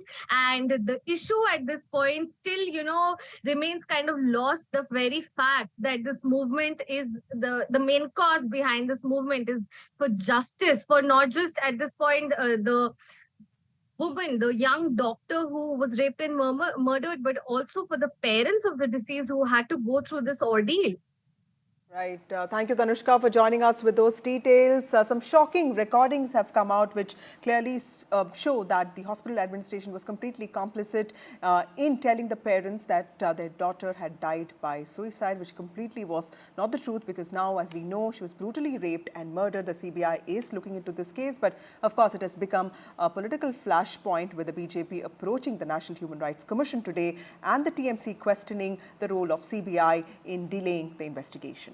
Moving on, the spotlight is on Adani Enterprises' retail bond issue. Adani Enterprise will launch maiden 800 crore retail bond. The issue opens on the 4th of September and closes on the 17th of September. The plan is to raise up to 800 crore via secured, listed, redeemable, non-convertible bond issues, up to 80 lakh non-convertible debentures with face value of 1,000, base issue size at 400 crore, with options of additional 400 crore, which totals up to 800 crore.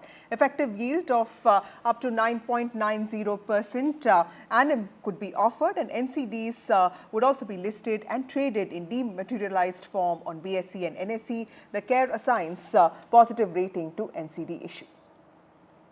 One of the core responsibilities is that across the product set, within the Indian capital markets, public debt outside of government and financial institutions is very limited. And if you look at any mature developed market in the world, that is not the case. So as a large corporate, it becomes incumbent on us to play a level of developmental role. We understand there is some cost to it. In the longer term, that cost gets mitigated because it creates a new access to a type of capital that today is not there. The 2024 Hurun India Rich List has seen India's billionaire count across the triple century. And well, who is on this list? Well, from entertainment to corporate to quick commerce, the list includes Shah Rukh Khan, Shiv Nadar, Gautam Adani, Radha Vembu, Anand Chandrasekharan, and the young billionaires being Kaivalya Vora, Harshil Mathur, and also Shashank Kumar.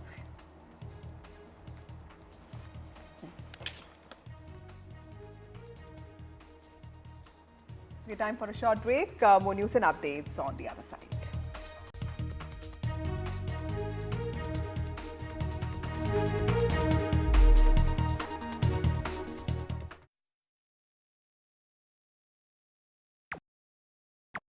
Hi, I'm Shreya Saran.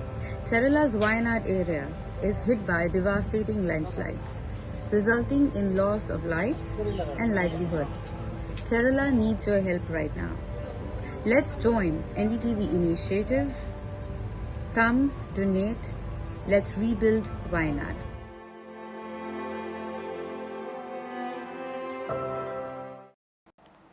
Meanwhile, US Democratic presidential candidate Kamala Harris and her running mate Tim Walz took their campaign to Georgia. The state, which actually Democrats narrowly secured in 2020, could be pivotal in this year's election, but their visit focused on energizing young voters. They hit the road in southern Georgia, focusing their efforts on areas with significant black populations. The campaign has recently expanded its presence in this region, adding staff and also opening new field offices. But Liberty County, with a population of approximately 65,000 and around 40% black, played a key role in the 2020 election, having cast a strong majority of votes for Joe Biden.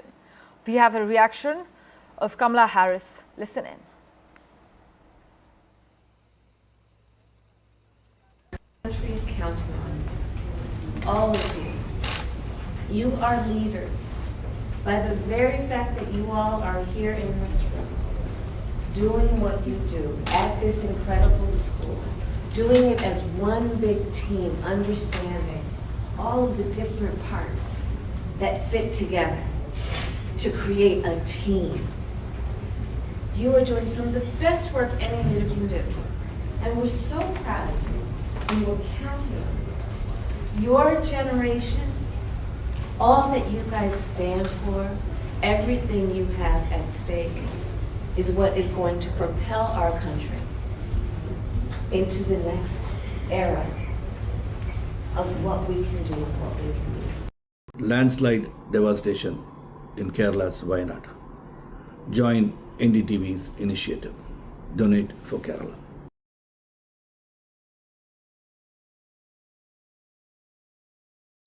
Stay informed and entertained with the new and updated NDTV News app. You can watch all our channels live, listen to podcasts, read breaking and exclusive news from around the world and more. Download the NDTV app today and get access to the best journalism and storytelling on your smartphone or tablet. The NDTV app. News that matters to you. This week on India Ascends. Poll-bound Sri Lanka and volatile Bangladesh witnessing India versus China power play. Will the trouble in Balochistan topple the cozy China-Pakistan relationship? Is the pro-China Moizu government in Maldives in trouble? The French flip-flop over the next Prime Minister continues. All this and more only on India Ascends with me, Gauri Dwivedi, at these timings on the NDTV network. Hi, I'm Shreya Saran.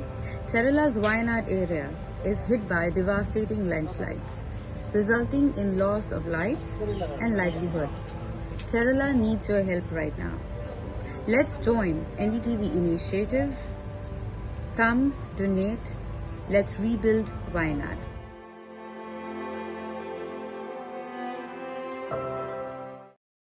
Meanwhile, senior officials from the United States and China have been having some serious talks about stabilizing their relationship. They're working on setting up a call between President Biden and China's top leader Xi Jinping.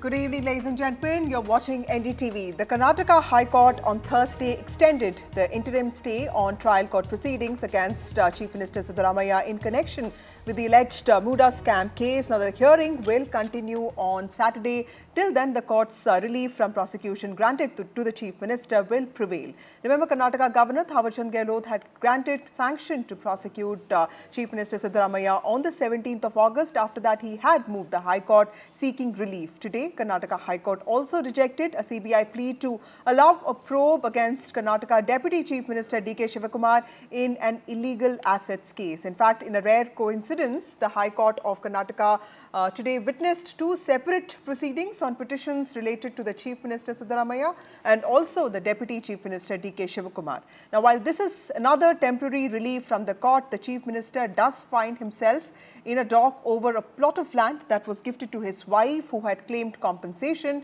But there are also documents that allegedly show processes were not followed. There are also, these are some prime land plots in Mysuru that we are talking about. BJP is saying that this is brazen corruption by the head of the state, while the Congress has called this an assault on the party's guarantees, its model of welfare, and also its OBC chief minister. So what is the scale of the crisis that the Congress in Karnataka is facing? Will this temporary relief by the courts for the Congress leaders bring down the heat that they are facing? Will it be possible for the party to emerge from this, focus on governance and its guarantees in the state of Karnataka? Remember, it's a big state, politically and economically very significant. Or will this episode make the party stronger? And what exactly is the game plan of the BJP? We'll try and understand all of that tonight. But first, let's look at some reactions on this episode. See, I'm very happy Karnataka government and the people of Karnataka's victory. CBI was, permission was been withdrawn by the government and given to Lokayukta. Karnataka government has not withdrawn the case. They have just transferred it to Lokayukta, where there are hundreds of cases. That was a political thing which they are trying to do. Yediyurappa government had given a case to CBI. So the matter has been, no others can intervene. So now Yatnal has approached Supreme Court. Let them go. For them also there is a law, for us also there is a law. Okay, joining me now is Mohan Vishwa, spokesperson of the BJP. We also have B.S. Arun, who's a senior journalist, former deputy editor of the Deccan Herald in Bengaluru. We'll also be joined by the Congress spokesperson shortly. But thank you, both of you, for joining me on this broadcast. To you, Mr. Arun, first. Sir, there have been allegations of corruptions against BJP in the past. Now, Congress, of course, faces some very serious charges, because if you look at the sequence of Muda, and today I was trying to understand the entire sequence, there are some very serious charges as to how was a land acquired without proper processes put in place from an SE person. How did it get denotified? And then, this whole process, these whole allegations that happened with signatures. Clearly, there seems to be something amiss with this scheme that also basically, this 50-50 scheme to continue despite multiple objections from the body itself. How do you think this is going to impact the Congress party and the reputation of Siddaramaiah as somebody who's seen as, completely non-corrupt? Yeah, Vasudha, you know that over the last many years, Siddaramaiah was known for, almost a spotless public life. He had not indulged or involved in any corrupt activities, or there were no cases against him in the court or any FIR filed. But this time, there is a serious case that has hit not just him, but the Congress party and the state government. And it's a serious case. But of course, the court battle is going on, and the court is expected perhaps to come out with a judgment next week. There will be arguments on Saturday and on Monday, and thereafter possibly there will be a judgment during the course of next week. But what has happened so far is that Congress has been badly hit. Siddaramaiah is shaken and rattled by this allegation of the land scam. Of course, he claims that he is not involved. There is nothing to show that his involvement in this scam.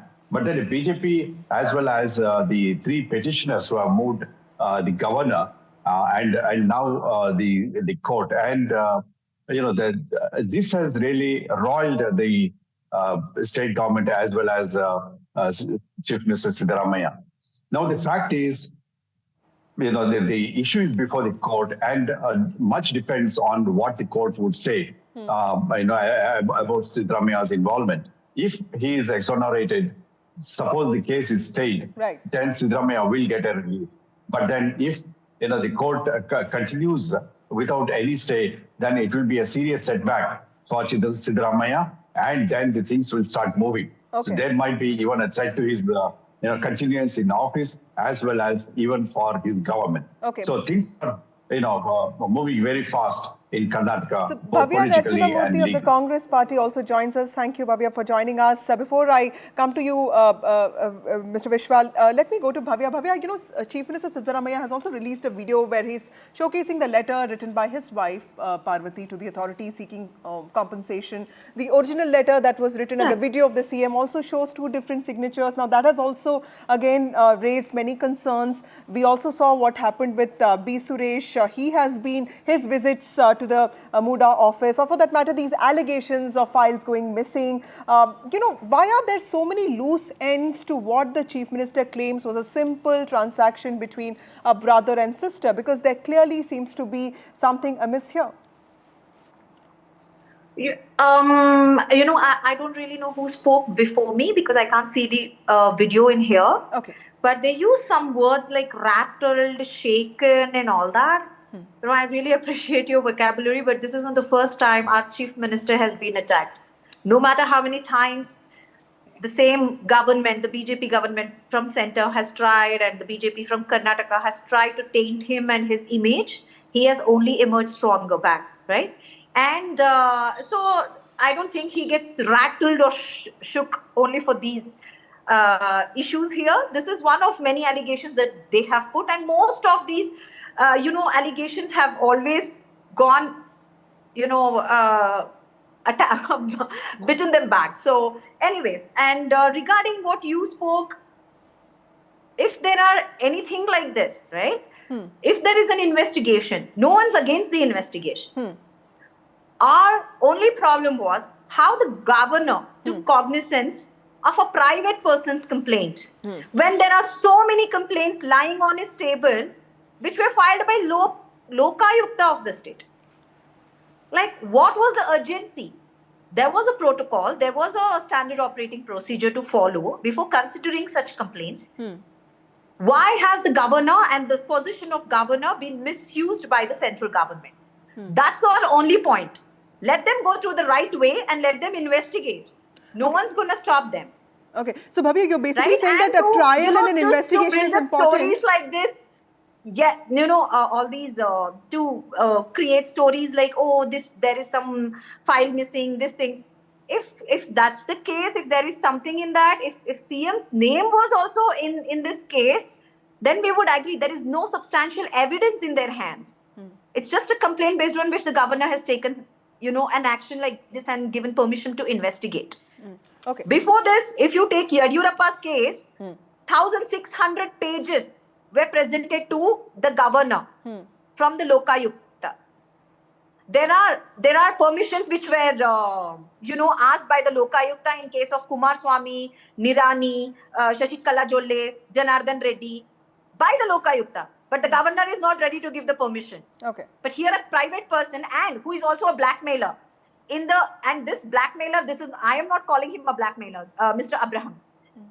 Santosh Hegde, the previous Lokayukta chief, he calls him a blackmailer. Okay. And the governor trusts a blackmailer more than the Lokayukta. Okay. Mohan Mishra, she's making some very critical points here. The governor acting on the complaint of a private complainant, and also the fact that, Siddaramaiah was not really the chief minister then, and so what are the kind of official duties was he performing? That is also one criticism that is being pointed out. But if you look at the merits of the case, there are so many there's so many loopholes which also in some ways make this matter sort of ripe for investigation. So why wouldn't your party push for investigation? Why is there so much talk about just prosecution?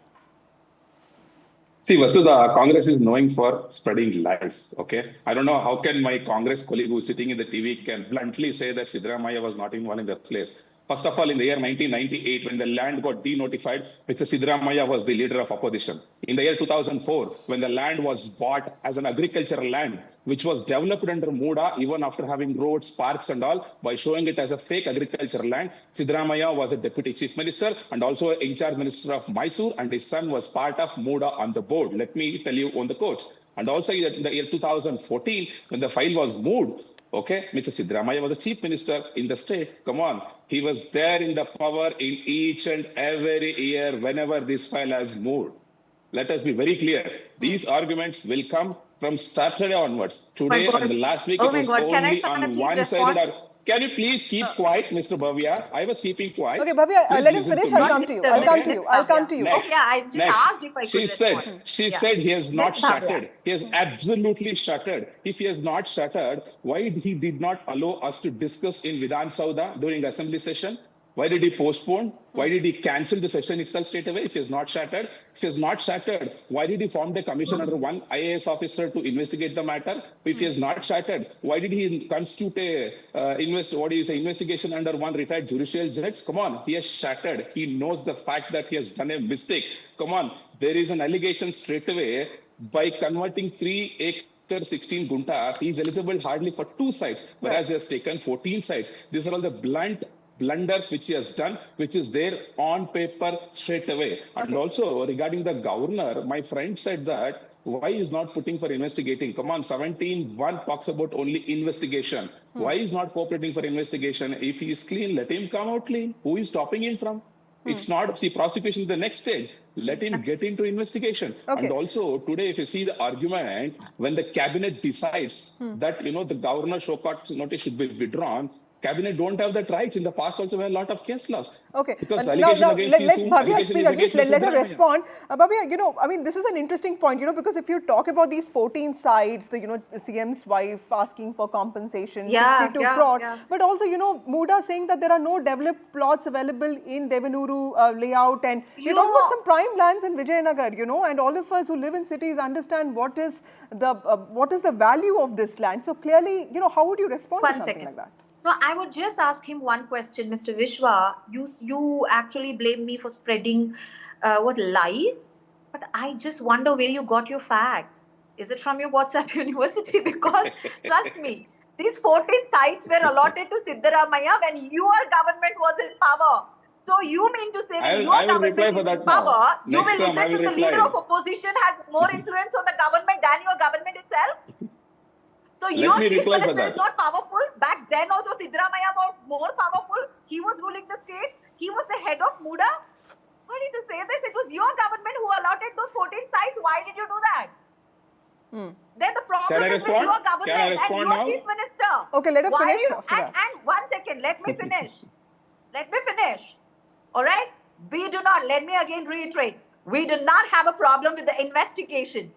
Our problem is the governor's position across India in so many states, only where the BJP is in opposition, being misused. That is our problem. And we are not going to let that happen in Karnataka. We are not letting this governor's position being misused by the central government. You have misused him enough. But Bhavya, I'm sorry to say this, our governor has a history of doing such things. Okay, but Bhavya, is there an acceptance? Central government. Is there an acceptance within the party that there is something amiss and there needs to be some investigation into this? Because clearly, is there some acceptance within the party? The governor, of course, is a different issue, and a lot of us agree that there's been overreach in many states. But when it comes to Muda, when it comes to the fact that Muda is questionable land exchange, it's been going on for several years with several people across party lines being beneficiaries of this. Is there an acceptance within the Congress party that there was something wrong in this entire case? Because the entire sequence seems to be quite problematic. The High Command, the whole cabinet, everyone is supporting Siddaramaiah. We know this is a conspiracy against him. The whole party stands with Mr. Siddaramaiah today, our chief minister. The High Command itself. So where's the whole question of party acceptance or anything at all? And not just from the party. The Ahinda community, which is minorities, other backward classes and the Dalits, they had a huge protest against the, this conspiracy and against the governor being a stooge of central government, trying to defame the sitting chief minister, Mr. Siddaramaiah. Okay. So, So that's it's not just yes. our party who is with Siddaramaiah. The people of Karnataka are with Siddaramaiah today. Mohan Mishra, Siddaramaiah comes from the OBC community. He, in some ways, has created history. He's not a Lingayat, he's not a Vakaliga. In some ways, he represents, in some ways, it's a very different, it in some ways has defeated your emphasis on Lingayat politics or Vakaliga, tie-up. So, in some ways, politically, is this case going to also, in some ways, very interestingly, alter the prospects of the BJP looking at the OBC or SC/ST votes? Because Kharge ji is also SC, then OBC, you have Siddaramaiah. How do you see this playing out politically, and do you think that will also overshadow the merits of this case? See, Vasudha, before answering your question, I just want to answer my friend's question. She has not answered for the 98 incident. She has not answered for the 2004 incident. She has not answered for the 2010 incident. She has not answered the 2014 incident. She came to 2023. The site allotment. The question is about 14 sites, right? Please Which was allotted during your government. Listen. You have raised the question. Please listen, okay? 2023, so October month. Yes, the site was allotted when we were in power. She don't have the fact that the next month itself, there was a letter from DC of Mysore to Mr. Bommai, who was BJP's chief minister from our party, stating the irregularities in the Muda. Immediately, the committee has been formed. The investigation started. When the investigation ended, unfortunately, we lost the election. Mr. Siddaramaiah was in power. He is having a report in front of him given by the commission found by us. Irregularities are there. She can't come out and say that, oh, the sites are not in BJP. Okay. Come on. Let me go to B.S. Arun first. He's been waiting. Mr. Arun has been waiting for a long time. Your own Bommai was the chief minister. Okay, Bhavya, I'm coming to you next. Let me also take in the view of Mr. Arun. He's been waiting for a long time. Mr. Arun, every time Siddaramaiah, or for that matter, Congress comes to power with JDS or by itself, we've seen this, 2.5 years and then 2.5 years. Now that this was supposed to be the honeymoon period of the Congress government, they've come to power. It was a landslide victory. They were supposed to focus on governance. How do you see this impacting the focus on governance or politics of the Congress party in Karnataka? Do you see somewhere a change in the CM position? Because that was also something that was in the works for a long time. Well, Vasudha, 2013 to 2018, Congress ran a very good government in Karnataka. There were hardly any questions raised on the efficiency of the chief minister, on the efficiency of the cabinet, things like that. It was a fairly good government. But then in this new government of Congress, in just about a year, Congress has been hurtling from one controversy to another, one crisis to another. There's also the question mark over, the change of guard at the chief minister's level once these 2.5 years are completed, whether Mr. Shiv Kumar will take over from Siddaramaiah, or what will happen to Mr. Siddaramaiah himself in case this case goes against him. So there are many questions that need to be answered. Already the government has been hit with these issues, whether they are scams or scandals, that I don't want to go into. But then the issues like the giving away of land at cheap rates to the Jindal factory, right. Then the Valmiki corporation issue, where the government itself has accepted that there is a scandal, and now the Muda issue, things like this, and then the Kharge trust for which land has been given. So these are the things that have come to haunt the Congress party within 1 year of its rule in Karnataka. Right. So the question needs to be asked for Congress about all these issues, which I think there are not many answers. Okay. So that's why. Let me ask this to Bhavya. Bhavya, finally, we are out of all the technicalities of Muda, which have been really confusing. Let me ask you a political question, because when the Congress party came to power in 2023, it was a landslide victory. It was huge, and it was expected that the Congress party will be a change maker of sorts. Bengaluru will change. There will be a new brand Bengaluru that will be put in place. Infrastructure problems and urbanization problems will be dealt with. But what we see every month is one new controversy controversy or the other. Do you think somewhere the Congress party or the Congress state government has been focusing too much on guarantees for that matter, or even for that matter a little less on governance, and these controversies have in some ways overshadowed or limited the kind of work that you could have done? You know, whether it is the opposition or even the media, I don't know why everyone obsesses over the guarantees. Those were our 5 very important promises, which we have fulfilled within 11 months after we took over the government, right? And it was a big deal. It was huge. So huge that even Narendra Modi copied, Modi ki guarantee from our guarantees. Someone who came to Karnataka and campaigned against these guarantees took the name, and he wants to start on the same lines, Karnataka model of government. So that is our priority, yes. But that doesn't mean we have deviated from the good governance. Yes. And the difference I would like to tell you, during BJP, there were more than 21, 23 scams. But now, there was a scam called Valmiki. I'm sure you know about it. Yep. Yes, our chief minister has accepted that there is a problem there, and we are going to make sure, whoever is involved in this will be punished. And there was an SIT set up as fast as possible, and most of the some 9 or 10 officers were arrested, whoever was there, and the investigation is on. Right. We are not like BJP government, which literally denied PSI, whether it is PSI scam. Until the evidence was produced in front of the minister, he literally denied the scam inside the assembly. We didn't do that. That's the reason, this is happening. Yes, there was a scam. Sadly, our system is, completely, what do we call? It's like haunted by these scams, and it's very wrong. But we will make sure that, the good governance, and coming to urban problems that you're talking about, and the good governance, brand Bengaluru. If you see our Deputy Chief Minister, Mr.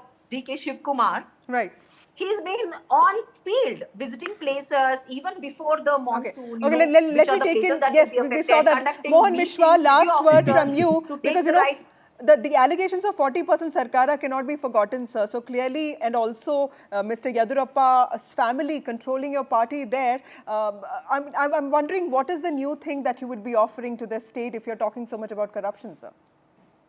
See, Vasudha, who is stopping Congress from making investigation? They said there is a 40% commission. Where is the investigation? Who has been arrested? Where is the 40% money? And also there was a scam called Bitcoin scam. That's what they created. That way, every day Mr. Venkataramana used to come out and do press conference. What happened to the Bitcoin the same scam? Private people, the same activists that you are basically, celebrating now. These were the activists who came out and spoke against, corruption charges even during Bommai's government, right?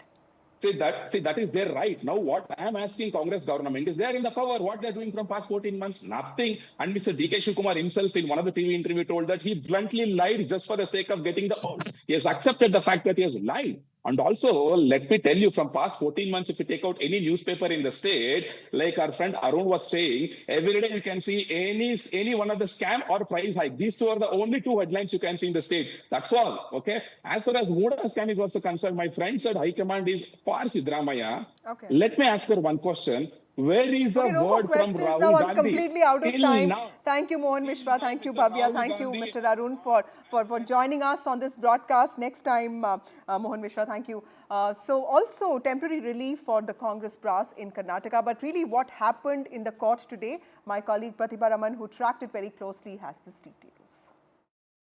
It was indeed a needed coincidence, because all roads of the 2 top Karnataka Congress leaders led to the Karnataka High Court today.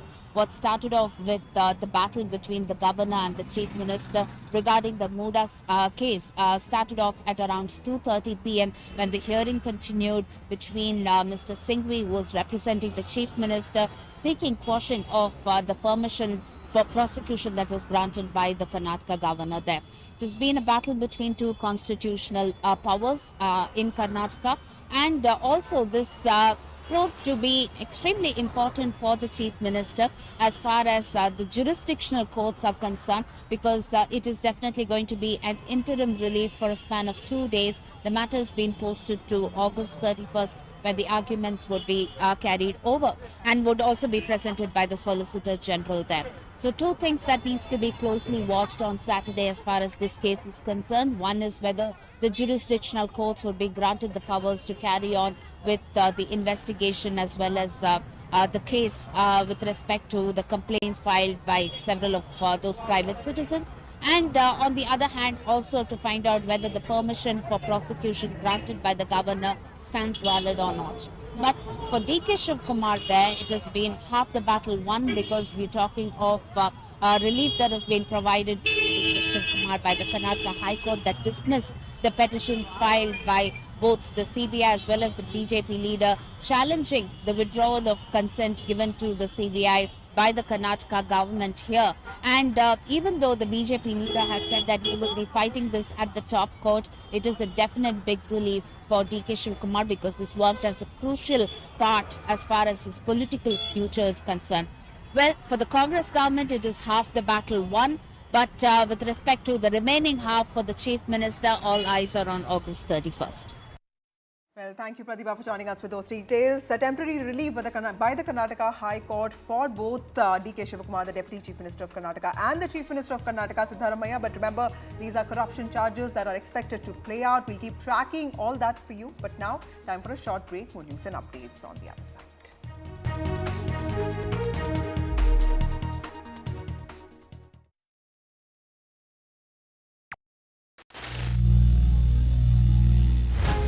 Some people say the metaverse will only be virtual.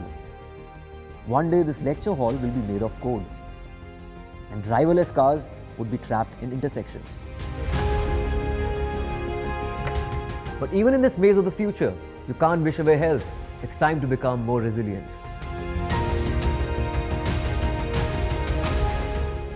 "10 years of Banega Swasth India, we have grown and achieved so many milestones.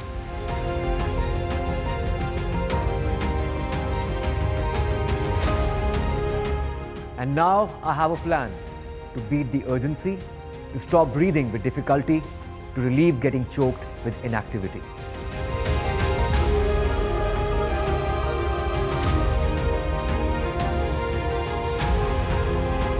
Energize our government, our environment, our society, and ourselves. Everyone, everywhere, every day.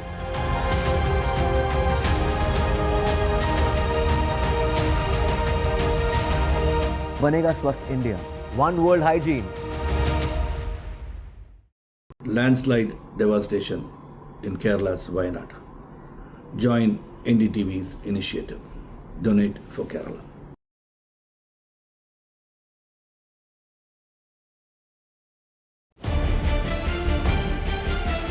This week on India Ascends. Pole-bound Sri Lanka and volatile Bangladesh witnessing India versus China power play. Will the trouble in Balochistan topple the cozy China-Pakistan relationship? Is the pro-China Moizu government in Maldives in trouble? The French flip-flop over the next Prime Minister continues. All this and more only on India Ascends with me, Gauri Dwivedi, at these timings on the NDTV network. Stay informed and entertained with the new and updated NDTV News app. You can watch all our channels live, listen to podcasts, read breaking and exclusive news from around the world and more.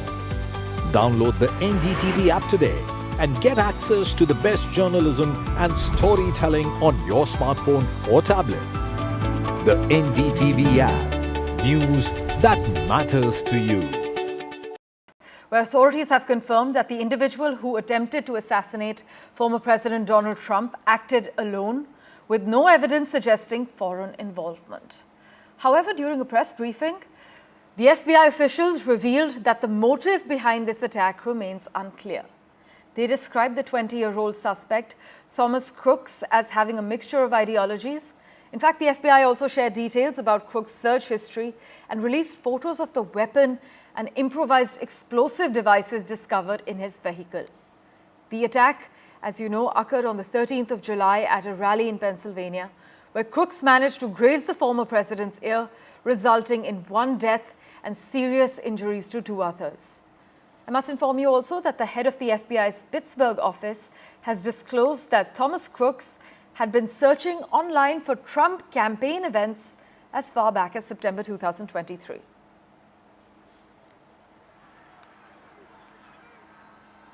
With that, let's turn our attention now to France.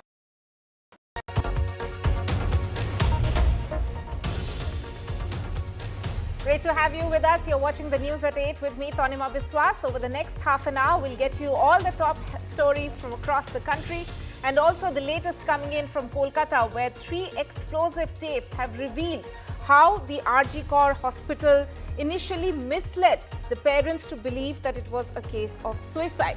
We'll get you all the details and play out those tapes. But first, let's take a look at the top headlines.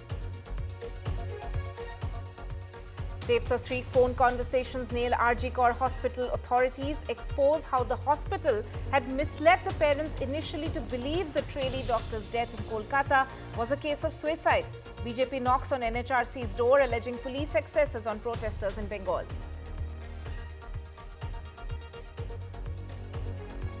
Big relief for Karnataka Deputy Chief Minister DK Shivakumar. Karnataka High Court dismisses CBI plea to continue probe in the disproportionate assets case against him. This as the state had withdrawn permission from the central agency to operate in the state. Kerala government faces the heat from the opposition over the damning Hema Committee report and Mollywood Me Too storm. Congress BJP protest demanding accused CPIM MLA's resignation. Accused MLA gets interim protection from arrest till September 3rd. BJP Central Election Committee to hold its meeting with an eye on Haryana and J&K polls.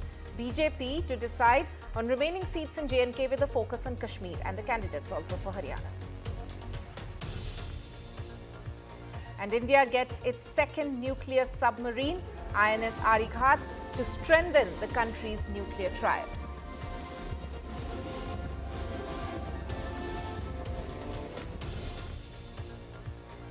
And it was a day of legal relief for the 2 top government faces in Karnataka. High Court dismissed the CBI's petition seeking to continue their probe in disproportionate assets case against DK Shivakumar, the Karnataka Deputy Chief Minister. The High Court has also stayed prosecution against Karnataka Chief Minister Siddaramaiah in the Muda scam till further orders. Take a look at this report. The clock was ticking for both the Congress leaders of Karnataka, CM Siddaramaiah and DCM DK Shivakumar.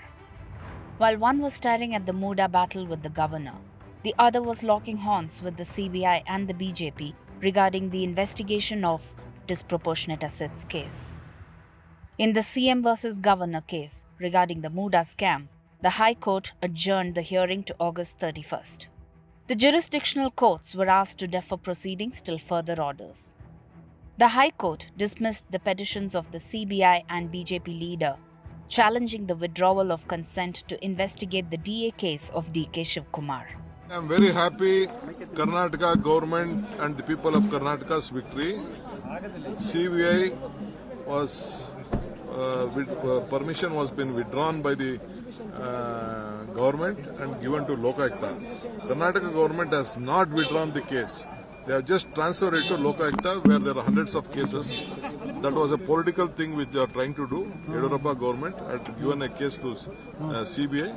So the matter has been, no others can intervene. So now Yatnal has approached Supreme Court. Let they go. For them also there is a law, for us also there is a law. The BJP has decided to knock on the doors of the Supreme Court. While the road hasn't been easy for the Karnataka Congress government in the recent past, the party has managed to cross the halfway mark as far as the legal battle for the DCM is concerned and is hoping to cross the other half for the Chief Minister as well. Until then, it is going to be a wait-and-watch game. With camera person Govind, Pratibha Raman in Bengaluru for NDTV. On to another one of our top stories. And parents of the RG Kar hospital rape and murder victim had been alleging from day one that the hospital had initially misled them and mishandled the case. Now, there are tapes which have come out in the public domain. They have gone viral, in fact, showing how the hospital had initially told the parents it was a case of suicide, hinting at a larger cover-up. মেয়েকে আমরা এমার্জেন্সিতে নিয়ে এসেছি, আপনারা আসুন, এসে যোগাযোগ করুন। কি হয়েছিল কি? ও তো ডিউটিতে ছিল। Proof of the cover-up attempt by Arjikar Hospital. These viral phone conversations between the deceased parents and the Arjikar officials demonstrate how the parents were misled about their daughter's death. শুনুন, আপনাকে তখন বারবার বলছিলাম, ব্যাপারটা হচ্ছে যে আপনার মেয়ে উনি সুসাইড করেছেন হয়তো, বা কিছু মারা গেছেন। পুলিশ রয়েছে, আমরা হসপিটালে সবার সামনেই রয়েছি, ফোন করছি, আপনারা যত তাড়াতাড়ি পারবেন চলে আসুন। The tapes have once again brought in the forefront the mishandling of the case, which has resulted in national outrage, not just about women's safety, but also about safety of medical professionals. Department ব্যাপারটাকে চাপা দেওয়ার চেষ্টা করছে প্রথম থেকেই তো আমাদের suicide বলে চাওয়া হতো, সুইসাইড হয়েও যেত যদি স্টুডেন্টরা আজকে ঝাঁপিয়ে না পড়তো। But from the doctors' protest, it has now become a political street fight, with the BJP vowing to hold daily protests for a week against the Bengal government, demanding Bengal Chief Minister's resignation. A delegation from the BJP met the acting chairperson of the NHRC, raising concerns about police action on protesters during the Nabanna Abhiyan rally. जो घोटाला किया है, जो हत्या किया है, जो rape किया है, उसको अरेस्ट होना चाहिए। और पुलिस का उसमें ध्यान नहीं दे रहा, पुलिस जो प्रोटेस्ट कर उसका ध्यान दे रहा है, तो पुलिस का खिलाफ भी करना चाहिए। हम लोग तो विरोध करेंगे ममता बनर्जी के खिलाफ तो विरोध करेंगे। हम लोग विरोधी पक्ष है पश्चिम बंगाल में, तो हम लोग करेंगे। As the CBI investigation continues into the rape and murder case of the young doctor in Kolkata, amid the backdrop of politically charged protests, a verbal battle between the BJP and the Trinamool Congress, and violence on the streets of Bengal. What one must not forget is the main cause of this movement, the demand for justice. What remains to be seen is what will finally come out of the investigation. With camera persons Vivek Matpal, GD Shankar and Mukesh Singh Sengar, this is Tanushka Datta for NDTV. Latest now in the Mollywood Me Too allegations, and police cases have started piling up in connection to those complaints. The SIT in fact has started registering multiple FIRs. The Kerala government also faced opposition heat today as both the Congress as well as the BJP protested, demanding the resignation of accused CPIM MLA Mukesh. Let me go across to my colleague Ishika, who's now joining us live on the story. Ishika, you have of course been covering all aspects of this case, right from talking to the survivors as well as following up on investigations. But now we see a third front in a way opening up, which had of course been there right from the beginning, but then now this has led to anger spilling out on the streets in a way, with the opposition gunning for the Kerala government.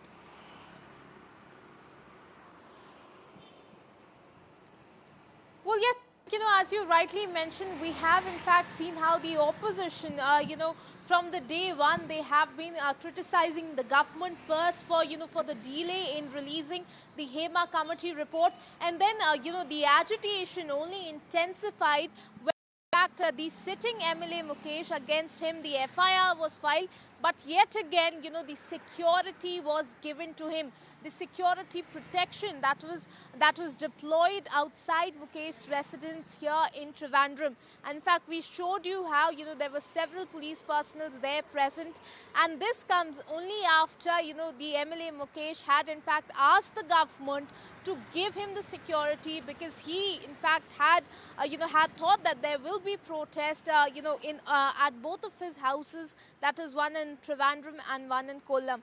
But we saw that the opposition says now that they demand the resignation of MLA Mukesh and also an action from the Kerala government on him. And if that doesn't happen, then they are certainly going to continue to hold protests on the streets of Kerala. Today, in fact, we saw how the Congress, that is the Mahila Congress, in fact held protests right outside his residence demanding his resignation, while on the other hand, BJP's Yuva Morcha in fact protested outside the Chief Minister's residence, and very dramatic visuals that came with the water cannons being used. But now the opposition says that till and unless MLA Mukesh resigns himself and the Kerala government takes action on him, the political, the war of words. Apart from that, the political drama on the streets of Kerala is going to intensify, because what they say is that they are standing with the cause, and this is the need of the hour for the LDF government to not remain mum but to take action. Over to you. Right, of course, the Kerala government under scrutiny, not just in terms of the kind of stories which have emerged in the Hema Committee report,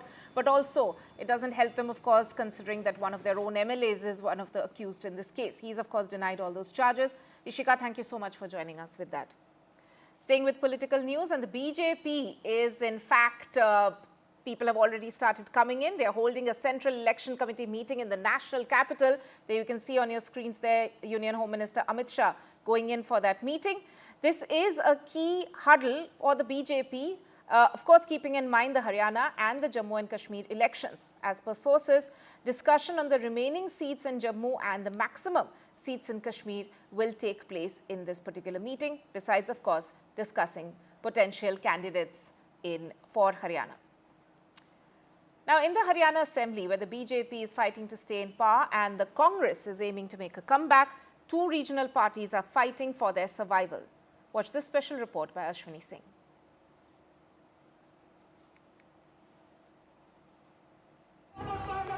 Always been a force in Haryana politics. But now, close on the heels of another election in Haryana, the future of the clan looks bleak. Abhay Chautala-led INLD got just 1.7% votes in the 2024 Lok Sabha polls and failed to open an account in terms of seats. The party had won just one seat in 2019 and saw a split in 2018 as the JJP emerged out of it. It must be mentioned that the INLD chief, Om Prakash Chautala, has been the state chief minister for 4 terms, and the party in heydays had won 47 seats in the 2000 elections. देखो, लोकतंत्र में कोई भी party कभी खत्म नहीं होती, कोई सिकुड़ती नहीं है, जनता पैदा करती है। ये जनता ने डिसाइड करना है कौन सी पार्टी सिकुड़ चुकी है कि नहीं सिकुड़ चुकी। अब इनेलो बसपा का गठबंधन, जिसमें और भी छोटे छोटे दल आएंगे, वो हरियाणा में सरकार बनाएगा। Devi Lal's political legacy is divided into two camps. On the one side is grandson Abhay Chautala's Indian National Lok Dal, or the INLD, and on the other is the great-grandson Dushyant Chautala's Jananayak Janata Party, or the JJP. Dushyant formed this party in 2018. After 2019 elections, he emerged as kingmaker with 10 seats and became deputy chief minister in the BJP-led government. But he is now facing desertions, with MLAs jumping ship. In 2024 Lok Sabha, JJP did not even get 1% vote. Of the 10 JJP MLAs who won in 2019, 5 have left the party after the split with the BJP. Dushyant quit the BJP-led government just before the Lok Sabha polls. He thought that the Jat vote would rally behind him after splitting with the BJP. Now he's joined hands with Dalit leader Chandrasekhar Azad, hoping to forge a Jat-Dalit alliance. Dushyant Chautala जी हमारे पास एक ऐसा चेहरा है और young blood है, 36 साल की उनकी उम्र है, और जहां तक हमारी नई पार्टी 2018 में उन्होंने बनाई थी, तो कुछ लोग आते भी हैं, कुछ लोग जाते भी हैं। अभी हमारा गठबंधन जो एएसपी से हुआ है और हमारे चंद्रशेखर जी भी यंग हैं, तो दोनों युवा नेता मिलकर के किसान और कमेरे की लड़ाई लड़ने वाले हैं, और आने वाले वक्त में आप देखेंगे कि हरियाणा में हमारी दोनों पार्टियों की मिलजुल कर एक सरकार बनेगी। It is a question of survival for legatee of Tau Devi Lal in Haryana. Will the upcoming election will provide a new lease of life to INLD and GJP, or further it will weaken their standing in state politics? Both parties have faced crushing defeat in last Lok Sabha election, and likely BJP versus Congress bipolar contest will further decrease their chances in state politics. Ashwini Kumar Singh for NDTV. Shifting focus down south, and Telangana Chief Minister Resign Reddy has said that the demolition drive to remove encroachments on water bodies in Hyderabad is non-partisan. While there have been questions raised about whether the government is targeting opposition parties, the Telangana government has clarified that they have issued notices to their own party members, senior Congress leaders, as well as the Chief Minister's own brother.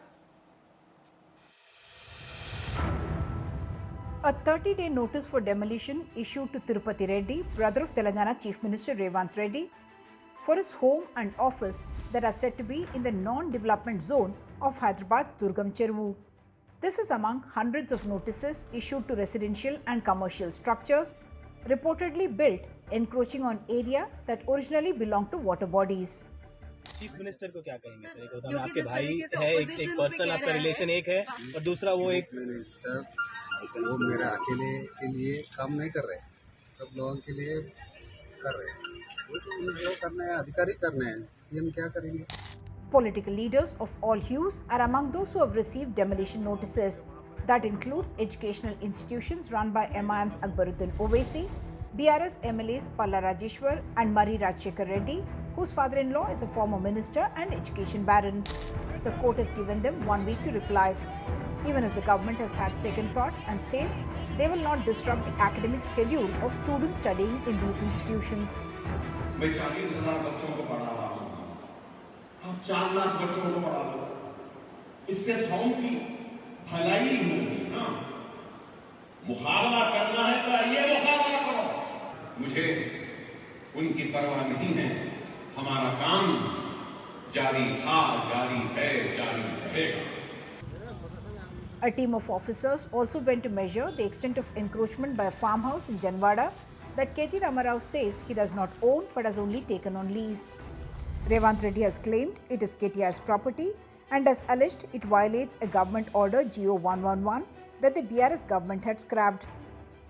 The notice to Revant Reddy's brother comes at a time when the Telangana Chief Minister has dramatically declared that he is not going to cow down to any pressure from either friends, family, party colleagues, opposition leaders or even influential business leaders. He says the demolition drive is non-partisan and he wants to save the water bodies of Hyderabad for future generations. In Hyderabad, Uma Sudhir, NDTV. Shifting focus to Maharashtra, and politics over Shivaji statue has now escalated, with the Ajit Pawar faction taking part in a silent protest over what they term as an insult to Shivaji Maharaj. This, of course, following that statue collapse in Sindhudurg. The fact that an alliance partner is protesting against its own government, that too with state polls around the corner, is raising eyebrows. Here's what played out through the day today. The row over Shivaji statue collapse taking a surprising turn, with Ajit Pawar faction leaders protesting against their own government. This just days after this 35-foot statue of the Marathi icon collapsed at Sindhudurg. In his first reaction, Maharashtra Chief Minister Eknath Shinde maintained the statue fell because of very strong winds. हर एक महाराष्ट्र के या भारत के नागरिक के मन को वेदना देने वाली घटना है। इस घटना का हम निषेध करते हैं। यहाँ पॉलिटिकल पार्टी करके नहीं, लेकिन सबसे पहले हम एक नागरिक हैं। In fact, Ajit Pawar had also apologized for the statue's collapse at a rally in Latur, promising to hold silent protests across the state over the incident. There has been a lot of questions raised about the Shivaji statue collapse. A clear case of bad optics in an election year is also turning into alliance trouble for the Mahayuti. Meanwhile, the opposition has found this as a topical point to target the state government. उनको पता है कि महाराष्ट्र की जनता बहुत आहत हुई है और उसकी चोट चुनाव में महायुति के नेताओं को सहन करनी पड़ेगी। अब उससे बचने के लिए कुछ लोग अपनी माफी मांग रहे हैं, कुछ लोग आंदोलन कर रहे हैं, मूक आंदोलन कर रहे हैं। किसके खिलाफ कर रहे हैं आंदोलन? हमारी मांग है कि किसी न किसी को नैतिक जिम्मेदारी स्वीकार करनी पड़ेगी। Ajit Pawar is synonymous with fronting the unexpected in Maharashtra politics. From regretting fielding his wife from the Baramati seat against his cousin Supriya Sule, Sharad Pawar's daughter, to now a silent protest over the Shivaji statue collapse. Ajit Pawar plays his clan's Maratha card tactfully. And all this just months ahead of the state elections has once again raised eyebrows. Radhika Ramaswamy in Mumbai, Bureau Report, NDTV. Now, the Delhi High Court has refused to provide any relief to former Wrestling Federation of India President Brij Bhushan Sharan Singh. The court has asked Singh's lawyer to submit a short note with all his contentions for quashing the case against him. Singh's petition seeks to contest the continuation of these proceedings, and he faces charges of sexual harassment and outraging the modesty of women, with a number of female wrestlers complaining against him. Now, the incidence of student suicides in India have grown at an alarming annual rate, surpassing the population growth rate and overall suicide trends. Based on the National Crime Records Bureau data, the Student Suicides and Epidemic Sweeping India report was launched on Wednesday. The report pointed out that while the overall suicide numbers increased by 2% annually, student suicide cases surged by 4% despite a likely underreporting of student suicide cases. Now on to a news you can use, and the online portal for passport applications will be shut over the next 5 days for maintenance exercise. No new appointments can be scheduled during this period, and appointments which were booked earlier will be rescheduled. The External Affairs Ministry called it a routine procedure, saying that for rescheduling of appointments, they have always had contingency plans. The maintenance activity for a public sector service like the Passport Seva Kendra is always planned in advance so that no inconvenience is meted out to the public. Now, India has in fact commissioned its second nuclear submarine INS Arighat today in Visakhapatnam. The Arighat submarine will strengthen India's nuclear triad, enhance nuclear deterrence, help in establishing strategic balance and peace in the region, and play a decisive role in the security apparatus. Let me go across to my colleague Vishnu Shom for more on this. Vishnu, explain to us the significance of this. Well, this is one of the most important engineering feats that this country has actually achieved. This is the second in a class of nuclear-powered ballistic missile submarines. It forms the naval nuclear deterrent that India has. This is a submarine designed to fire ballistic missiles with a nuclear warhead. It ensures that our nuclear deterrent against China and Pakistan exists. There are already 3 Indian-built nuclear ballistic missile submarines in the water. 2 of them have been commissioned. The second one was commissioned today, INS Arighat. The sister ship Arihant was commissioned a few years back. In the very little information which the government has shared today, they've said that Arighat, which has been commissioned today, is markedly superior and more advanced and more developed than her predecessor. The next submarine, which should be entering service sometime next year, would be more advanced still. They're armed with ballistic missiles of a range of 750 kilometers. That's for the moment, but they're ultimately going to be armed with a missile which has a range of 3,500 kilometers. That means they'd be able to strike large parts of China if required. Ballistic missile submarines are, in many senses, the last line of defense that nations have. They're also the deterrent on the basis of which another nation, in our case China or Pakistan, will choose not to attack us. This is technology which is not shared. The reactor is built in India. The engineering is Indian. Yes, there have been Russian influences, but the overall integration entirely Indian. The fact that it's out now and commissioned is a huge fillip to the Indian Navy. Vishnu Shom, appreciate you joining us there. Now, the Securities and Exchange Board of India has issued an advisory to investors cautioning them against investing in certain small and medium enterprises listed on the SME segment of stock exchanges. In a statement, SEBI noted that some SME companies, after listing, tend to project an unrealistic picture of their operations through public announcements. These announcements are often followed by corporate actions such as bonus issues, stock splits, and preferential allotments, which can induce investors to purchase these securities. Simultaneously, this also provides an opportunity for promoters to offload their holdings at elevated prices. And let's take a look at this report from Sakshi Bajaj on this.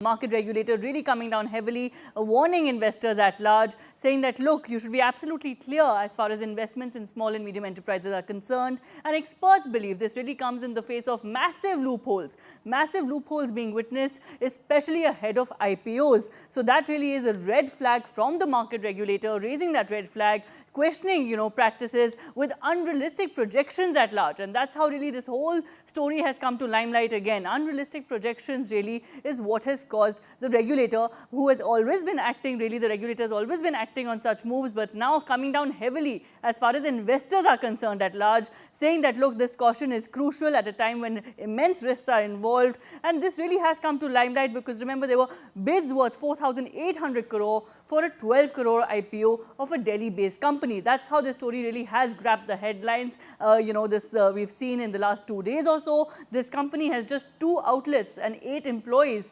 So really, experts and analysts at large trying to decode how is this even happening, loopholes they say of this intensity. So what is this doing? This essentially is then creating a positive sentiment at large, boosting stock prices, and masking underneath all of this, they believe, analysts believe, are several manipulative practices, especially as far as SMEs are concerned altogether. So the regulator really seeking more disclosures, the need of the hour, analysts believe, to enhance transparency in the system, and this really is crucial to really curb this pattern where companies are inflating operations and inflating details, to create a false impression of growth at large. Now, the 2024 Hurun India Rich List has seen India's billionaire count cross the triple century. And well, who's on the list? Well, from entertainment to corporate and quick commerce, the list includes several top names like Shah Rukh Khan, Shiv Nadar, Gautam Adani, Radha Vembu, Anand Chandrasekaran, and the young billionaires being Kaivalya Vora, Harshil Mathur and Shashank Kumar. Now on to a special report. People's disabilities do not define what they can or cannot do, and our Samarth hero, Shekhar Naik, proves this right. As part of the Samarth by Hyundai initiative in partnership with NDTV, this is the inspiring story of Shekhar Naik, the first blind cricketer who was awarded the Padma Vibhushan.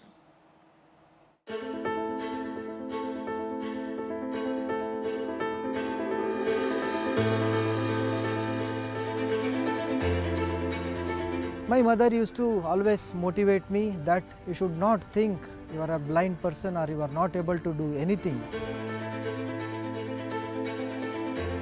My mother joined me in a blind school, so there I started my cricketing game over there.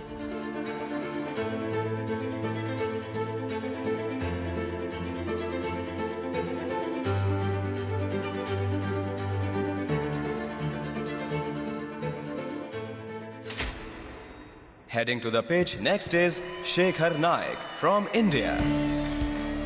After that 2012, we had a first ever T20 World Cup, and there are 9 countries have taken part. Final match India versus Pakistan. We won the final match of the World Cup against Pakistan by 28 runs.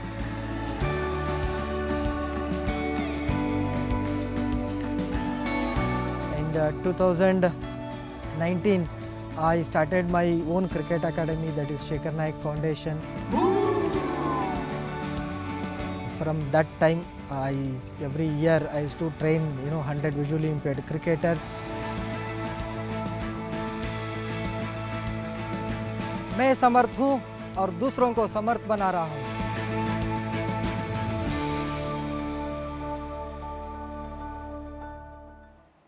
We'll head into a short break at this point. Stay tuned to NDTV.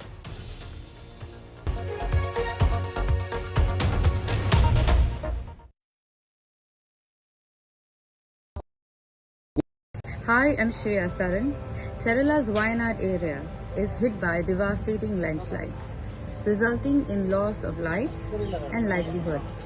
Kerala needs your help right now. Let's join NDTV initiative. Come, donate, let's rebuild Wayanad.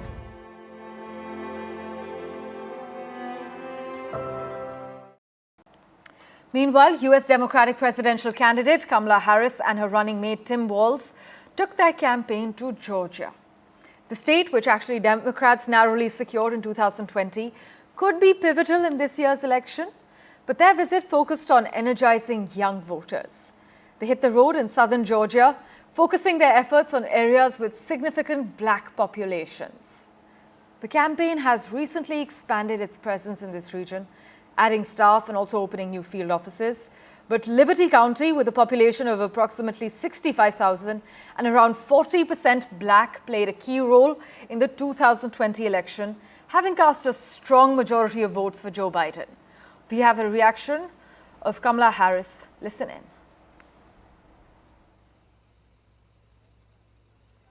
Country is counting on you. All of you. You are leaders. By the very fact that you all are here in this room, doing what you do at this incredible school, doing it as one big team, understanding all of the different parts that fit together to create a team. You are doing some of the best work any leader can do. And we're so proud of you, and we're counting on you.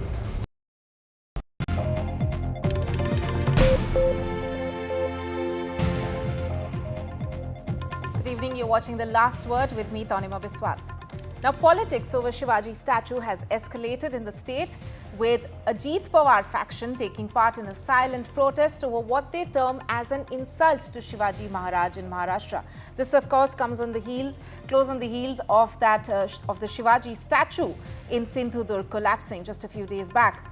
Now, the protests by Ajit Pawar faction are panned out across the state with basic demand that the Maharashtra government, of which the NCP is a part, work round the clock to rebuild the statue.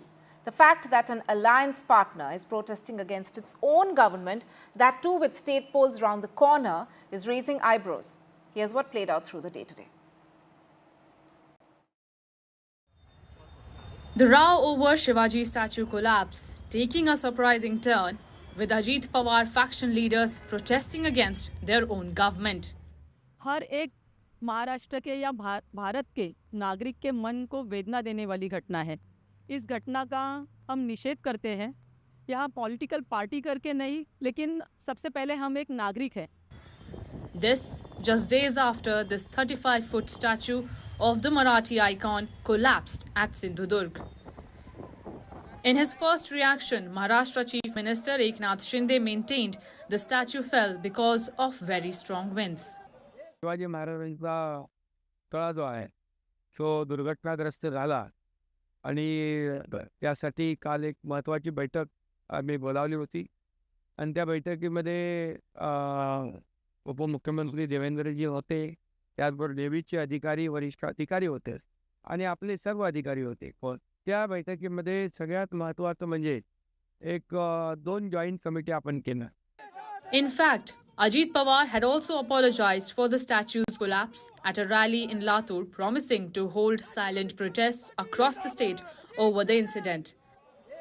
There has been a lot of questions raised about the Shivaji statue collapse.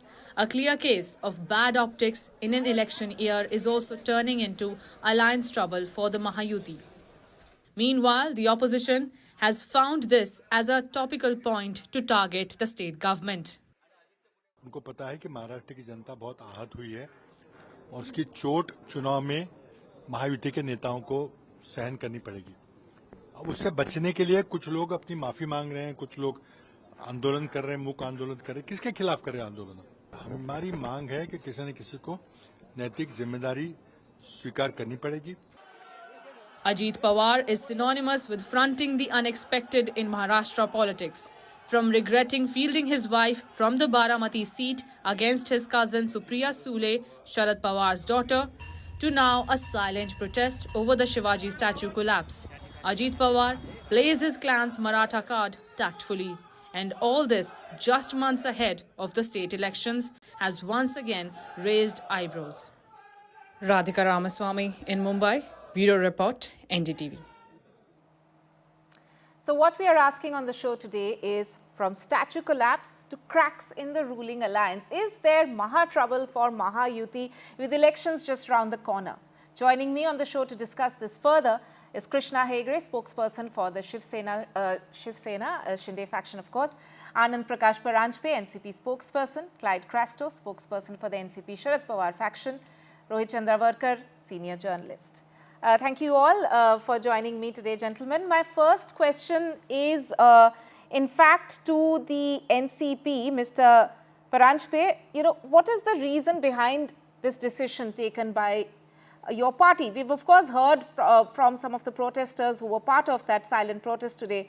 But if you could also tell our viewers once again as to why the NCP is protesting in a way against its own government. We NCP, as a part of this Mahayuti, have a different stance on whatever happened in Sindhudurg, Malwan at Fort Rajkot. Yugapurush Chhatrapati Shivaji Maharaj statue Shinde guy joined, Krishna? Was fallen, and hence we categorically took a stance where our party national president himself apologized to the 13 crore people of Maharashtra for whatever has happened there with the falling of Yugapurush Chhatrapati Shivaji Maharaj statue. Chhatrapati Shivaji Maharaj is an emotional and sentimental issue for the people of Maharashtra. He is the pride of Maharashtra, a symbol of Swabhiman and Gaurav for Maharashtra. And whatever unfortunate thing happened there at Fort Rajkot, NCP took a stance of apologizing to the people of Maharashtra. Right, but then, you know, this is of course something which will be considered bad optics just ahead of the Maharashtra elections. Are you not worried about that? In a coalition government, in a Mahayuti, there are no cracks. NCP as a political party has taken a stance on this particular issue, but I don't think it will affect the Mahayuti in the coming Vidhan Sabha election. I am also hoping to be joined by Mr. Krishna Hegde to actually take the questions forward to him, because it's very important whether they also think the same as their party alliance. But before that, let me bring in Clyde Crasto. You know, while, okay, we will try and get to Clyde Crasto as well, but I believe Krishna Hegde has in fact joined us. Yes. Mr. Hegde, you know, you heard from your party alliance, your alliance partner over there, and they are in fact saying that they are protesting as citizens, that it's very important for them to actually, you know, in a way show the fact that they are upset that such a thing has taken place. But are you not concerned about the fact that this kind of a protest happening just with elections just around the corner is going to send out very mixed signals to the voter? No, I don't think so at all, and I agree with Anand Paranspegi, what he said.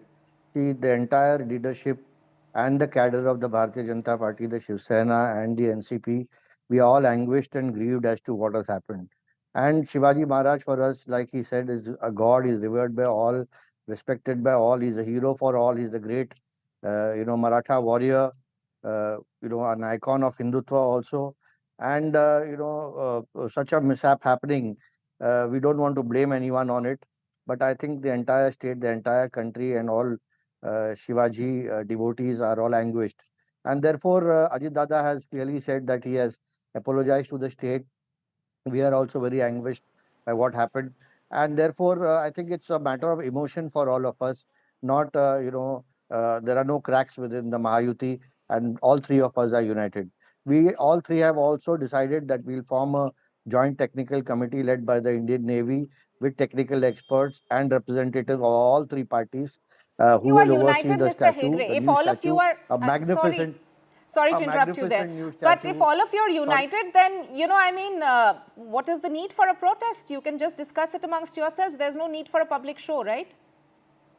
No, it is an emotion more than a public show or a protest. I think it's an emotion, and everyone is, you know, can display their emotions. You know, it's a democratic country, and I think if they are anguished, we are equally or more anguished than them as well. And I think there are no cracks at all, as you have been saying. It's that we formed a technical committee led by everybody, and all representatives of all the three parties will be there, and we will build a more magnificent, you know, more glorious statue for our great leader. Okay, let me bring in the others now into the discussion. Clyde Crasto of the NCP Sharad Pawar faction. Now, while the MVA and the opposition has been targeting Maharashtra government over this issue ever since it's come to the forefront as yet another instance of corruption in the state. Now, how do you see this protest by the Ajit Pawar faction? Do you think it's a distraction tool, or is it a political move by Ajit Pawar once again? Firstly, I'd like to tell you that I keep hearing this Shinde group spokesperson saying that it was a mishap. This is not a mishap. This is a clear case of corruption where they gave a contract to a person who has no experience in building statues and is also known to be a friend of one of their leaders. I mean, this is the reports that we are getting. I mean, I cannot corroborate on that one, but I'm just saying what I heard. But the fact is, you give it to somebody who's inexperienced, you can't call it a mishap. It's an absolute case of corruption, and therefore the whole statue collapsed. I mean, it's an insult to everybody who reveres Chhatrapati Shivaji Maharaj, and it's an insult to him. Therefore, it's an insult to the people of Maharashtra. I could not hear my friend Anand Paranjpe. I mean, happy to see him on air after a long time. I haven't met him since he left us. But the fact of the matter is, it's good to see them protesting. Finally, it looks like the conscience is speaking.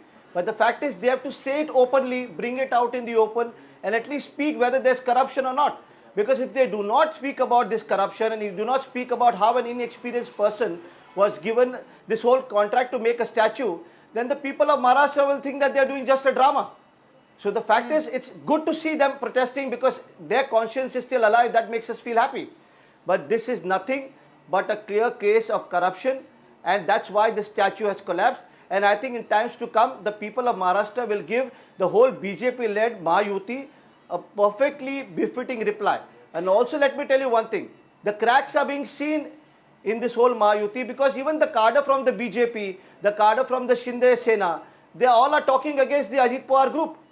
They were the ones who called Ajit Pawar ji corrupt. Okay. I as a spokesperson was defending him all my life. All right, so all right. After calling him corrupt, I will you're have going to take give them in and now wanting him to go out. Right, I will. It just shows that there are cracks. Your point has been made, Clyde Cresto. I'll have to give time to Krishna Hegre to come in with a quick rebuttal on this before I go to Rohit. Yes, Mr. Hegre. These people have been, making allegations till the first day. From the government have come. They submitted no proof. They were known as the Maha Vasuli Agadi. They should take 100 crores a month from ladies' bars. They, they planted the bombs below industrialist houses. They did a 6,000 crore COVID scam, and we don't want a certificate from these people. They were riled in corruption, even in Mumbai Municipal Corporation. These people, made out of 40,000 crores budget every year. They cannot make Mumbai roads pothole free, and let them not give us a certificate on corruption. We don't need their certificate at least. Okay. This statue was commissioned at the cost of 2.5 crores, and it was commissioned by the Indian Navy and inaugurated by on the Navy will come Day. back to you. So Yes. these guys should know their facts before they speak and not make baseless allegations. No, I need to rebut. No, somebody is accusing me. I need to give a chance to answer. 30 seconds before I go to, because we don't want to lose focus of what we are discussing here today. 30 seconds to you, Clyde Cresto. I know there are allegations going to fly from both sides, but we don't want to lose focus. Then the Shinde Sena spokesperson should have understood that we don't want to lose focus. I mean, they are talking about Vasuli Sarkar and all. The courts have given everything. The point is the Shinde Sena spokesperson, they think they are holier than thou. But the thing is, they fall flat on their face. And just one line I want to say, because these holier than thou people have no face to show the people of Maharashtra, therefore the people are showing them their place. In the 30 years that they are accusing of the Shiv Sena of corruption in the BMC, for 25 years BJP and their own leader, Mr. Eknath Shinde, was part of the whole team. So if they are accusing Mr. Eknath Shinde of corruption, then so be it. Okay, this cannot, all right. This cannot be two voices on the show only. We'll come back to both of you later. You are holier than thou. Keep your facts to yourself. Bringing in Rohit Chandrabarkar now. Rohit, I'm sorry, please give other people also a chance on this show to speak. Rohit Chandrabarkar. Considering we have seen Ajit Pawar fronting the unexpected in Maharashtra politics several times now over the years, do you think this time around the Mahayuti once again has any reasons to worry? Or was this, expected? Tanima, what everybody can see in Maharashtra right now is, this incident has really, unfortunate incident that happened at Malwan has really shocked everybody, saddened the public. That was the first reaction. And then from day two, it has converted into public anger kind of a thing, which you can see on social media and other platforms, even in regional media, etc. After that, what I can see in the government of Maharashtra is a clear, disconnect with each other. That much I can say. I will not say that there are cracks in the Mahayuti. No, there are not cracks in Mahayuti. Let's not go overboard with this kind of a term. But what you can see is there is definitely miscommunication. And the reason I'm saying this is that you see different kind of reactions coming from different leaders of Mahayuti. On day one, Eknath Shinde's reaction, Chief Minister's reaction was this statue was built by the Navy, indicating that it was Navy's responsibility that it came down or whatever happened there. On the same day or the next day, Ajit Pawar, who's another face of Mahayuti, his reaction was, we are very sorry, and he publicly apologized at Hingoli during a rally elaborate apology was issued by him in front of media and in front of the public. So his reaction was totally different from that of Eknath Shinde. Third phase of this Mahayuti, Devendra Fadnavis, he also gave a totally different reaction. He said that this is a sad thing, but it should not be politicized. That was his reaction.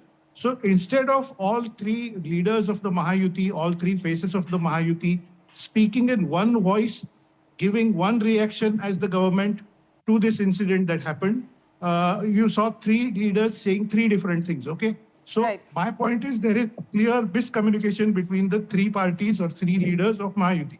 That much we can say for sure. Cracks may not be there, but miscommunication is there. Point number one. Point number two is that, you know, most leaders, whether it was the Badlapur incident earlier or this incident, totally different types of incidents, I agree with that. But the political reaction from the ruling party leaders is same, which is saying that don't politicize this. Now, in today's society, Tanima, everything, what is there that is not politicized? I've been saying this on various social media platforms, OTT platforms, regional TV, etc. last 2-3 days, even after the Badlapur incident.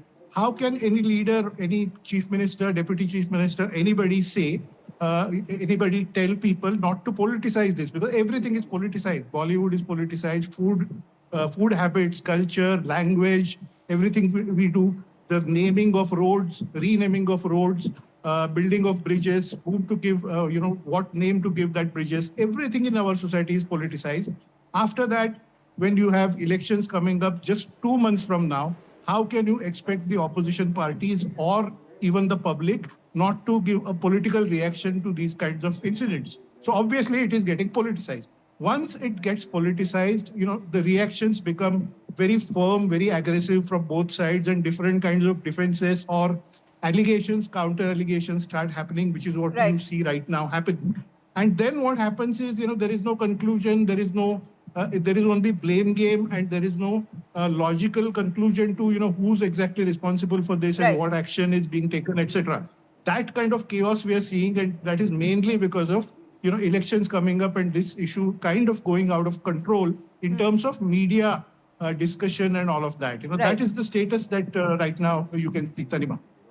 Right. Rohit, thanks for that comprehensive analysis, and very important point that you said over there, that even though cracks may be going a little too far, but there is lack of, one voice as far as the Mahayuti is concerned on multiple issues, and this being the latest. I would want to take in reactions to that from both Mr. Hegre, but first from the NCP spokesperson there, Mr. Paranjpe, what do you have to say about this? That there seems to be some sort of a, lack of unison within the allies in Mahayuti, and that could cost you in the elections as well. Neither there are cracks in the Mahayuti, neither there is any miscommunication. All the three leaders of Mahayuti are on the same page. Today, the Honorable Chief Minister of Maharashtra, Mr. Eknath Shinde, said in his statement that he is ready to apologize 100 times for this unfortunate But your leader has already apologized. My leader has already apologized, and the other Deputy CM, Mr. Devendra Fadnavis, who holds the Home Department, has already set the thing rolling. FIRs have been there against the sculpture, against the consultant, and a thorough technical team will be doing the inquiry. Maharashtra Mahayuti government is very much sensitive towards this issue, and all the three leaders of Mahayuti are on the same page. Neither there are cracks, neither there is miscommunication in the Mahayuti. Right, Mr. Hegre, at the cost of hearing the same words, but I would want to give you, a chance as well. But the point is that, the fact that there are these protests being held, the fact that Ajit Pawar has actually apologized before Eknath Shinde, these things will be perceived in a certain way, whether you like it or not. You may come on the show over here and both of you may, in a way reiterate the same words. But, especially during the Lok Sabha elections, if you saw, there were a lot of people who we spoke to as well, even in the run-up to the elections. They said they were a bit disappointed by the way the politics was, taking place in the state, and especially with this, the kind of churn that they have seen recently, and this seems to be one of the fallout of that. In fact, a lot of people would also comment saying that this is a result of unnatural alliance, that criticism that you actually level against the MVA. Wouldn't this be the same case? It seems to be the case, that is, and this is an aftermath or a repercussion of that this is an unnatural alliance within the Mahayuti. Tanima, not at all. Like Devendra Fadnavis ji had earlier said, Shiv Sena and BJP are together since 1987, and our understanding with the NCP is a arithmetic, solution. And over the years, we will also work in tandem. That will also be a natural alliance. That's the second thing is, since the last 2.5 years, everyone is working together. We are bringing out several government schemes. We are on the same page, whether it's a Lake Ladli, whether it's the Vayoshri Yojana, whether it is a subsidy for farmers, whether it's free electricity for farmers, free travel for women, the Ladli Behna Yojana, which is a game changer again, just before the elections. All the schemes are worked together in tandem with all the three leaders and the cadre, and therefore we are in one voice, one common minimum program, and our destination is work for the people of Maharashtra. Now people want to, exaggerate things and say that we are not together or there is corruption. I firmly do not agree with this, because we are working for the people.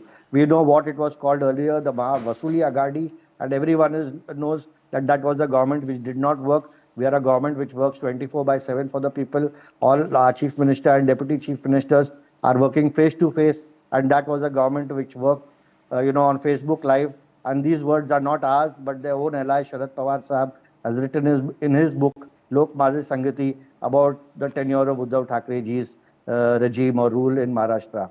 And therefore, we will continue, let them say whatever they want to say. We will continue to work for the people of Maharashtra, and we'll go and take their blessings again in the coming months, and I'm sure the Mahayuti will win again.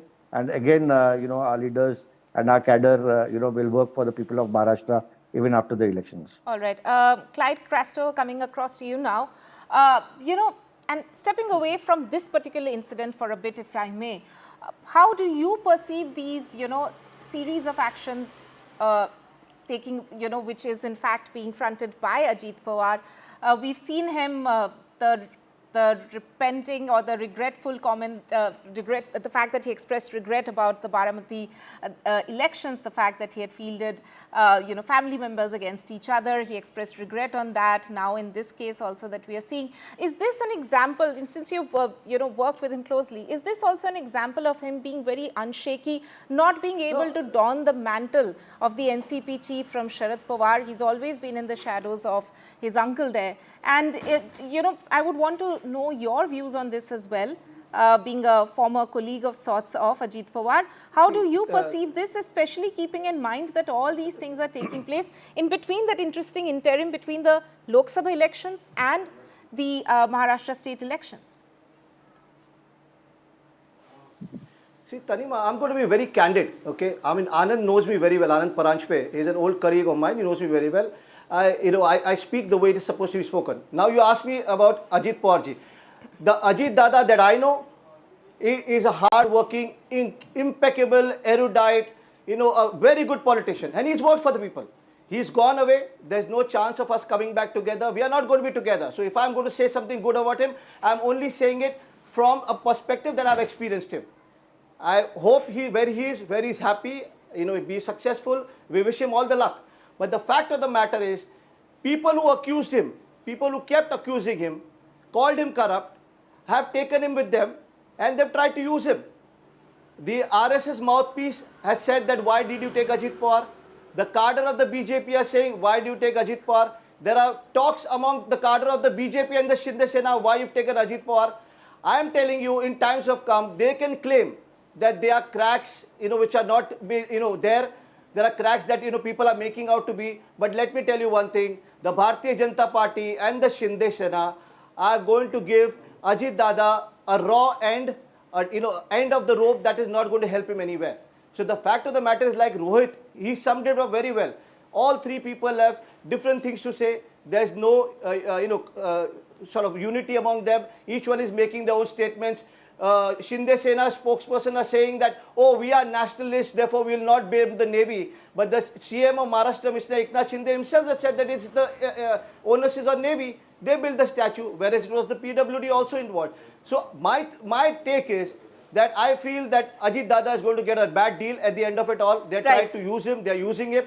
The people of Maharashtra has answered in the Lok Sabha election who the real NCP is, who the real Shiv Sena is. And you know what? I mean, the BJP and the Shinde Sena people are masters in fakery. They can say what they want to say. Okay, we'll not get into that now. Clyde Craster, you've made your point. I'll have to give the last word. I'll have to give the last word to Rohit. One last thing. 10 seconds. One last thing. Let me finish. Yeah, 10 seconds only. And I hope they all stay together, all three. Because you know what? It's fun to have an opposition. So let them stay together. Okay. And that's the only way we can prove to the Okay, Maharashtra all right. I'll have to give the last word to Rohit. All right, Rohit. No, please. Rohit, how do you see the Shivaji statue collapse playing out in the run-up to the Maharashtra elections? You have 1 minute to make your point.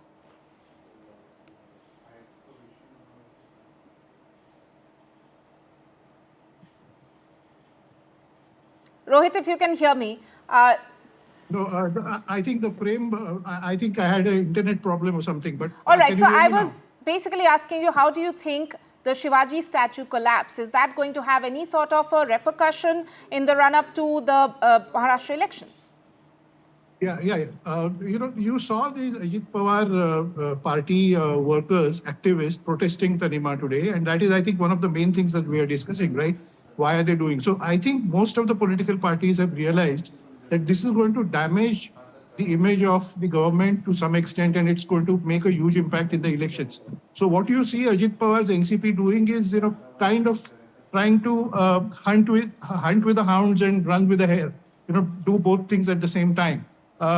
Show the public that, they are protesting against what happened, but who are they protesting against, like what Prithviraj Chavan asked. So it's becoming a complicated thing. One defense is, don't politicize this, etc. But I think it's going to leave some impact, political impact, and, it's only a matter of time. I mean, the delay in elections may help them a little bit, but there is going to be some kind of impact. For sure. Right. Rohit, thank you so much. I'm really sorry to interrupt you there, and thank you to all my guests who have joined me on the show today. Unfortunately, we have completely run out of time, and that's a wrap from my side. Coming up next is Vishnu Shom with Left, Right and Centre. Well, we've got a lot coming up on this program, Tanima.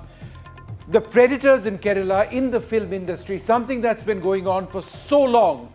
What's going to actually happen over there? Will there be justice for so many women who say that they have been impacted? That's just part one of the program today, but there's a lot more coming up on Left, Right and Centre, including new shocking statistics on suicides by students, well above the national average. Why is this taking place? We need to be talking about this. These are the issues which matter to us in India.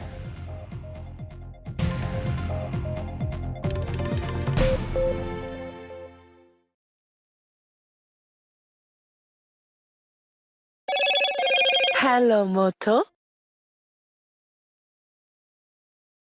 Motorola Razr 50 Ultra comes with Google Gemini.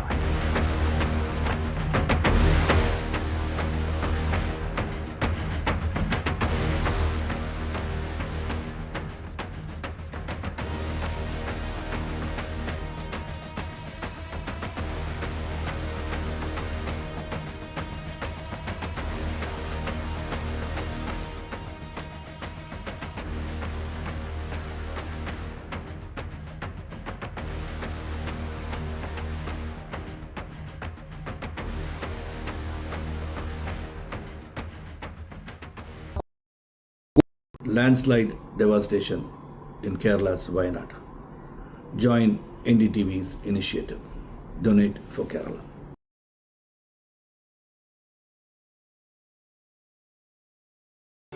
Stay informed and entertained with the new and updated NDTV News app. You can watch all our channels live, listen to podcasts, read breaking and exclusive news from around the world and more. Download the NDTV app today and get access to the best journalism and storytelling on your smartphone or tablet. The NDTV app. News that matters to you. on India ascends. Pole-bound Sri Lanka and volatile Bangladesh witnessing India versus China power play. Will the trouble in Balochistan topple the cozy China-Pakistan relationship? Is the pro-China Muizzu government in Maldives in trouble? The French flip-flop over the next Prime Minister continues. All this and more only on India Ascends with me, Gauri Dwivedi, at these timings on the NDTV network. Hi, I'm Shreya Saran. Kerala's Wayanad area is hit by devastating landslides, resulting in loss of life. Welcome to Left, Right and Centre. I'm Vishnu Shom. On the programme tonight, police in Kerala's Maradu have filed a rape case against the actor and ruling CPM MLA M Mukesh based on a complaint by a fellow actor Minu Munir, who's also accused the actor Jai Surya of sexual harassment. The charges in each case are non-bailable. Now, the cases against Mukesh and Jai Surya are among nearly 24 filed by the police since a flood of sexual assault claims against senior Malayalam actors. Now, the allegations followed the release of a report by a committee inquiring into sexual abuse in the industry.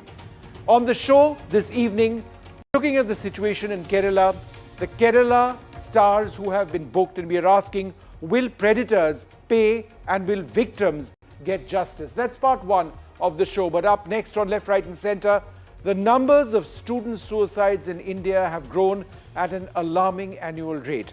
The rate of suicide is now in fact higher than the population growth rate and overall suicide trends. This is now an epidemic in India. In fact, that's what the report is called. Why is this happening, and why over the last 2 decades have student suicides grown in this manner? Well, that's what we're going to be looking at. But first, a quick look at the headlines at this hour. Taped conversations of 3 phones nail the RG Core Hospital authorities in Kolkata. They expose how the hospital authorities misled parents initially to believe the trainee doctor's death in Kolkata was a case of suicide. The BJP knocks on the National Human Rights Commission's door, alleging police excesses on protesters. Big relief for Karnataka's Deputy Chief Minister D.K. Shivkumar. The Karnataka High Court dismisses the CBI plea to continue a probe in the disproportionate assets case against him. The Himachal Pradesh government leads by example in a big move. The Chief Minister announces that all ministers and MLAs will forego salaries and allowances for the next 2 months because of the poor financial condition of the state. India commissions our second made-in-India ballistic missile submarine, the INS Arighat, a landmark event, a key part of India's naval nuclear deterrent. But first, our top story. Police in Kerala's Maradu have filed a rape case against the actor and ruling CPM MLA M Mukesh based on a complaint by the fellow actor Minu Munir, who's also accused the actor Jai Surya of sexual harassment. Now, the charges in each case are entirely non-bailable. That's the top story that we are tracking. Joining us now, my colleague Ishika, who's been following this very, very closely. A stunning set of allegations. What are the latest developments today in what seems to be a never-ending series of very, very strong allegations, some going back many years? Well, yes, certainly, as you mentioned, there were very shocking revelations that came first when the HEMA committee report became public, and one by one, the survivors, they have come forward with their statements making grave allegations against the Smallwood heavyweights. Now, if we talk about the investigation so far, well, the police has already filed FIRs in this case, around 7 FIRs that have been filed. And after that, let me tell you, if we talk about the latest, well, let me tell you that if we talk about sitting MLA Mukesh, there has been a temporary relief for him because the Ernakulam Session Court has in fact stayed his arrest till September 3rd. But on the other hand, we have seen that how the opposition on the other hand is amping up the pressure on the Kerala government to take action on Mukesh and ask for his resignation. Today, we saw not just Congress but also BJP holding protests demanding his resignation outside his residence and also outside Chief Minister's residence. Now, if we talk about the other update that is in fact currently going on, let me tell you that in fact a rape complaint was also filed against actor Siddiqui. In this case, in fact, the magistrate in this magistrate court, the statement of the complainant is still being recorded. Now, the statement was being recorded from 5 p.m. So it has in fact become over 4 hours that the statement is still being recorded here. And if we talk about the update also in that case, let me tell you the police has in fact verified that on that particular day, for which the allegation was made, the actor Siddiqui in fact was present in that said hotel. The police also said that in fact they are going to continue with this investigation. Now, so far, if we talk about the survivors in the case, they say that they are feeling that the justice is getting delayed, but they are still hopeful that they will at least get justice this time. But Absolutely. on the other hand, the in fact, we're just going to bring in our panel at this stage. Ishika, Sanjana Galrani, an actress, joins us. Brinda Adige, Sanjay Sahai, K. Shaji. They've all been looking at all of these allegations very strongly. Sanjana, let me come to you first. Was this, for so many years, an absolutely open secret that there are predators on the loose and they were getting away with all of this with impunity? I think predators are in all industries. Right now, this is happening in the film industry, which has a lot of paparazzi. That is why it is coming out.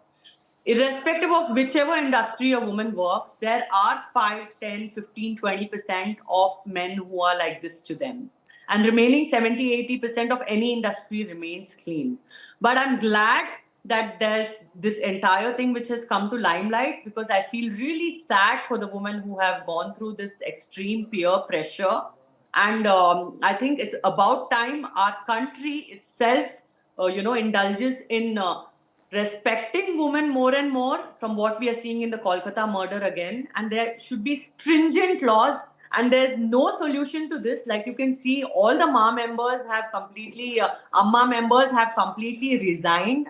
And the only solution to this is there should be some new laws which come from the central in the Supreme Court. No, but Sanjana, let me just try and understand a little bit. On the one hand, you say that predators exist across the board. That's stating a fact.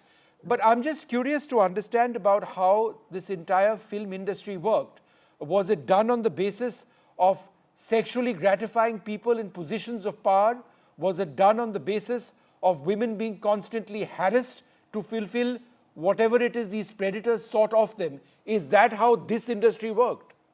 Sadly, it happens to newcomers, because a lot of newcomers, girls who come in at the age of 17 and 18, they come with a burden of not being very educated, not having a lot of exposure about how to handle life, very innocent, and then quit their education, and maybe they have financial troubles, and they give into the entire situation with desperation, and they're taken for a big ride.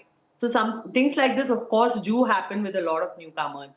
And that's why whenever I meet anyone, I tell them, please finish your education, be a little more mature, be a woman of 24 or 25 years before you can come into the film industry, so that you can handle things. I have also gone through a lot of humiliation in front of the camera for one of my roles. When I was really young, I was 17, I was 18. And then I was told, if you don't listen to whatever is happening and if you don't abide by what has to be done in front of the camera for this particular film, you will be a non-disciplined actor and you will not get work in future. This has happened to me in one of the films. No, but could you tell us more, if you can? I mean, unless it's something that's very private and difficult for you. Are you saying that you were sexually harassed? In a way, but I was forced to do things in front of the camera for the film, which was not a part of the agreement. There were certain glamorous scenes which were definitely not a part of the agreement. But then they're like, after I've signed the film, I'm shooting abroad, and they were like, just do it because the film has to be a hit. And when you said that you were uncomfortable with that, what happened? Sorry? When you said that you were uncomfortable with that, what happened? I was under pressure. I was 17. I was not even 18. And you were forced to carry out and do this scene because you were under pressure. And, despite the fact that you were uncomfortable. I didn't know how to defend myself. I was too young. I was scared. And then I was told that you'll be banned in the industry if you don't listen to the director.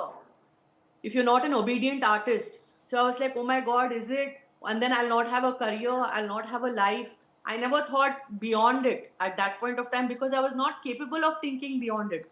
But everything that happened with me was in front of the camera. It's not that somebody came and gushed into my room or anything like that. And I spoke about this even earlier, a couple of years back, and I had a huge backflash about it. But however, what has really happened with me has happened with me, and that's the truth.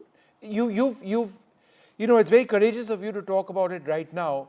And when you say that, you've had a flashback of what happened, is this something that's haunted you about what you've had to endure when you were much younger? It has haunted me. It has haunted me all my life. And people judge me with that particular role because it was a very bold role. And people, even now, they told me saying, oh, haven't you seen that film of hers? That was such a bold film. You know, she's just acted so boldly in that film. There were such bold scenes in that film. And this is how she is. It even haunts me today. But I just take it with a smile, some things have to happen and some things cannot be changed. I cannot go back in the past, like 15, 16 years back, whatever has happened with me, to undo things. And I just accept it with a smile. Life is about moving on. Sanjana, let me ask you this. What you had to endure is painful enough, but were you aware of what was happening around you, what the Hema Committee report has actually referred to as casting couch being a troubling reality, sexual favors demanded in exchange for job opportunities? I have seen things happening around me. I worked in 55 films and 2-3 films I have observed that women of B tier and C tier who come in. When I tell you B tier and C tier, which means like supporting artists in the film who have come for smaller roles, who are just working on daily wages of 500 or 700 bucks, or junior artists for that reason. Their payment is withheld, in the evening at around 5-6 o'clock. Now nobody works for 500, 600. Now it's all become 1,500 or 2,000 rupees. But in the evening before their payment is cleared, it'll be the last payment to go out and they'll be like, why don't you wait for some more time in the location? And that woman would be really uneasy to be waiting for her money. And I don't know, it's a very fishy vibe. I've seen it in 2 or 3 of the films that I've worked in. But even after seeing it, you cannot do much about it. You just behave like you're going unseen about it because you never know. Maybe the woman itself is flexible and you don't want to be an activist saying, okay, I will protect you over there and get a slap on your face saying when they both are fine with each other, when the man is fine with the way the woman is being treated and the woman is ready at the receiving end, what is my role over there? So even if I see certain things like this, I would behave like, okay, I haven't seen anything and I would move off by just sitting in my own car and minding my own business and leaving the location. K. Shaji and Sanjana, thank you so much for having the courage in telling us about this and coming in front of the camera and describing the ordeal that you've had to go through. It needs a great deal of courage. But, Mr. Shaji, could you tell us a little bit about, the moment now where you've got more than 17 cases which have been registered in connection with sexual harassment. You've had this AMMA, the Association of Malayalam Movie Artists, being disbanded. Do you believe that this is going to result in a cleanup, or do you believe that this is just a temporary step and that the dirt which exists will continue to exist? Yeah, definitely. Before going into the details of the current developments, we have to go back to 7 years before to a particular incident in which an actress was raped on a moving vehicle in Kochi. That was happened during the daytime and it shocked the entire Kerala. And in continuation of that untoward incident, the Kerala government has formed the Hema Commission. Initially, it was a commission with judicial powers. That was the impression the government was giving to the public. Later, its character has changed. It reduced to the level of a committee.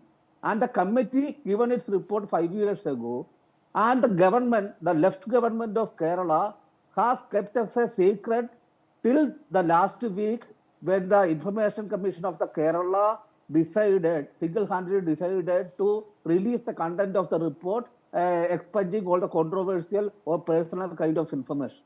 And then there was a legal tussle. 2 times, 2 different people with proven vested interest, they went to the High Court and they tried to disrupt the release of the report. So it was a long history of the struggle by a set of women, a set of actresses in Malayalam, the collective of Malayalam film actresses. That was the first of its kind unity across India. And the present development, you mentioned about the number of cases registered so far. It is the ultimate result of the persistence of these women in the film field. Also, the actors who are subjected to rape inside a moving car. So their courage, their resilience, and their ability to stick to whatever they said 7 years ago, and their continued persistence, that's how prompted the Information Commission to release this report. Then after this Pandora box, now we are witnessing. And now, a number of important personalities who were still associated with AMMA, this Association of Malayali Movie Artists, they are facing very serious sexual harassment charges at one level. And another level, the state government itself is facing the allegation of protecting powerful, influential persons in the list of the accused, especially Mukesh, who is not only a film actor but also a sitting member. Okay, of Mr. the Shaji, Kerala just hold your Assembly. thought for one moment. I want to bring in Sanjay Sahai, a former Director General of Police. Mr. Sahai, in so many cases, when the entire Me Too struggle broke out, not just in India but around the world, proving cases in a court of law is almost impossible. The evidence sketchy. It's one person's word against another. We've got this outpouring of people now saying that, look, something terrible has happened to me in the past. But in a court of law or for the police, how difficult is it to prove any of this? No, it is not a question of one person's version or one person's opinion or statement against the other. I think the amount of legwork which the Women in Cinema Collective and the HEMA committee has done is out of the world. And that 298-page report, out of which 55 pages have been redacted, I think those 55 pages have much more of information than what is already available.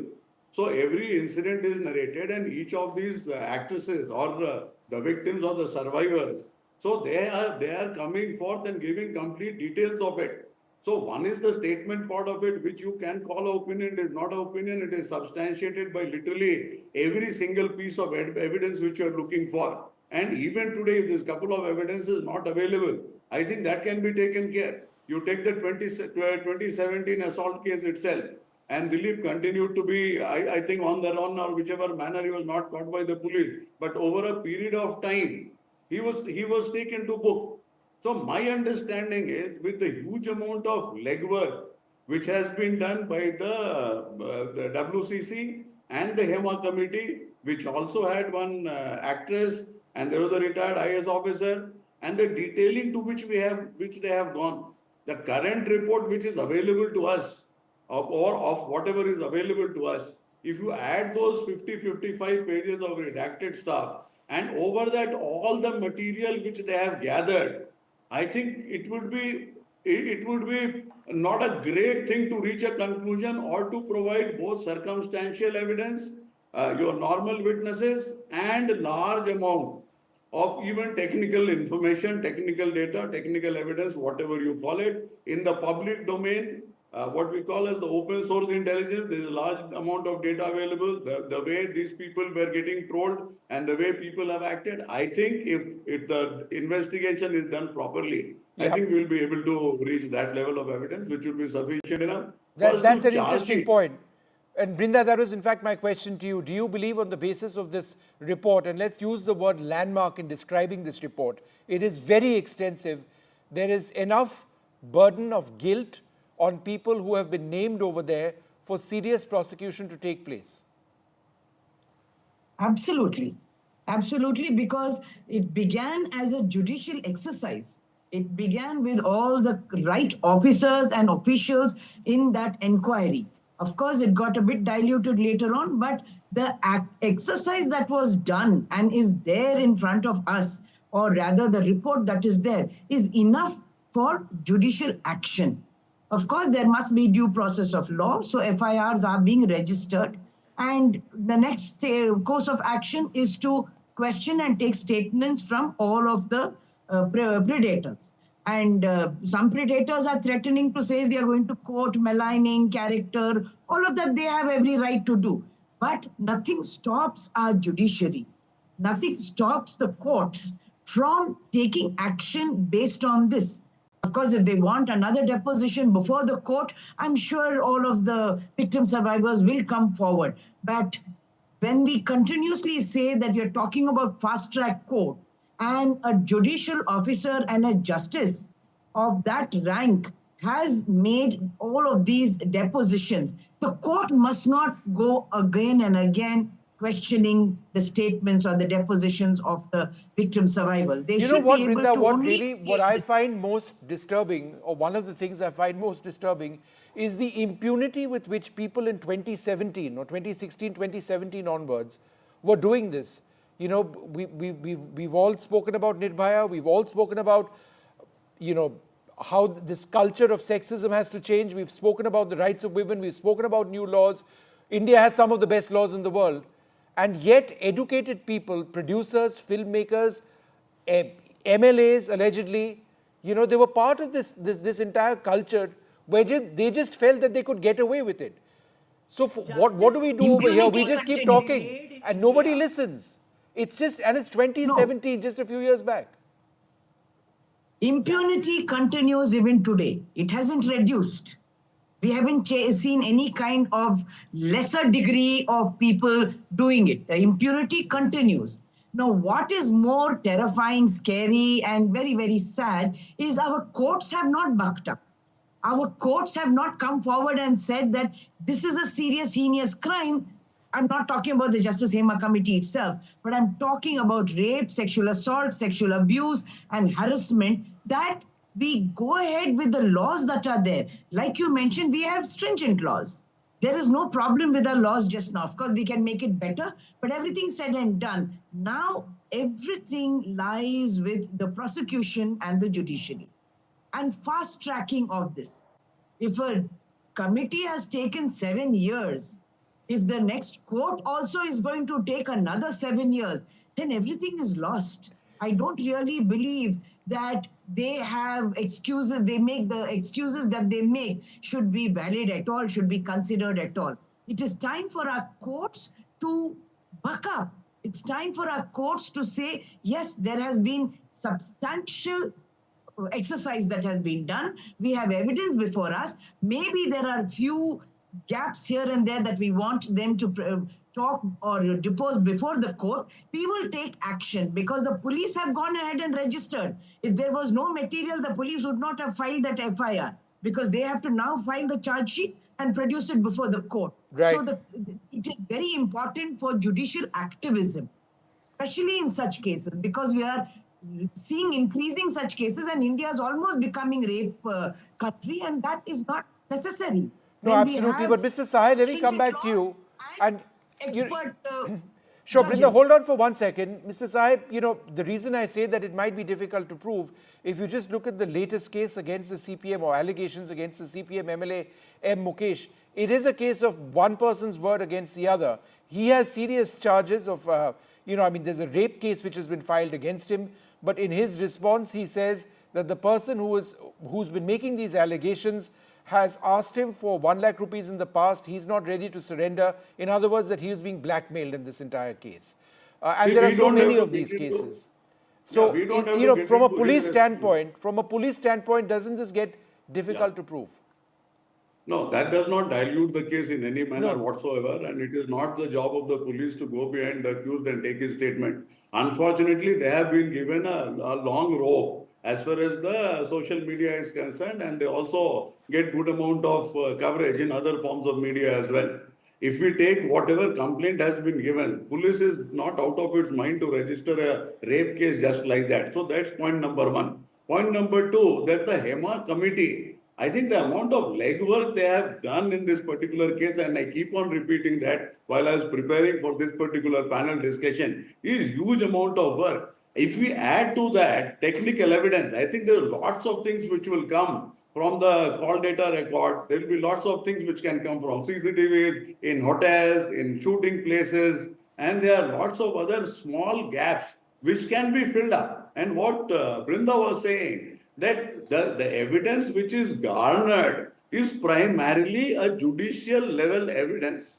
And the whole gamut of work or the frame of work which has been provided to SIT, whether it is a preliminary inquiry into sexual harassment or they are mandated to take each of these 17 cases which have been registered so far within a timeline of 15 days to 1 month, charge sheet each of these cases after correct judicial scrutiny. By judicial scrutiny, I mean the prosecution officers of the government, they need to scrutinize. Right. And if need be, there can be special prosecutors to take it forward. I think this is a close and shut case to best of my understanding, and good amount of evidence is available. If we look for more evidence in cases of this nature, it will be next to impossible. And most of the victims, most of the survivors, I think they are still in a frame of mind to battle it out. And WCC has both the gumption, the guts, the legal capability. I was going through what this particular organization has done. It is outrightly commendable, and they are ready to provide all the support required for the victims. So presently, I think it might be the first time in the history of this country where civil society, some arm of judiciary, the police, the government, everybody is coming together. And delay has not been on the part of the judicial committee. The report was actually submitted in 2019. All right, so there is a lot for us to actually look forward to in terms of justice in this case. Mr. Sai, hold on for 1 sec. I'm running out of time. I want to go back to Sanjana, who spoke so passionately in the beginning of this program. Sanjana, could you just tell us a little bit about the stigma and the embarrassment that so many actors like you have had to face? Because according to the report itself, there were some who were considered non-cooperating actresses and others considered cooperating actresses. Two classes over there based on how they would gratify these male producers. Is that what it was? It's not exactly like that, but yeah, in a way, if you look at it, if in case you happen to open your mouth, your career is seriously at stake. And these girls who have come out so boldly in Mollywood, in the Malayalam film industry, I really doubt if they'll have any career ahead of them. Because at the end of the day, let's face it, good men or bad men, it is a male-dominant industry. And any man will look at you as a threat to work with. It might be a clean man or a non-clean man. They would be like, no, this girl got into this controversy and spoke out very, very boldly. So working with her, maybe she'll have the same kind of allegations on me as well, and I'll get into serious trouble in my personal life and in my career. So let's just not work with her at all anymore. And any which ways in film industry, the competition is so high and there's a fear of replacement every single day. There's so many people who want to get an opportunity somehow and get in front of the camera. So their careers are definitely going to be like completely over in a way. But I hope on the other side that the forthcoming new generations who are going to come into the industry, at least they will not get molested or they will not get harassed, and the entire effort of these women putting their respect on the pedestal, putting their career at stake will not go waste. All right. Well, look, thank you so much once again, Sanjana, for speaking up and telling us a little bit about the trauma which you had to go through, also what you've seen in the industry around you. And Mr. Sahay, deeply encouraged by the fact that you believe that there will be justice in this case. We'll take a short break at this stage. We're going to return with something which is perhaps even more troubling. The number of student suicides in India have grown at an alarming rate. There's a compilation of numbers. It is absolutely shocking why young children in this country, young adults in this country are ending their lives. What is killing our students? Why is this happening? We've got a wonderful panel that's up after this short break.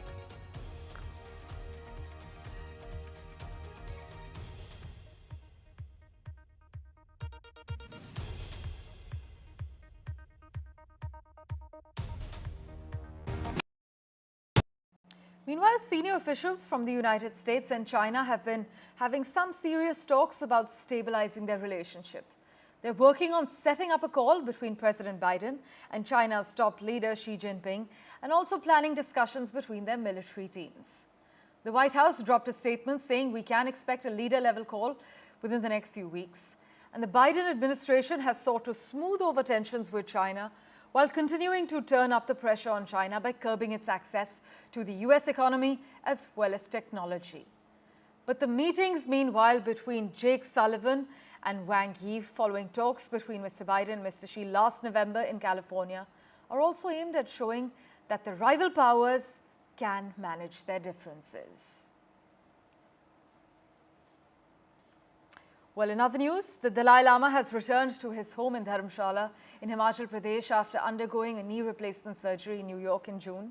The Tibetan spiritual leader was accorded a warm welcome by the local people at the Kangra airport, as you can see on your screens at the moment. The Dalai Lama, we're told, was recovering well from the surgery and was expected to continue improving over the next 6 to 12 months. This is what the doctor monitoring him has said. His surgical incision had completely healed without any complications.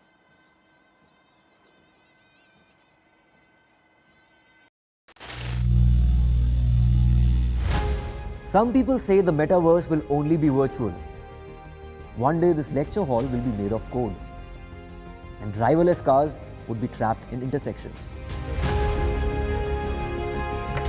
But even in this maze of the future, you can't wish away health. It's time to become more resilient.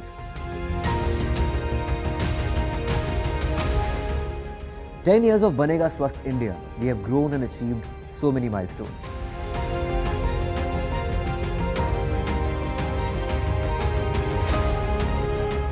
And now I have a plan to beat the urgency, to stop breathing with difficulty, to relieve getting choked with inactivity.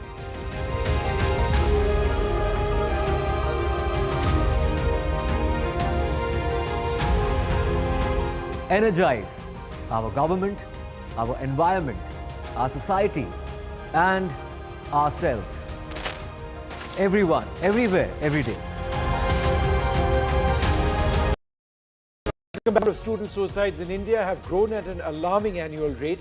The rate of suicide is now higher than the population growth rate and overall suicide trends in India. It is an epidemic in India. In fact, those were the words used in a report to describe exactly what it is that we're talking about. The author of the report joins us in a few moments. Why is this happening, and why over the last 2 decades have student suicides grown in this shocking manner? Joining us for more on this, Ganesh Kohli is the founder of the IC3 movement who compiled this data. Thank you, Ganesh, for being with us. Advocate Anubhav Srivastav Sahai, the President, India-Wide Parents Association, and a lawyer and child rights activist will be with us as well, and our other panelists. But Ganesh, let me come to you first. What were some of the most shocking findings of your report? I think it was